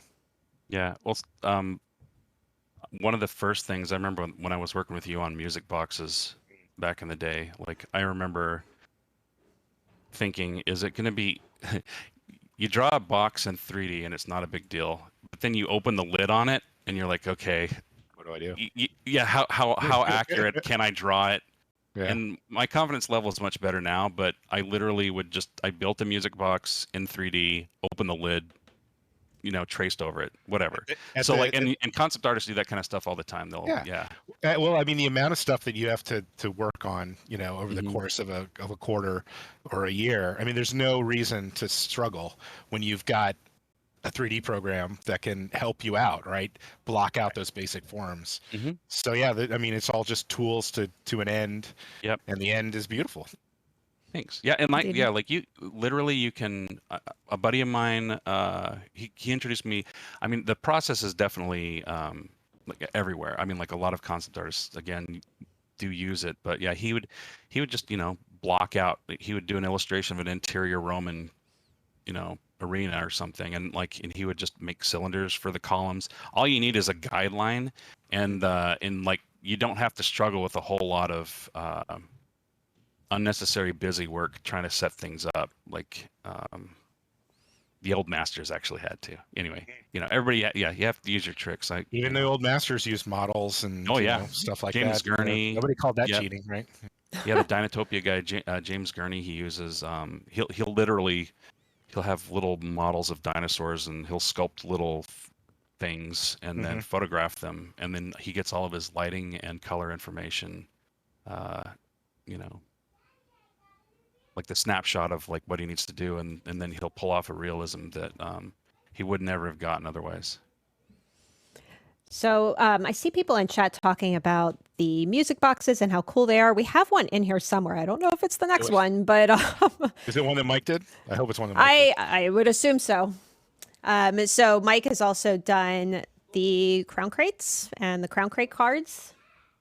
A lot of them, yeah. Yeah, you have to do these. There's some other ones that have done. Yeah, there's some other guys that have done them as well. I was just want to making sure. We often throw these at Mike because he does such a good job with this detail work. Really getting in there. And this is all painted. Like this isn't sculpted in 3D and rendered. This is literally him going in there and painting out the details. Yeah. And it's beautiful work. I mean, look at that. This is actually a really good. This is a good slide for pointing out like the collaborative nature. Almost all of the line art that's up in that right corner were details pulled from a sheet that our concept artist Joe Watmo did. I did. And he would come up with he'd come up with patterns. The heads that are up there, some of the swirlies, and so you'd have what is it called? Like a motif that reference. The reference. So we'd get things like CG would approve like what the certain look would be of a of a motif. You know, here's what this would fit on the architecture, but this wouldn't. You know, we can put this on furniture, we can put this on whatever.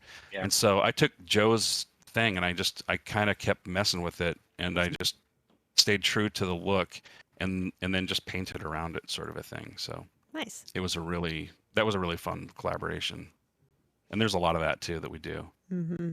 Actually, one of the things that is on here, I think CJ and I collaborated on. Yeah. Yeah, really? it's on there. Yeah. So anniversary yeah. cake. Anniversary cake. Have you done all of the anniversary cakes or just Nope. this one? No, I think that's the only one I've done. Yeah. Is it the only one you've done? Yeah, Freywin did the last one, I think. Mm-hmm. Well, it looks delicious. I have to say. I remember that Lauren was so excited when she saw that podium that I drew, and I'm like, I'm sorry, there's so much detail. She's like, no, this is awesome. She's like, I can't wait to do something like more challenging than what she was doing before or something. So it's funny how you go from like very dark things like that podium cake to this loving a housing bundle, full of love and sweet rolls and flowers. So it's just funny how you can go from one it's extreme not to all the other, right? demons and swords and stuff. It's a big game. There's a lot of stuff that goes into it. And I love all the little notes that you put in there too. I've seen a lot of the artists do that, like just pointing out very specific things. I assume for the next round of artists that are grabbing this and kind of putting it into the game. This gets passed on to a 3D artist, right? Is the next thing that'll happen. And so the more detailed that the concept artist can be at this stage, and the more notes they can put on it and reference images and stuff like that, the easier it is down the process and the less time we waste. So if you can answer questions before they're asked, right, it saves everybody time. And sometimes they'll interpret something incorrectly, and it's kind of on you for not really making it clear. So you try and head off a lot of that. Yeah. And I've been doing it long enough to where I've seen those things happen, and so I'm pretty good at dodging it. Nice. So we also have this is new this year. With this year's chapter, you might recognize this as the ambitions, the ambition artifacts. Various pieces of the ambitions artifact. This was a CJ cool actually one. got so excited, like he loved it so much that he actually modeled. He did that 3D work that's up in the upper left there. Yeah. And so that saved me a bunch of time. Yeah. I Well, have that actually. We were going really fast on it, and we needed to figure out how they were all going to stack together. And we had this cool idea. Yeah, that thing. Yeah. Yep. We had this cool idea that they would all combine and kind of latch on to make a full piece, and then you turn it around, and it would be the Mirian's Dagon symbol. And my favorite bit about this was that we had, I didn't even know that. We had the writing from the writers and all about the ambitions and what was going on there, and figuring out the symbols, and then figuring out this particular aspect of it to make it, what would the Longhouse Emperor's versions of those symbols be? There's a lot of stuff coming in Deadlands, folks, that you're going to find out about. It's all cool, and I had a lot of fun with this. That's the only hint you're getting about the Q4 content. Well, But I know I can say Deadlands. 'cause we've you already can announced utter the that. word Deadlands, yes. That is okay to say. But we are having a year-end stream October 1st. So definitely keep an eye on our website for more details, but you'll definitely want to tune in and check it out. Here's the music box. So this is just one example of many music boxes that Mike has done. You see what I mean about the lid? Mm-hmm. It's like, open it. And I love that you even have like the mechanism and the type of fabric that's in there, like down to the last detail. I have to say. And that helps the modelers. Yep. For somebody in chat asking if the controller giveaway has already ended, we haven't even started it yet. So hang tight. We will do that a little bit later in the stream. We're just geeking out over Mike's art. We're just staring at Mike's art. It's so good. Dwarven Scarab, again, just, completely different things here. And it's cool that you get to do so many different types of stuff like housing or the music boxes or pets or what have you, like mounts. Like you literally do like everything. So we're really lucky to, have have you here to today. do a lot. You have to wear many hats for sure.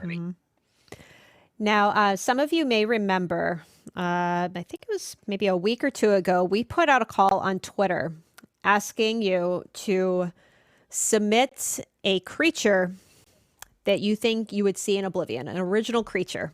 And boy, did we get some really creative ones. We wanted to share some of our favorites right now. So this is our first one. This was submitted by Lona. Now, you might remember she was actually featured in a community spotlight sometime last year, and she recently did the drawings of all the way shrines that you might have seen, all these very unique hand-drawn things. So this was her submission for, it was the Gates of Oblivion art hashtag, which I think this is pretty cool. It's very unique. She's got an amazing sense of negative space, and she's got an amazing confidence in color. It's really hard to do when you're an artist to get confident in how you use color. I mean, there's really one tonality in this whole piece, right? But look how clear it is. You know exactly what's going on in every part of this image. It's a beautiful piece. I love it. Yes. Yep, very awesome unique. style. Whoops, sorry, I'm all over the place here. There we go. So here is the next piece from Jacobos art. It's a Vorog, his own creature that he created. He was saying in his submission that as soon as he heard of this Gates of Oblivion art showcase, he knew he had to give it a crack. He's presenting to us the Vorog. So this is Mehrunes Dagon's attempt to make a walking furnace using a ballywog and who knows what other monstrosities, probably an elite in there somewhere. So I really appreciate like his stadium-sized mouth there that opens up. Yep. I mean, this does look like something that might have gone into Oblivion back in the day. You know, right? Like they had some really crazy creatures and creature designs in that game. He's also got the right. It's a he. Yes, am I right? I believe so. We know. I'll say they just in case. Fair. They also have a great sense of like what an art director needs to see in a piece like this, because we know we're going to have to animate this and we need to know what the creature does, right? Like, so if it has to open up its mouth and become this crazy, you know, furnace thing, if it has to move on those two legs, we need to see, all right, what does it look like when it's running? What does it look like when it's in that position? Because that informs the technical artists what kind of a rig they need to make, and it informs the animators, okay, what kind of things am I going to be able to do with it? So it's great work. I mean, maybe he just wants a hug. Maybe he's not trying to attack. Maybe he's a friendly danger creature. That's very in the Bob Ross spirit, Gina. I like that. Thank you. We need more hugs in Elder Scrolls. I don't know if this creature is going to try and hug. This is an Ukaba from, boy, apologize in advance, Ignitum Signum. That's the artist on Twitter. They were saying they like to make designs, and the Blackwood chapter is an absolute masterpiece.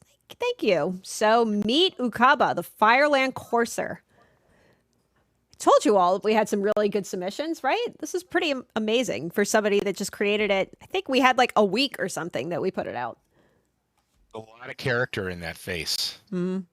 A lot of like you feel like that face is gonna say something kind of profound or, you know, important to you, right? Like if this were just like a creature that wasn't like a character creature in the game, I would probably have to send this back saying that face looks too good. It looks like it wants to say something, and this is just a creature that wants to bite your head off, right? So make something more monstrous. But if this were a design for a creature that had like a narrative role in the chapter that we were doing or something like that, I mean, perfect. Look how much storytelling you get just out of the face on this thing.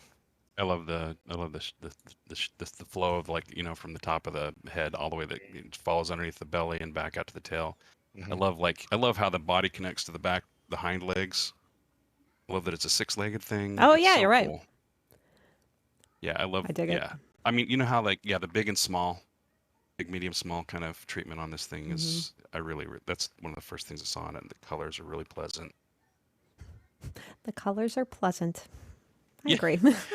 The warms and cools. You know what I Right. mean? It's very Right before warm. he's going to rip off your head, but Yeah. the colors do look pleasant. Is this guy gonna rip off your head? He looks more like you're entering his chamber and he makes you some tea and then he, you know, explains some archaic bit of Elder Scrolls history to you that you never know. Here's what happened to the Dwemer. Hey, you never know.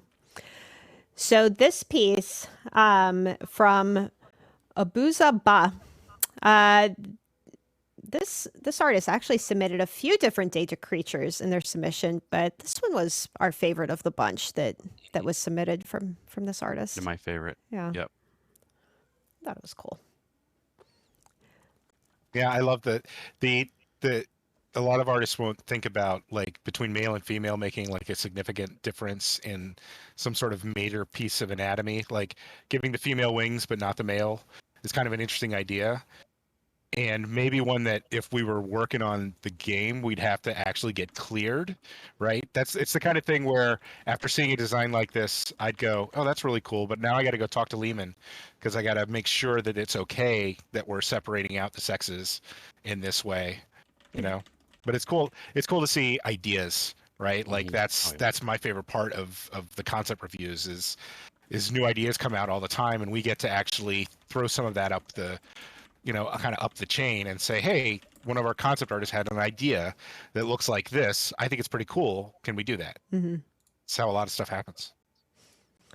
So the last piece that we wanted to show up from these fan submissions, again, these are all fan submissions. This one is from Zuna SW.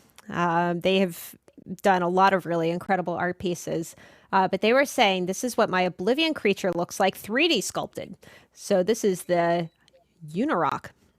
While he looks muscular, he uses the runes on his body to cast spells. And he has a Daedric Vardvark pet that spits fire. Like, above and beyond, I have to say. Yeah, I'm trying to imagine the story that got this guy that pet. Like, I want to know what happened to get these two together, right? Stomping around the Deadlands together. That's great. It really does look like something that you would see in the Deadlands. And yeah, the little Vardvark just kind of running after him. Wait for me, I can do damage too. All right, so we know everyone is really excited to get started with Mike's art. Mike, are you ready to get started? I am. So again, we're going to be doing a Ruinok. Kind of imagined what it could look like. And again, we're going to have you all help determine what this thing is going to look like. So this is not something that is going into the game. We're just kind of doing it for fun here to celebrate QuakeCon. And I will say, if we hit, we're very close to $14,000. If we hit 14,000, we'll go ahead and run a giveaway, maybe a pink torchbug pet for the winner. So keep that in mind. Don't forget, you can use !donate or !charity to get the links that you need. Coming, guys. These are great causes. I'd love to raise even more money for these causes because they're fantastic. For sure. So we have go ahead, Mike. I was going to say we have a number of polls that we wanted to run too, and I don't know which one you would like to start with first. We can do. I'll do a quick intro to this thing, just so like people can get like a. I did this guy earlier today just to show that I could actually get this thing done in a little bit of time. So what I'm doing here makes aspiring artists want to hurl themselves out a window. Like, oh yeah, I knocked this out earlier today. Yeah, right. I was just messing around in between, watching a little TV and. Just so obviously what I'm doing is, wow, there's a lag here on my. That's fine. No, I'm looking at the feed. So anyway, this guy is I just have the same camera just mirrored on my OBS. So that's how I'm getting this effect. And then that I drew that guy in about 40 minutes or something, and then I got a screenshot of it, and then I went to Photoshop. Oh, that's what's going on. Oh, complete with error message. Yeah, cannot use the brush tool because target layer is hidden. Whatever, dude. So, I took it into Photoshop, and then I drew over it to give it more clarity, and then I gave it a little bit of line detail. I gave it a flat color to start in on. Added some contrast details, and it's a little bit of color, and then some more details, and then I popped it so that it could read. So this was kind of what I was shooting for the stream. I don't know if we can get that far or if we can. It doesn't have to get to the Photoshop phase, but this is an example of one of the ways you can tackle this sort of thing. The overhead camera that I've got rocking right now, it'll switch back to. You can see that I'm on my Cintiq. I've made a silly little drawing table that it has a lazy Susan on the back. This is my invention. It's amazing. It's pretty guttural, but like I love it. So this hangs on my Cintiq. It's got a lazy Susan, so it like swivels. Whatever You works, should I show guess. this. You should patent this lightweight before you show it off. Yeah, because someone's going to steal this idea from you. Yeah, they can have it. As long as ZeniMax can have it. There you go. So anyway, so I just do that, and then I just there you go. You word it to this. Let me get over here. OBS. Okay. Now I can see myself live do this. I was looking at Gina's Discord. So anyway, so that's basically where I am. I'm talking too loud. I'm getting an echo. How? But yeah, you're gonna see this magic. How long did it take you again to do just this? This was 40 minutes, and the color was about 40 minutes. So that was I was trying to do a time proof, so that we could get something done pretty quickly. Yeah. However, that was me just making something up. Right. We're gonna do the poll now. So sorry to take so long. No, explaining it's everything. okay. I do want to thank Kittens for donating $50 to NAACP. Oh, thanks, Kittens. Thank you so much. It sounds like Kittens was the ESO lawn darts champion from earlier today. So congrats on that. We are very close to hitting that $14,000, and then we can run that giveaway for the pink torchbug pet. But in the meantime, what should we start with? I assume what type of Ruinox? So like scaled or stone, or like, is that kind of the best place to start here? That's good. So we'll start with the element, basically. The right. What were our options again? So we have scale. We're going to run an official poll, so just hang tight. And if you're in chat waiting, we have scaled, stone, furry, bone, and wood. Do those sound okay? Yeah. Okay, so we'll run that for a minute or so. There we go, and you should. I'm doing a. We're just doing a face right now, right? Yeah, just a Runock face, right? Yeah, and I was going to say, like, if we had enough time, we could tackle the body. I don't know if we're going to be wrapping it up here in an hour, so we might not. However, you got the gist of it. I'm just going to start establishing my working area because I'm looking at the camera up here, where I can and can't draw. So I'm again, making a line that you guys can't see. If you all want to participate in this poll, on the top of your chat, you'll see you can click on it and then click your option. So that is where these results are coming from. Oh, you can watch it live. You can. Nice. Isn't that nice? Ooh, Bone's in an early lead. Bone is definitely in the lead here, and it's almost done. All right. Boom. I better know. Kidding. Bone won by a pretty significant amount over a furry one or a scaled wood or stone. I was actually thinking we would go for scaled or stone, but yeah, let's do a bone Atronach or bone Ruinoch. My fault. Ruinoch, yeah. Yep. You can be Atronach-y. So, what are the other? What are the other polls that we were going to run? So we have if they have any elemental effects.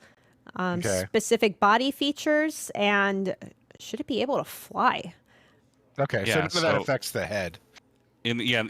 So I was gonna see if there are anything else that could direct and a lot of this. Gina put up a polls edited from a bunch of a big mess that I gave her. Right now I can't talk either. It's a big mess. But we're going to keep it pretty fluid. So if we come up with something that would be more exciting, we can do that as well. Yeah. So if you guys say, let's give it a slim face, let's give it a, fishy face or whatever. Let's not do a fishy face. Don't forget that. I Oh, said you that, should have but seen anyway. some of the other options when we were talking through. It was like, Mhm. should it be muscular or blobby? And then I'm like, I don't want Mike Yep. to make a blobby Ruinok, so let's just not even ask that. Interesting idea, though. Yeah, right. But so he's going to be bony. Right now. I'm just kind of indicating cheekbones. But we can. Yeah, I guess. Oh, it's so it. You think would it be kind of like some of those Atronach kind of things where like bones are sort of melded together, or is it going to be an actual like it's a bony looking I think face like more, naturally? yeah, bony looking face, like maybe protrusions of bones. Yeah, you know, that idea. I'd probably go that way.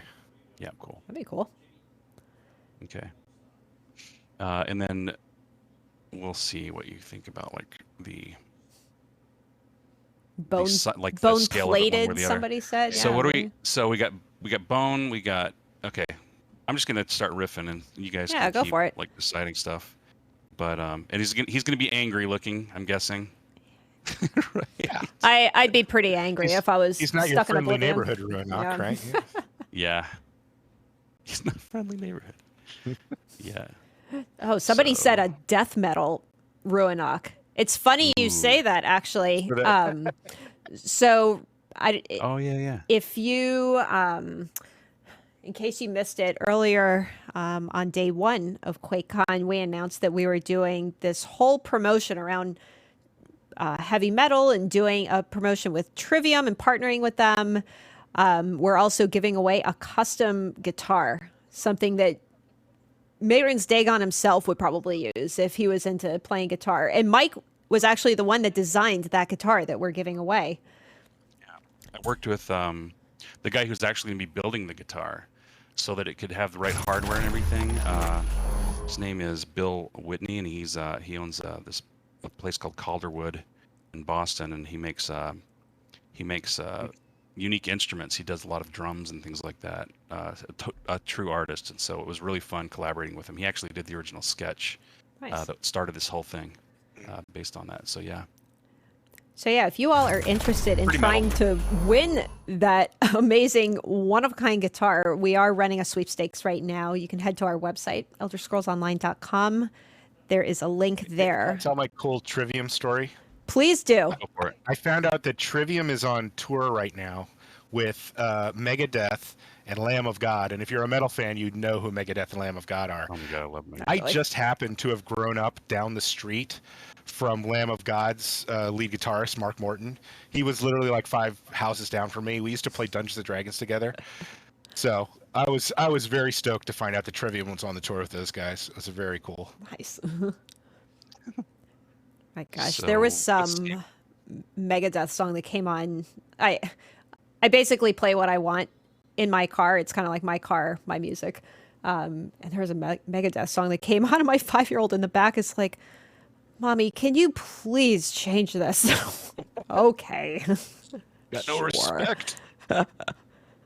She does like other classes. She likes, she loves Red Hot Chili Peppers. She likes Queen. Less, I guess, screaming songs and more She's got songs good with taste. a melody. Queen's yeah, my favorite band of all time.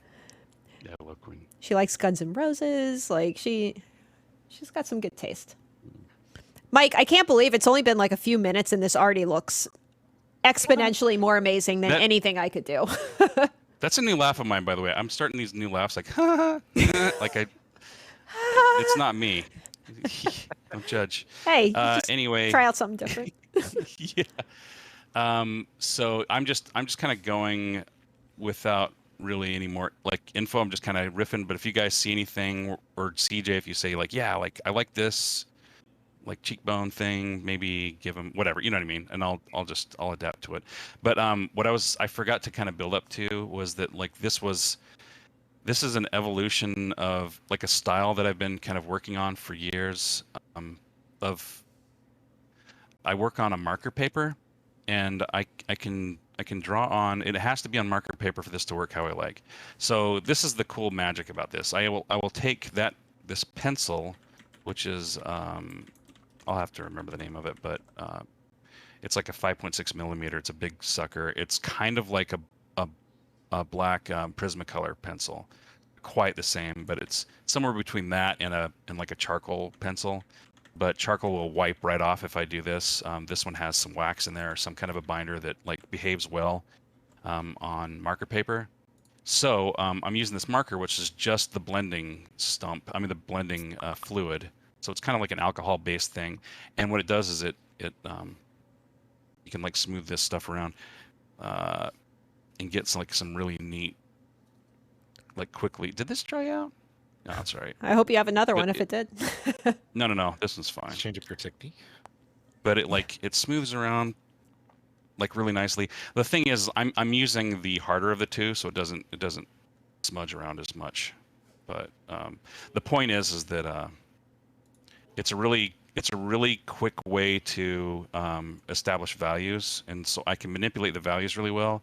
Plus, I can erase right back down to the paper if I need to. Maybe not right back down to it, but definitely enough to like establish what we're going for, sort of a thing. So, are you digging the kind of empty nasal cavity thing? I like the empty nasal cavity. The only thing I'm going to say is that the Runocks have that really wide nasal cavity, so it might need to go out a little further to kind of conform to what we know from the Runocks already.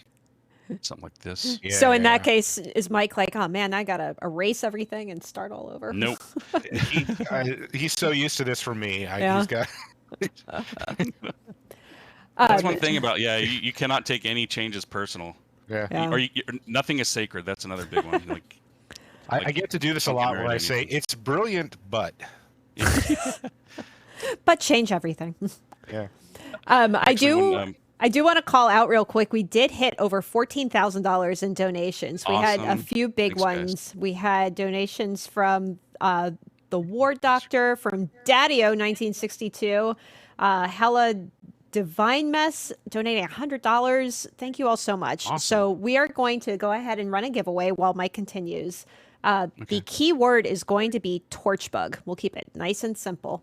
So we'll draw a couple winners for the pink Torchbug pet. Thank you again for donating to our amazing charities during QuakeCon. So go ahead and type Torchbug, all one word, lowercase. We'll let that run for a little bit while Mike continues here. Okay, so we're feeling gusto about the direction here. This is It's very scary looking. Yeah, That is gonna haunt my nightmares. I don't want it to like be. Yeah, it's metal, right? Yeah. Yeah. Appropriate. What the? So bony protrusions.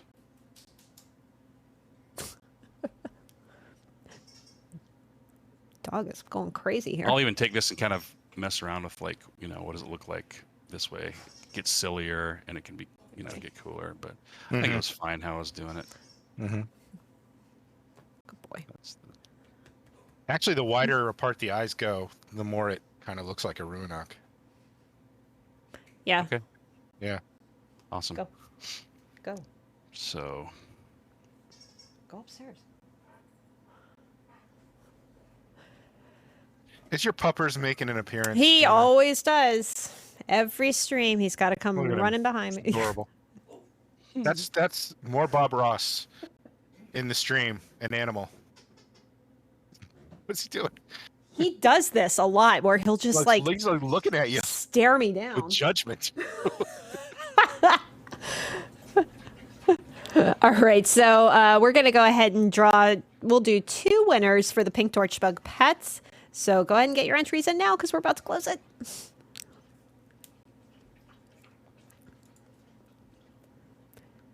Okay, we are drawing. Don't worry, we'll do more giveaways throughout this stream, including that Marin Stagon custom controller. So the winners for the Torchbug pet is Century 79, but the E is actually a 3. So it's C3 Nturi 79. And then we also have Roberto with a couple E's. So congratulations to you both. We will reach out and send you your pink Torchbug pet. And again, the more donations we get, maybe we'll be generous too, and also run some more giveaways. We have some crown packs, we have some Blackwood codes. Maybe we'll even do like a mount of your choice or something. We'll see how things go. Torch bugs for everyone. Maybe we'll do some more torch bugs. Either way.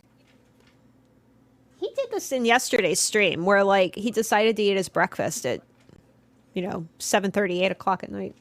Well, he misses you. He's giving me stink eye because it's just straight up kibble. And he's like, excuse me, where is my delicious canned food? Should I introduce anything other than bone? Like, does he have bone and leathery skin, scales? I think he spikes? could still have like the furry appearance, bone and fur coming out in different, matted furs, kind of in their aesthetic. I dig it. Okay. Mm-hmm.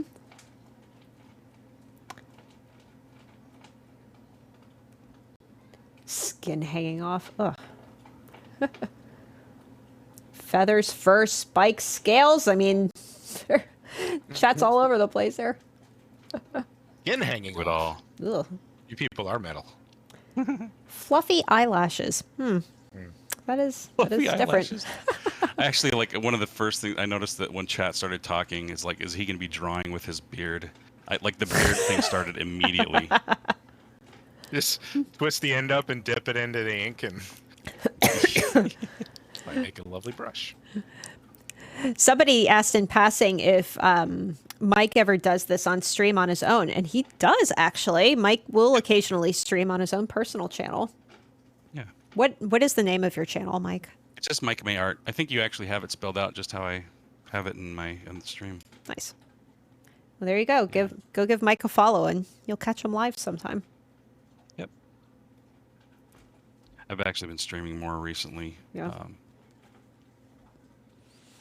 Well, it's been nice too. Like with us still working remotely and everything, it's a nice way to kind of connect to people.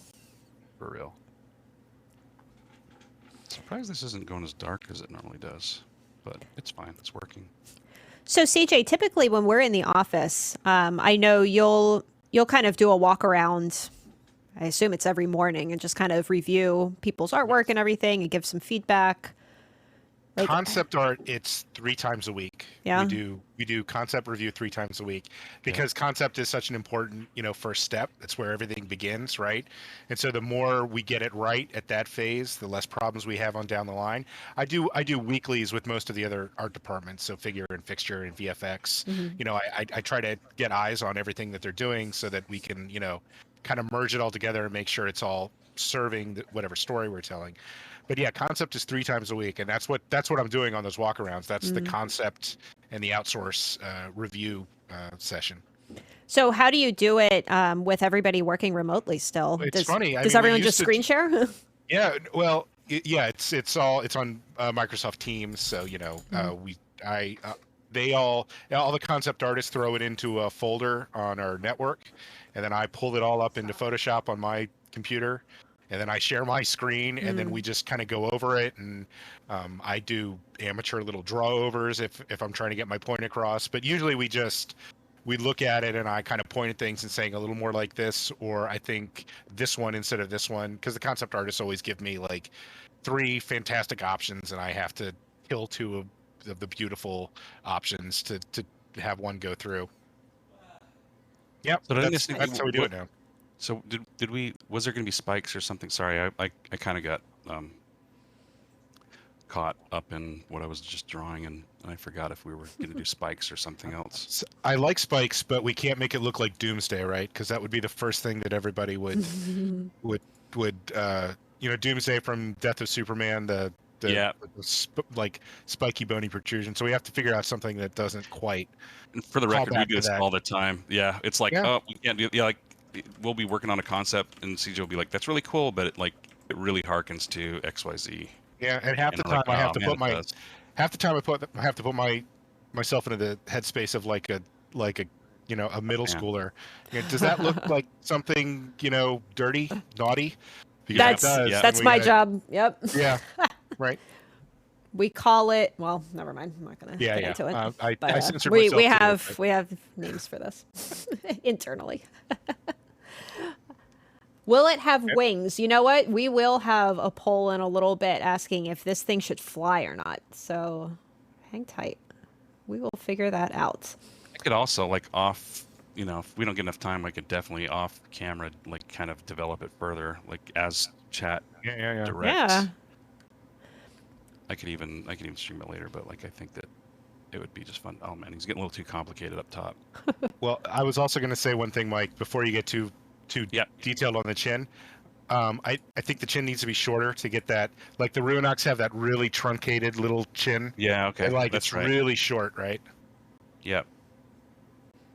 And I agree. Those protrusions on the end of the chin, I don't think They're bugging me. Yeah. Yeah, and it never hurts to try stuff. That's they drive that point home also at work. It's like, don't be afraid to fail.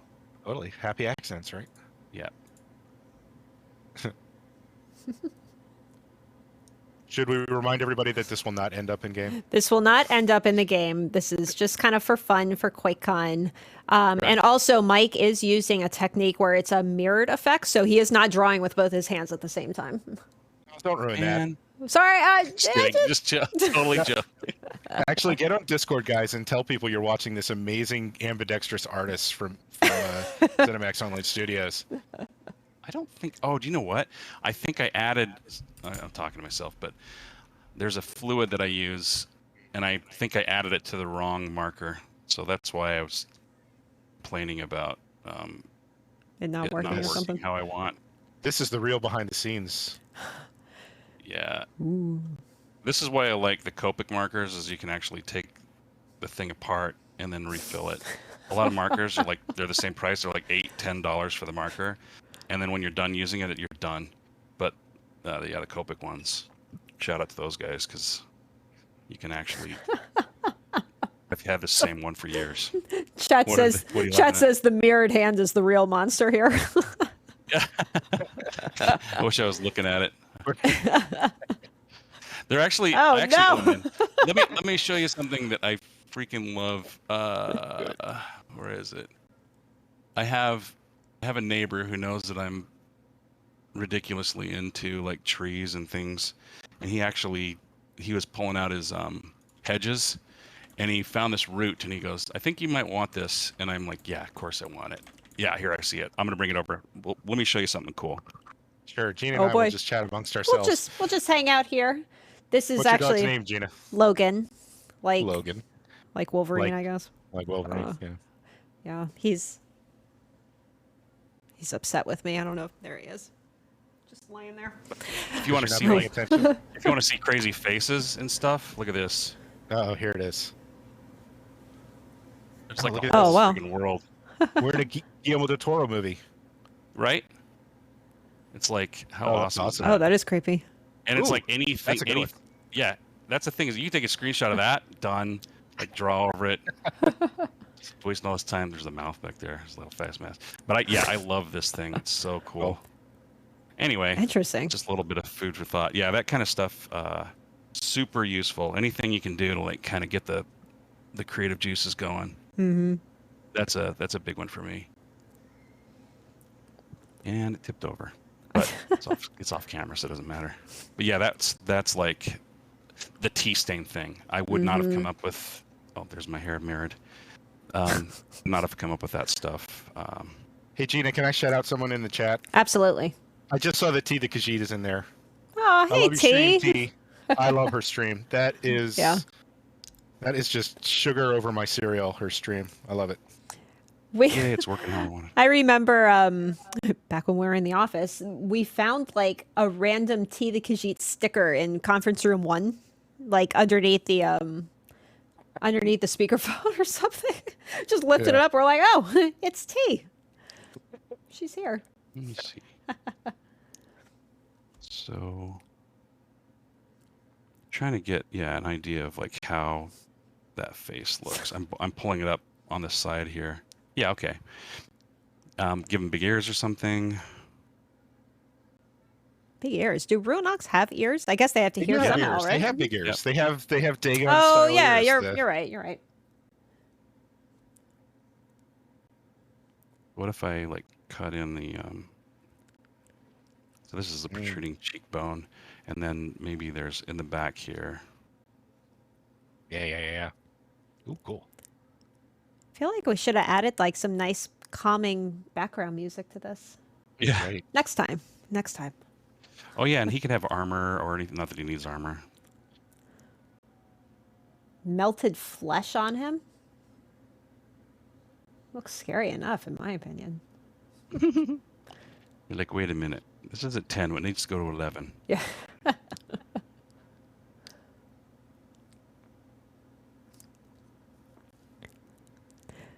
So, Mike, you're focusing on the face and the head right now, but you were planning on kind of sketching a body as well? Yeah, I was planning on doing a body. It's a matter of like, do we have enough time? I know that we talked about keeping it pretty fluid. If we run out of time, then at least people can chime in on what the thing could look like, and then again, like if we're doing a giveaway for this, if you guys get invested in the creation of it, you can own it, hang it on your wall, or use it as a coffee coaster, however you want to treat it.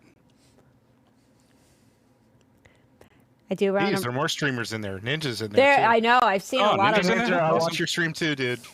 What's up, Ninja? I said it like with a song so that I'd stand out. That was very metal. He's got a beard to rival yours, Mike. Ninja does. Yeah. Oh, really? Gross. Et tu faux. Did I tell you that anecdote? The beard of all beards. Yeah. The beard of I walked up to him, and I said, and I go, what does your shirt say? And he pulls his beard aside, and I'm like, oh, that's cool. And I said, and I go, do you see, like he goes, what does your shirt say? And I go like this, and he says, I can see your shirt, Mike. Get your inferior beard out of my face. Yeah, that's nothing. His hair and beard has gotten even longer too. I feel like I'm just drawing a skull. I need to do something that's bony. Oh, yeah, you've got fleshy in the ears, so yeah. I don't know what to do to figure that out though. I can give him some, mouth stretched over. I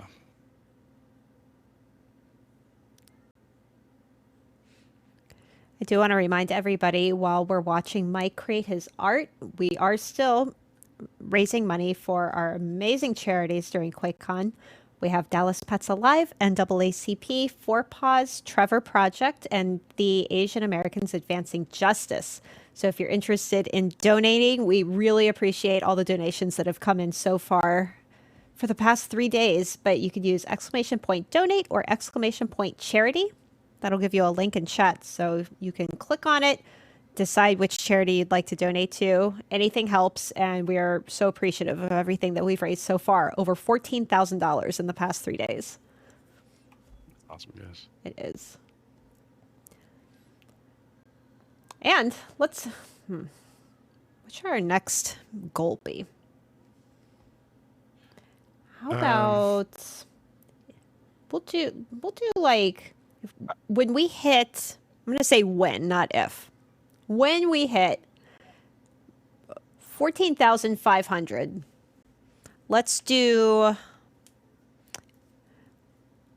think the mounts are pretty popular. How about we do a mount of the winner's choice? Something that we have currently sold or previously sold. How about that? 14,500. Oh, see, there's a couple people already excited for that. We have Donja Zero just donated $100 to Dallas Pets Alive. Oh. And then another $20 donation from Anseric with a little heart emote. Thank you so much. Going to NAACP. Mike, I don't know if you have Slack open. Ed Defoe just messaged and he said, your beard is looking a little more respectable now. Oh, gosh. He's just saying that. That's awesome. That's awesome. Oh, I miss seeing everybody. That was a faux pas. Ooh. I see what you did there. That joke was Ed on arrival. Oh, yes, it was. I can't compete. We're dads, Gina. You I know. I can't compete. We will be running a few other polls too, so we'll figure out if this creature has any sort of elemental effects like fire or lightning or smoke or ice or what have you. Yeah, I think that should be the next one Let we me- do. So Yeah. that we can... I'll take him into Photoshop right now. What do you think? Yeah, let's do it. I feel like I'm kind of like running in circles on the drawing thing here, but I could probably pull out some changes. Still, a pretty good start. Very And convincing. I really like the organic method of doing this kind of a thing, because I wouldn't necessarily have gotten the same result had I started in Photoshop or some other drawing app. It looks kind of like a bat right now, but whatever. That's not a bad thing. So what was I just thinking about adding on to this thing? Oh yeah, I was actually, one of the things I also like doing on this, which just is incidental, but as a further step, I'll go in here with like a gel, a white gel, and just I can add in details if I really want to go super detailed. All right, let me just grab a screenshot of this guy, and I will bring it into Photoshop, and we'll have more fun. Someone asked in chat what I'm drinking. It's Diet Coke. I swear, it's just Wop, Diet wop. Coke. All right, so switching to Photoshop. And there's the actual Ruinok that is in our game. Yep, I did a little quick skeletal draw over, just to get an idea. Oh, yeah, that's cool. Of what the the boundaries are, so to speak. Come on, there we go. So. Oh, you know what? We still have to do our controller giveaway too. I won't forget about that. So, in a little bit, I'm saying a little bit because I don't know exactly when, but we'll give away this custom controller, worthy of Mehrunes Dagon himself. These are very limited, very rare, created by We Are Robots. So make sure you check out the giveaway rules for all of the full terms and country restrictions, but we will be giving this away very soon, so be sure and stick around.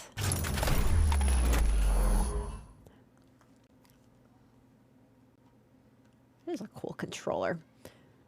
I would show you all in real, because they're actually under my desk here, but they're all sealed up, and I don't want to break the seal.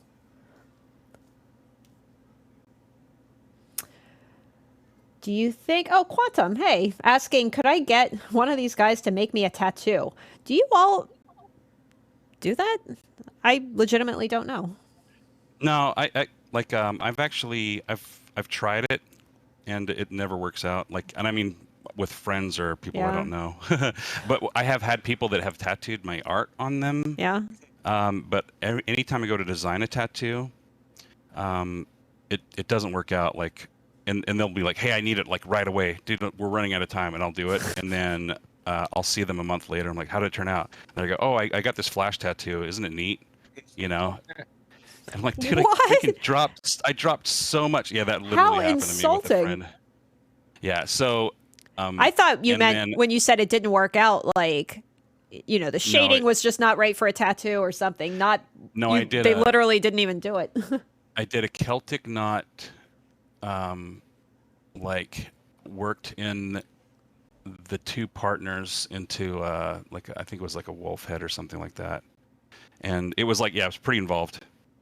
The closest I get is back in the long ago times, I designed the original Dark Age of Camelot knot, the symbol of the game. Oh yeah. And so every once in a while, I still see people who have that tattoo somewhere, usually their shoulder, but somewhere on it. So I get a very chuffed, proud feeling whenever I get to see that on somebody. That's cool. Nice. Yeah. Mike, didn't you have a hand in one of the Ouroboros logos? Yeah, I think a few of them. Yeah.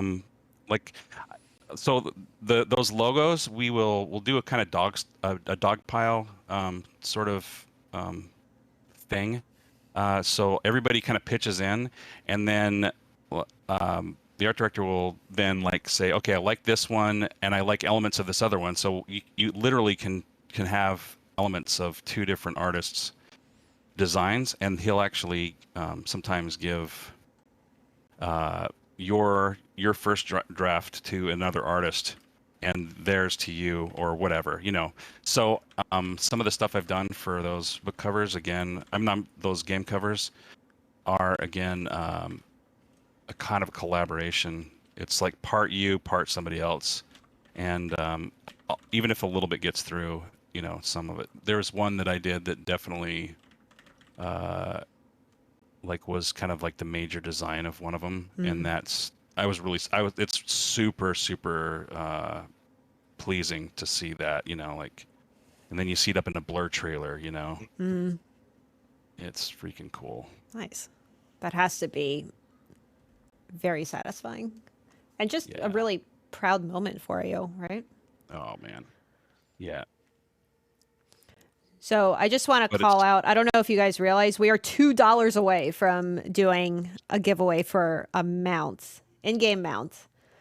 We had a $100 donation come in from Max Vesuvius going to Dallas Pets Alive.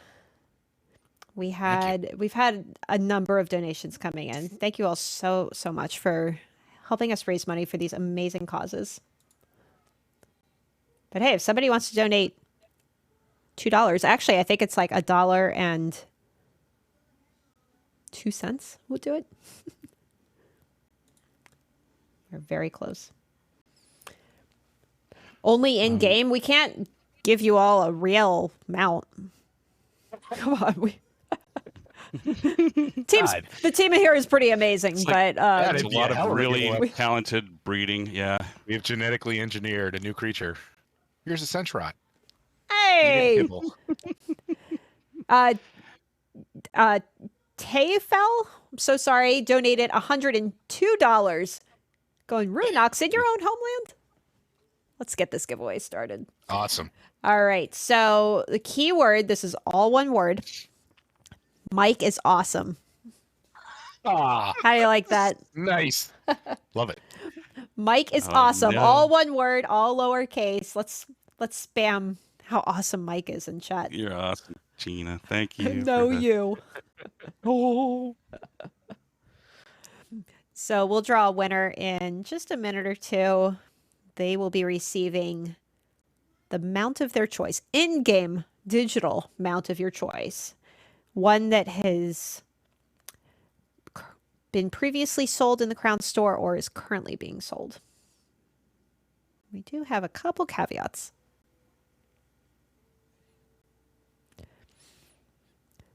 This has been a good QuakeCon this year.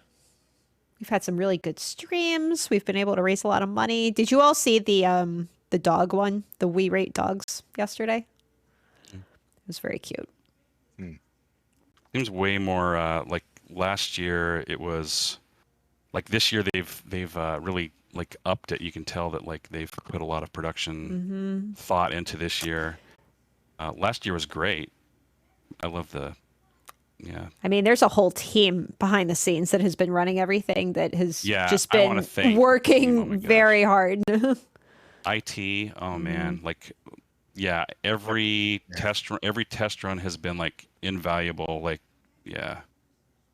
and some people are just like running it like, you know, on fumes, and they're helping out, and they're totally behind the scenes, and I'm really glad that you said that, because now I can remember to like them. Our IT team, our events team, I mean, they have been working very, very hard to bring QuakeCon to everybody virtually. And hopefully next year we'll be back in Dallas, but we'll see. And just so you guys know, Gina made no small effort today to get the show to you. She has been running around like a demon because of tech issues and trying to get it together. She deserves a big pat on the back. Thank you. Yep. Well, couldn't have done it without IT's help, that's for sure. Totally. All right, so we have a winner for the mount giveaway for reaching over $14,500 in donations. You all are welcome to keep telling Mike he's awesome, but our winner for this giveaway is... It's over. Oh boy, I feel like they do this on purpose, making the most complicated names. Zenlun Wazwaz? Yes, they do it on purpose. Or Zan. Congratulations, Wazwaz. Zenlun Wazwaz. Congratulations. We will get in touch with you at some point and figure out which mount you would like in the game. And thanks again to everybody for donating. We do appreciate it. Mike, this is looking pretty awesome, I have to say. CJ, what do you think about the whole, like, his head kind of, you know, becomes hollow here in the middle sort of a thing? I dig that, definitely. Okay, cool. Because structurally, he's sound, right? Like, you know, he's made of bone. Mm-hmm. So. I love just watching the Cintiq feed because it looks like you're drawing in fast motion.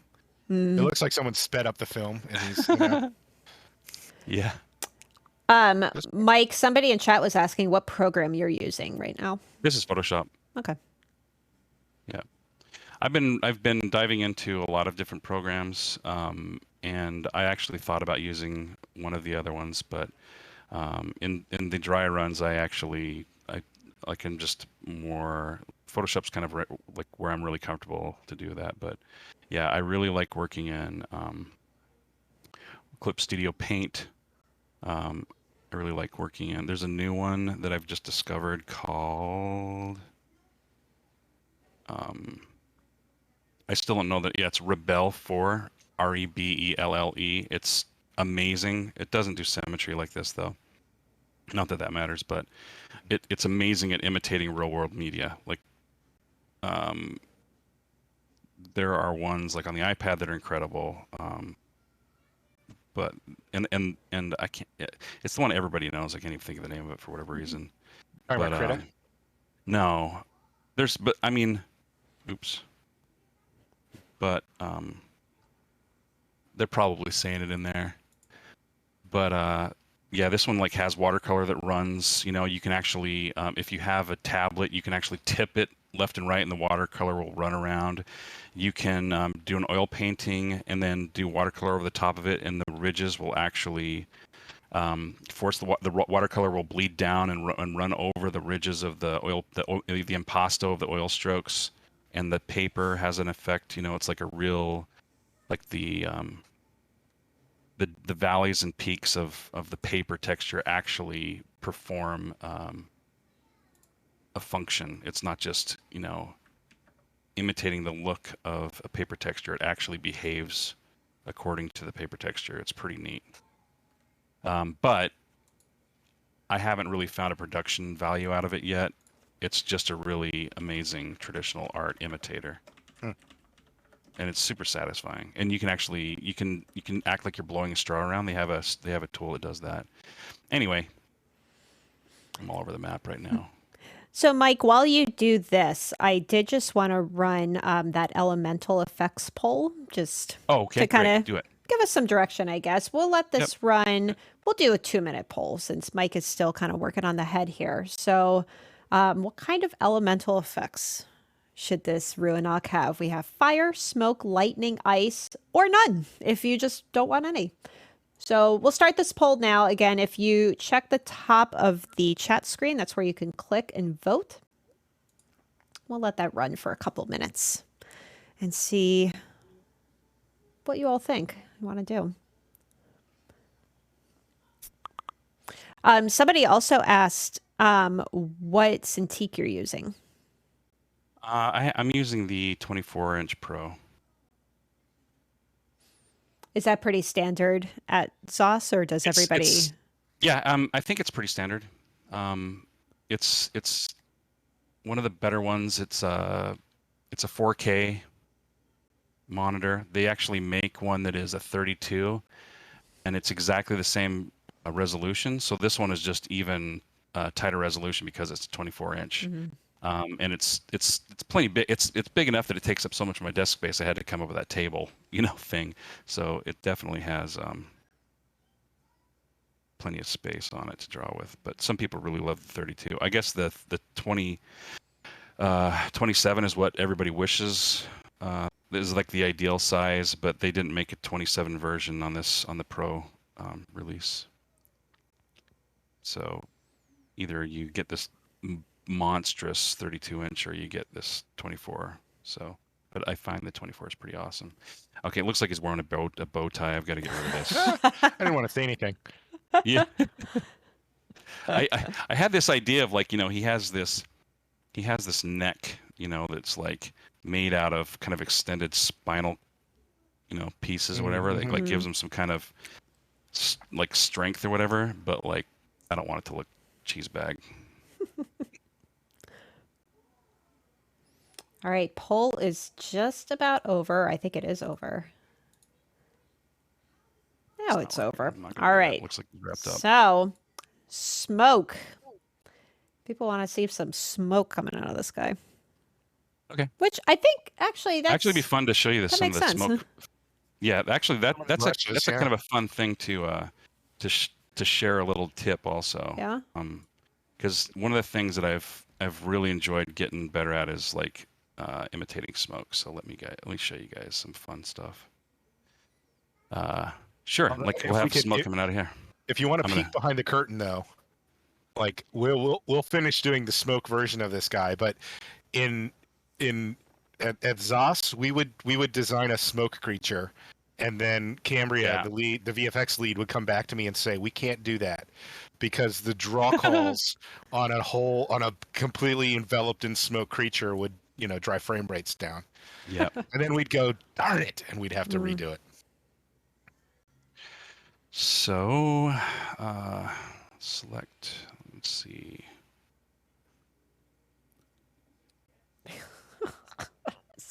Comments in chat, come on. Oh no. They want the bow tie back. They want the bow tie back. We said bone tie, we said bow tie, not bone tie. Yeah.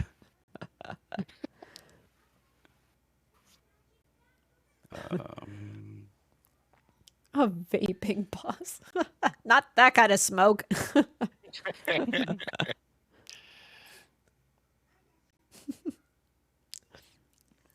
right, so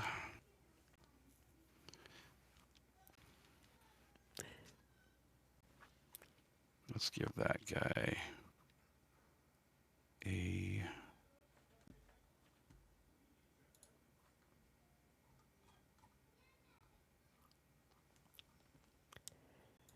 Don't worry, we didn't forget to run that controller giveaway. We should actually get that started pretty soon. Color, is that what you were gonna ask? Yeah, I'm good.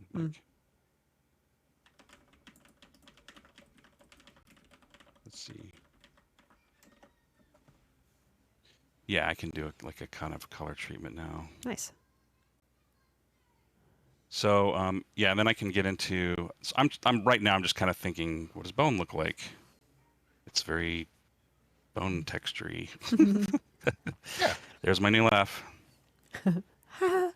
Hey, Mike. Somebody in chat was asking what that thing is around your hand. What does it do, and should they buy one too? Yeah, you can get one. Like they're so common now that they're very inexpensive. It's a smudge guard. This one I don't think is the brand name is Smudge Guard. I actually got this one because it's so cheap that it was something like $4 and I got 3 of them in a pack or something. Oh wow! And they last for a while. They're made out of like I don't know what, like a nylon-y kind of thing, and you can wash them. It's got all sorts of benefits. I don't like the feeling of my own sweaty hand on my monitor. I get used to it. Sweaty hands. Sweaty. I will get to the smoke, I promise. Actually, I want to thank everybody again. This is the last stream of QuakeCon 2021. Been having a lot of fun the past 3 days. We will still be raising money for Dallas Pets Alive and AACP, for Paws Asian Americans Advancing Justice, and the Trevor Project. That will be open until we go offline for the evening. So we've raised over $14,600, which is really cool. Awesome. Yeah, it's I want to awesome. thank everybody for participating and for donating and for watching the past few days. And don't forget, if you're an ESO player, we are, or even if you're not an ESO player, we are launching our next DLC on Monday. Waking Flame introduces 2 new dungeons and a bunch of quality of life features. So Monday on PC, Mac, and Stadia, and then September 8th for Xbox One, Xbox Series X and S, PlayStation 4, and PlayStation 5. If we reach 15K, will we get another prize? Yeah. Yeah, that sounds like a good goal. Yeah. I don't know what it'll be yet, but What it'll it'll be a be. good one. How about this? Let's run the controller giveaway first because we want to make sure we get that in. This is the custom controller from We Are Robots. Did I say what the keyword is? Or did I imagine it? I don't think I actually didn't said hear it. ESO controller, all one word. So again, this is for this custom controller from We Are Robots. If you would like to enter to win, keyword is ESO controller, all one word. And this is open to anyone who lives in any of the 50 US states, DC, Canada, and the UK. But we do have official rules on the website, so be sure and check that out. And good luck to everybody. And yeah, we'll have to think of something really good if we reach 15,000 total in donations before we end our stream. You can volunteer me for whatever you want. Oh, I almost forgot. Didn't we say that we were going to give away some prints of this? Yeah. Maybe I can some do that, signed just prints? like last year. Yep.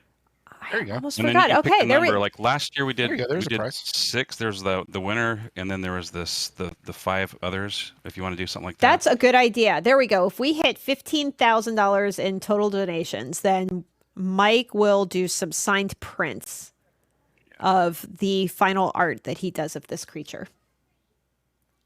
How's that And sound? is there a way we can make like some kind of thing available to people who want to get it, or is that not our bag? Like to download it, Like or like to add it, download it, anything, like add it to the store as a sticker, or you know what I mean, just so like people can get it. If that's they a want. good idea. Maybe we can do like some sort of website article, or at least put the final piece on social so people can see it, and then we can look at kind of ways to distribute.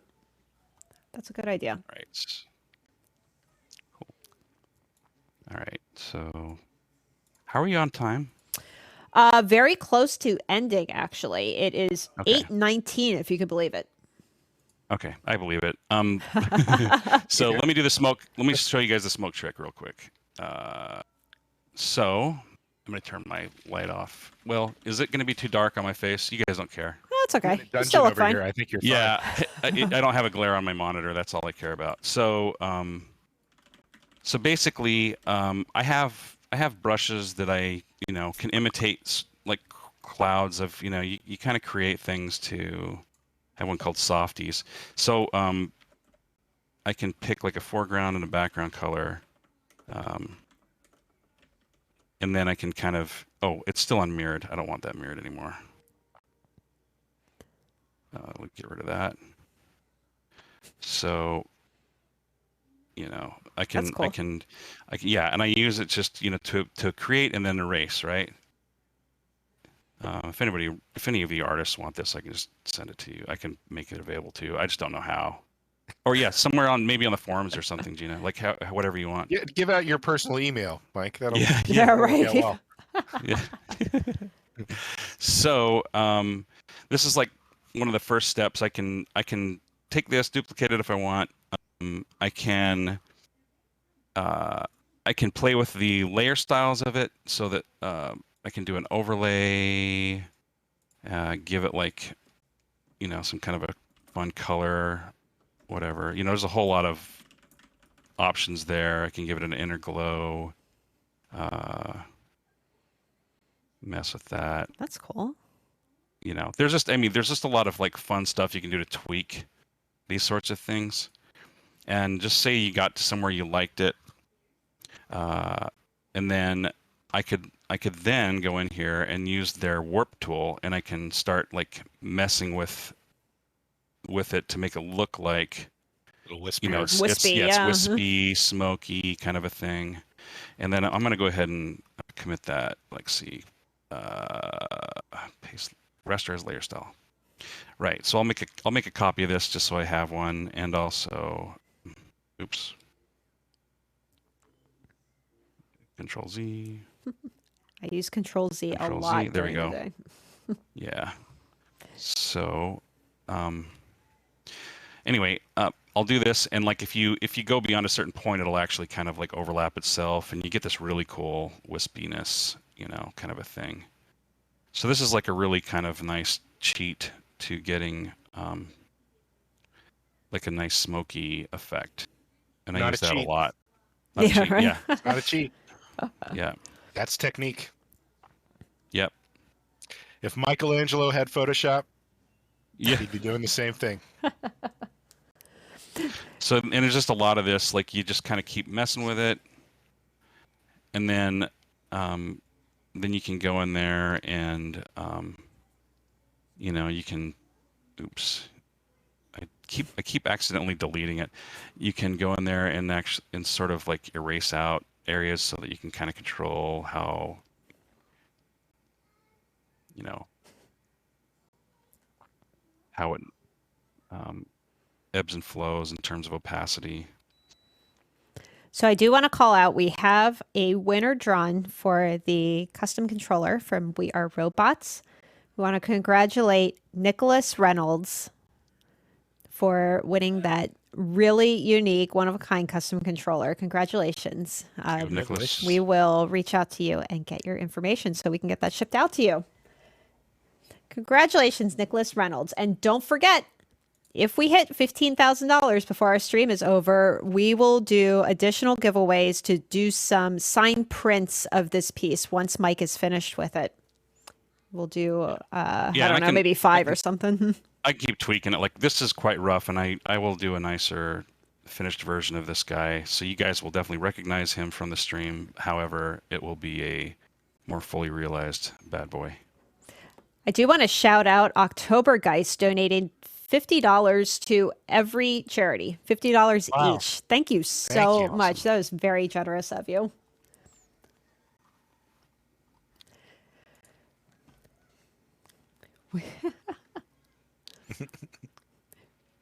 We're at 14,835. Again, if we Come reach on, 15,000, we'll do some prints of these. Have Mike sign them. But from what I'm told, our stream ends in about 6 minutes.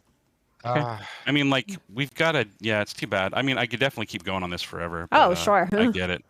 So, I can, I you guys mean, get the idea of this. It's not the best smoke, but Maybe what we can do is have you on, you know, one of our ESO live streams, and you can just kind of keep going with it. yeah, I'm you totally know, down. or Yep. or you know, you can do it on your channel, or I don't want to sign you up for work here, but Nope, I'm totally down. Yeah, Jeannie, he's busy. I'm sorry. He's got stuff on his plate. Nope, I'm totally down.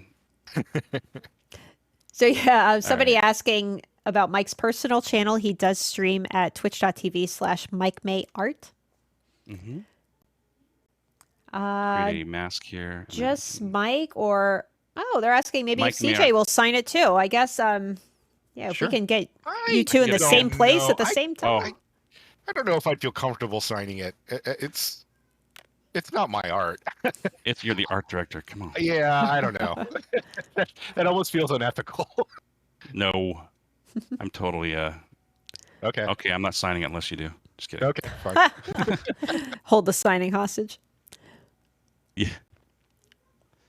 So yeah, like the smoke got a little bit. It's a little bit kind of weak, but you get the idea. It can be. And oops, what is it barking at? Hey, we did it! We did it with a few minutes to spare.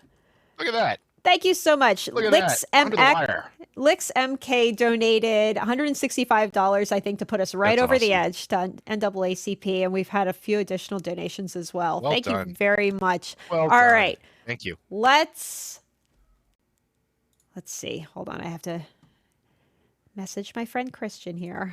What should the keyword be? I feel like something celebrating QuakeCon. Yeah, that's right. We're closing it out. We What's are. This is kind of the end. What Should we do the cliche, the Green Day song, "Time of Your Life"? Oh, see, I was thinking balls. It's the song that they put at the end of every, like, you know, oh, or isn't it great? or closing time. Closing time. Is that That's another good one. Subsonic. Yeah. Should we do balls? What? BA. We said the same thing. What? Just kidding. The drink that's at QuakeCon. Ooh, that's kind of cool. Look at this. Ooh, neat. Yeah. Okay, so it's gonna be all caps balls BAWLS. If anyone's ever been at QuakeCon in person, you know. Don't they have like a they have the balls chugging contest too every year at QuakeCon?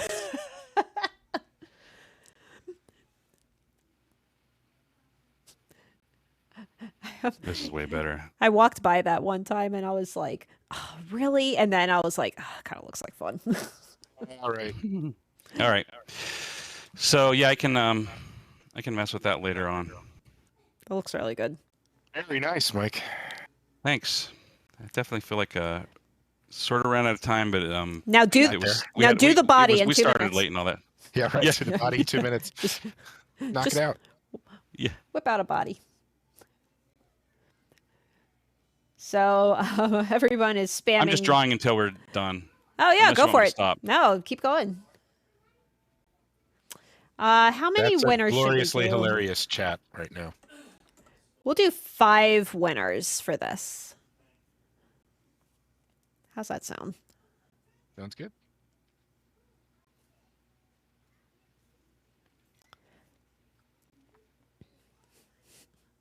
Mike's just gonna make some They didn't say Happy- glowy eyes, but I did happy it little anyway. smoke and some happy little eyes. All right, so we're going to start drawing our winners. So if you haven't typed balls in all caps yet, Are the winners? Make sure you spell it right. I can only imagine people at the studio like, really, Gina? I'm like,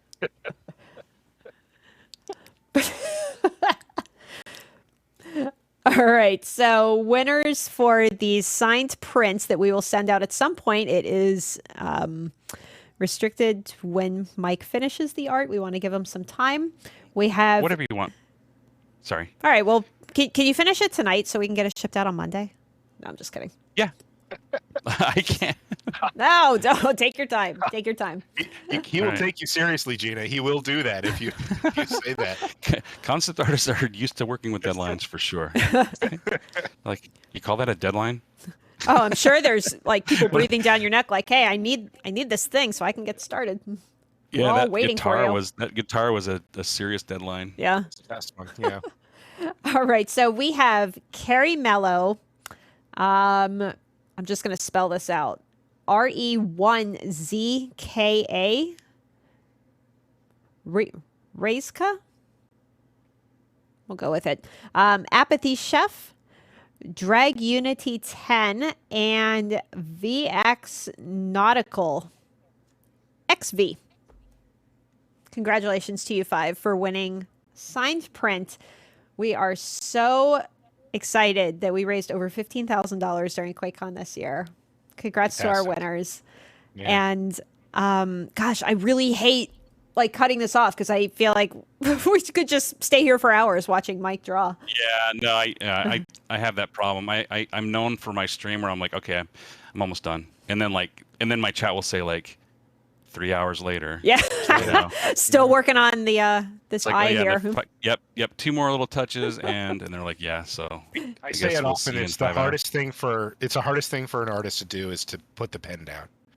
You know, to be able to say it's done and walk away. Mhm. Because Yeah, okay, I'm done. we will work on it endlessly, and often you'll end up ruining it. if you just work Oh it yeah, to you over. instead. Yep. Like this actually didn't really give that much to it. So. Okay. Okay, we're done. I will continue on it later. We're done. Yeah. Thank you guys. Congratulations. Yeah, and again, if We you did not want get to to the the body or body, anything, but that's all right. I can mess with that. It's a pretty badass And then head. I'll run it by CJ. You may not spend endless hours creating an entire body. I You've got won't. work to I do. won't. Okay. He's not joking either. Get to your tasks. This is not a part of the deal. Well, thank you again to Mike. Again, Mike does stream occasionally Thanks, on guys. Twitch at twitch.tv/MikeMayArt if you're interested in checking it out. We'll definitely have to get Mike on an ESO Live on one of our live streams for sure. Because Can I shout out my daughter? Would that be absolutely, no, please do. Oh man, I showed you guys. Check out Bethany Jade illustration on Instagram. Let me pull it up on my monitor. If that's Be all right. disappointed if you go check out her Instagram. It is really beautiful stuff. very nice. So my daughter. It's funny because I remember Bethany Jade years and years illustration. ago, Bethany came into the Look at office one this time. birthday drawing she did of me. Oh, and her. It's the cutest. Yeah, she's good. awesome. She Anyway, is that's awesome. my daughter. Yeah, she does these very classic style things, and she's blowing it up. Here's another one she did of me. Look at that. I love this. Father's Day is freaking epic when you have a kid that does that kind of stuff for her. Yeah. Yeah, very emotional stuff. You can get into it later. There's some really cool stuff in there. She actually did this one here at the house when she was visiting. She did this in like 45 minutes. She's very efficient. All right. Well, your entire family Anyway, of there you like, go. what do you have? Bethany Like Jade, 20 brothers and illustration. sisters? Like you are all very Might as well talented. be. Oh yeah. No, there's- we're also a little bit wacko. There's a trade-off. Anyway, thank you guys so much. Yeah, that was a thank blast you. again. Thanks to Mike for taking the time out and joining. Thank you to CJ, our art director, for providing some very insightful commentary. And thank you to all of you for tuning in and watching. This was a really great QuakeCon. Snicky. We're very honored to be able to wrap up the show today. And thanks to everybody who donated both today and over the past few days. We really appreciate it. And yeah, be sure and where's my notes? Where did they go? Here we go. I'll give this to you, Gina. You can post this on social when it's all done. Oh, How's yeah, that? that's a great idea. Don't forget, ESO is having a free play event running right now until, I believe, August 30th. We do have a sale on Blackwood right now, which is our latest chapter. We have a Crown Pack sale running, so check out our website. We have all the details there, when everything is ending, what the discounts are, all that good stuff. And don't forget, Waking Flame DLC coming to PC and Mac on Monday, because we just love doing everything all at once here. Coming to consoles on September 8th. And I think that's it. We wrapped it up. Thank you, QuakeCon. Thank you so much. Thank you, everybody. Have a great That was evening. awesome. Bye, guys.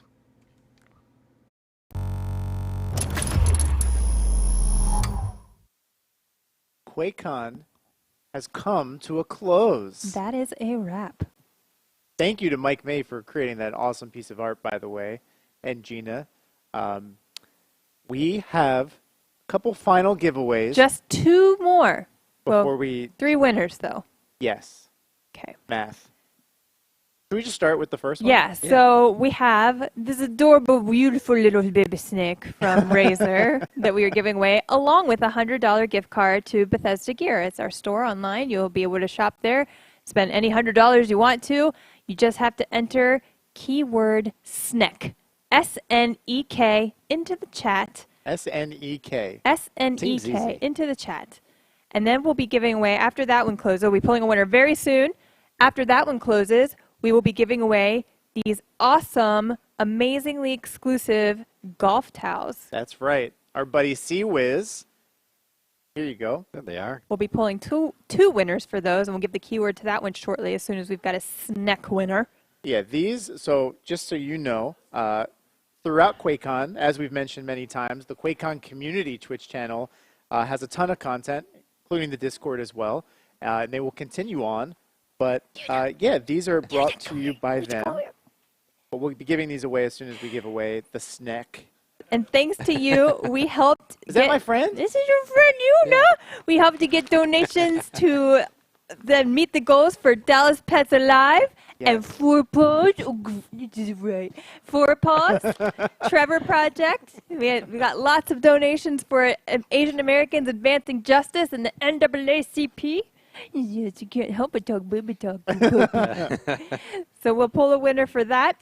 And then we just wanted to give a special thanks to you for watching all weekend long. Yes. Amazing. Special thanks to our partners, our amazing partners. Special thanks to Razer for all the stream and studio equipment that we did. What else we got? Do we want to do the giveaway for the towels too? Let's do it.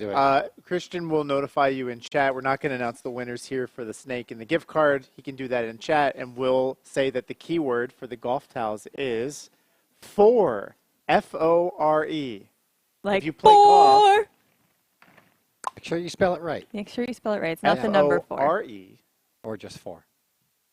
And we'll pick 2 winners for these each. And speaking of golf towel. CWiz, thank you so much to the community volunteer team. You guys have been amazing, incredible this entire time, from planning to execution. I'm just going to keep feeding dog treats and like zoning out and getting baby's lobbers all down my shoe, but that's okay, isn't it, Yuya? As we wrap up, a huge thank you to the team behind the camera. Mm-hmm. Let's give it up to the IT team, the events team, everyone who helped make this happen. We lost power, and they still kicked ass, and they are the best. And they got it back. We have more programming happening on Discord, on the twitch.tv/QuakeCon community. Yes. So make sure you check it out. And thank you for the donations. Over $15,000 raised through QuakeCon for these amazing charities. That's a successful weekend. That's really incredible. Again, every year, QuakeCon. And we only had to eat a few beans in the process. Yeah, I'm really just here for proof of life for everyone who's been tuning in all day. That's pretty much it. All right. Awesome. Well, thank you guys for watching. Happy QuakeCon. Happy QuakeCon. And we'll see you next year. Yeah. Bye. Bye.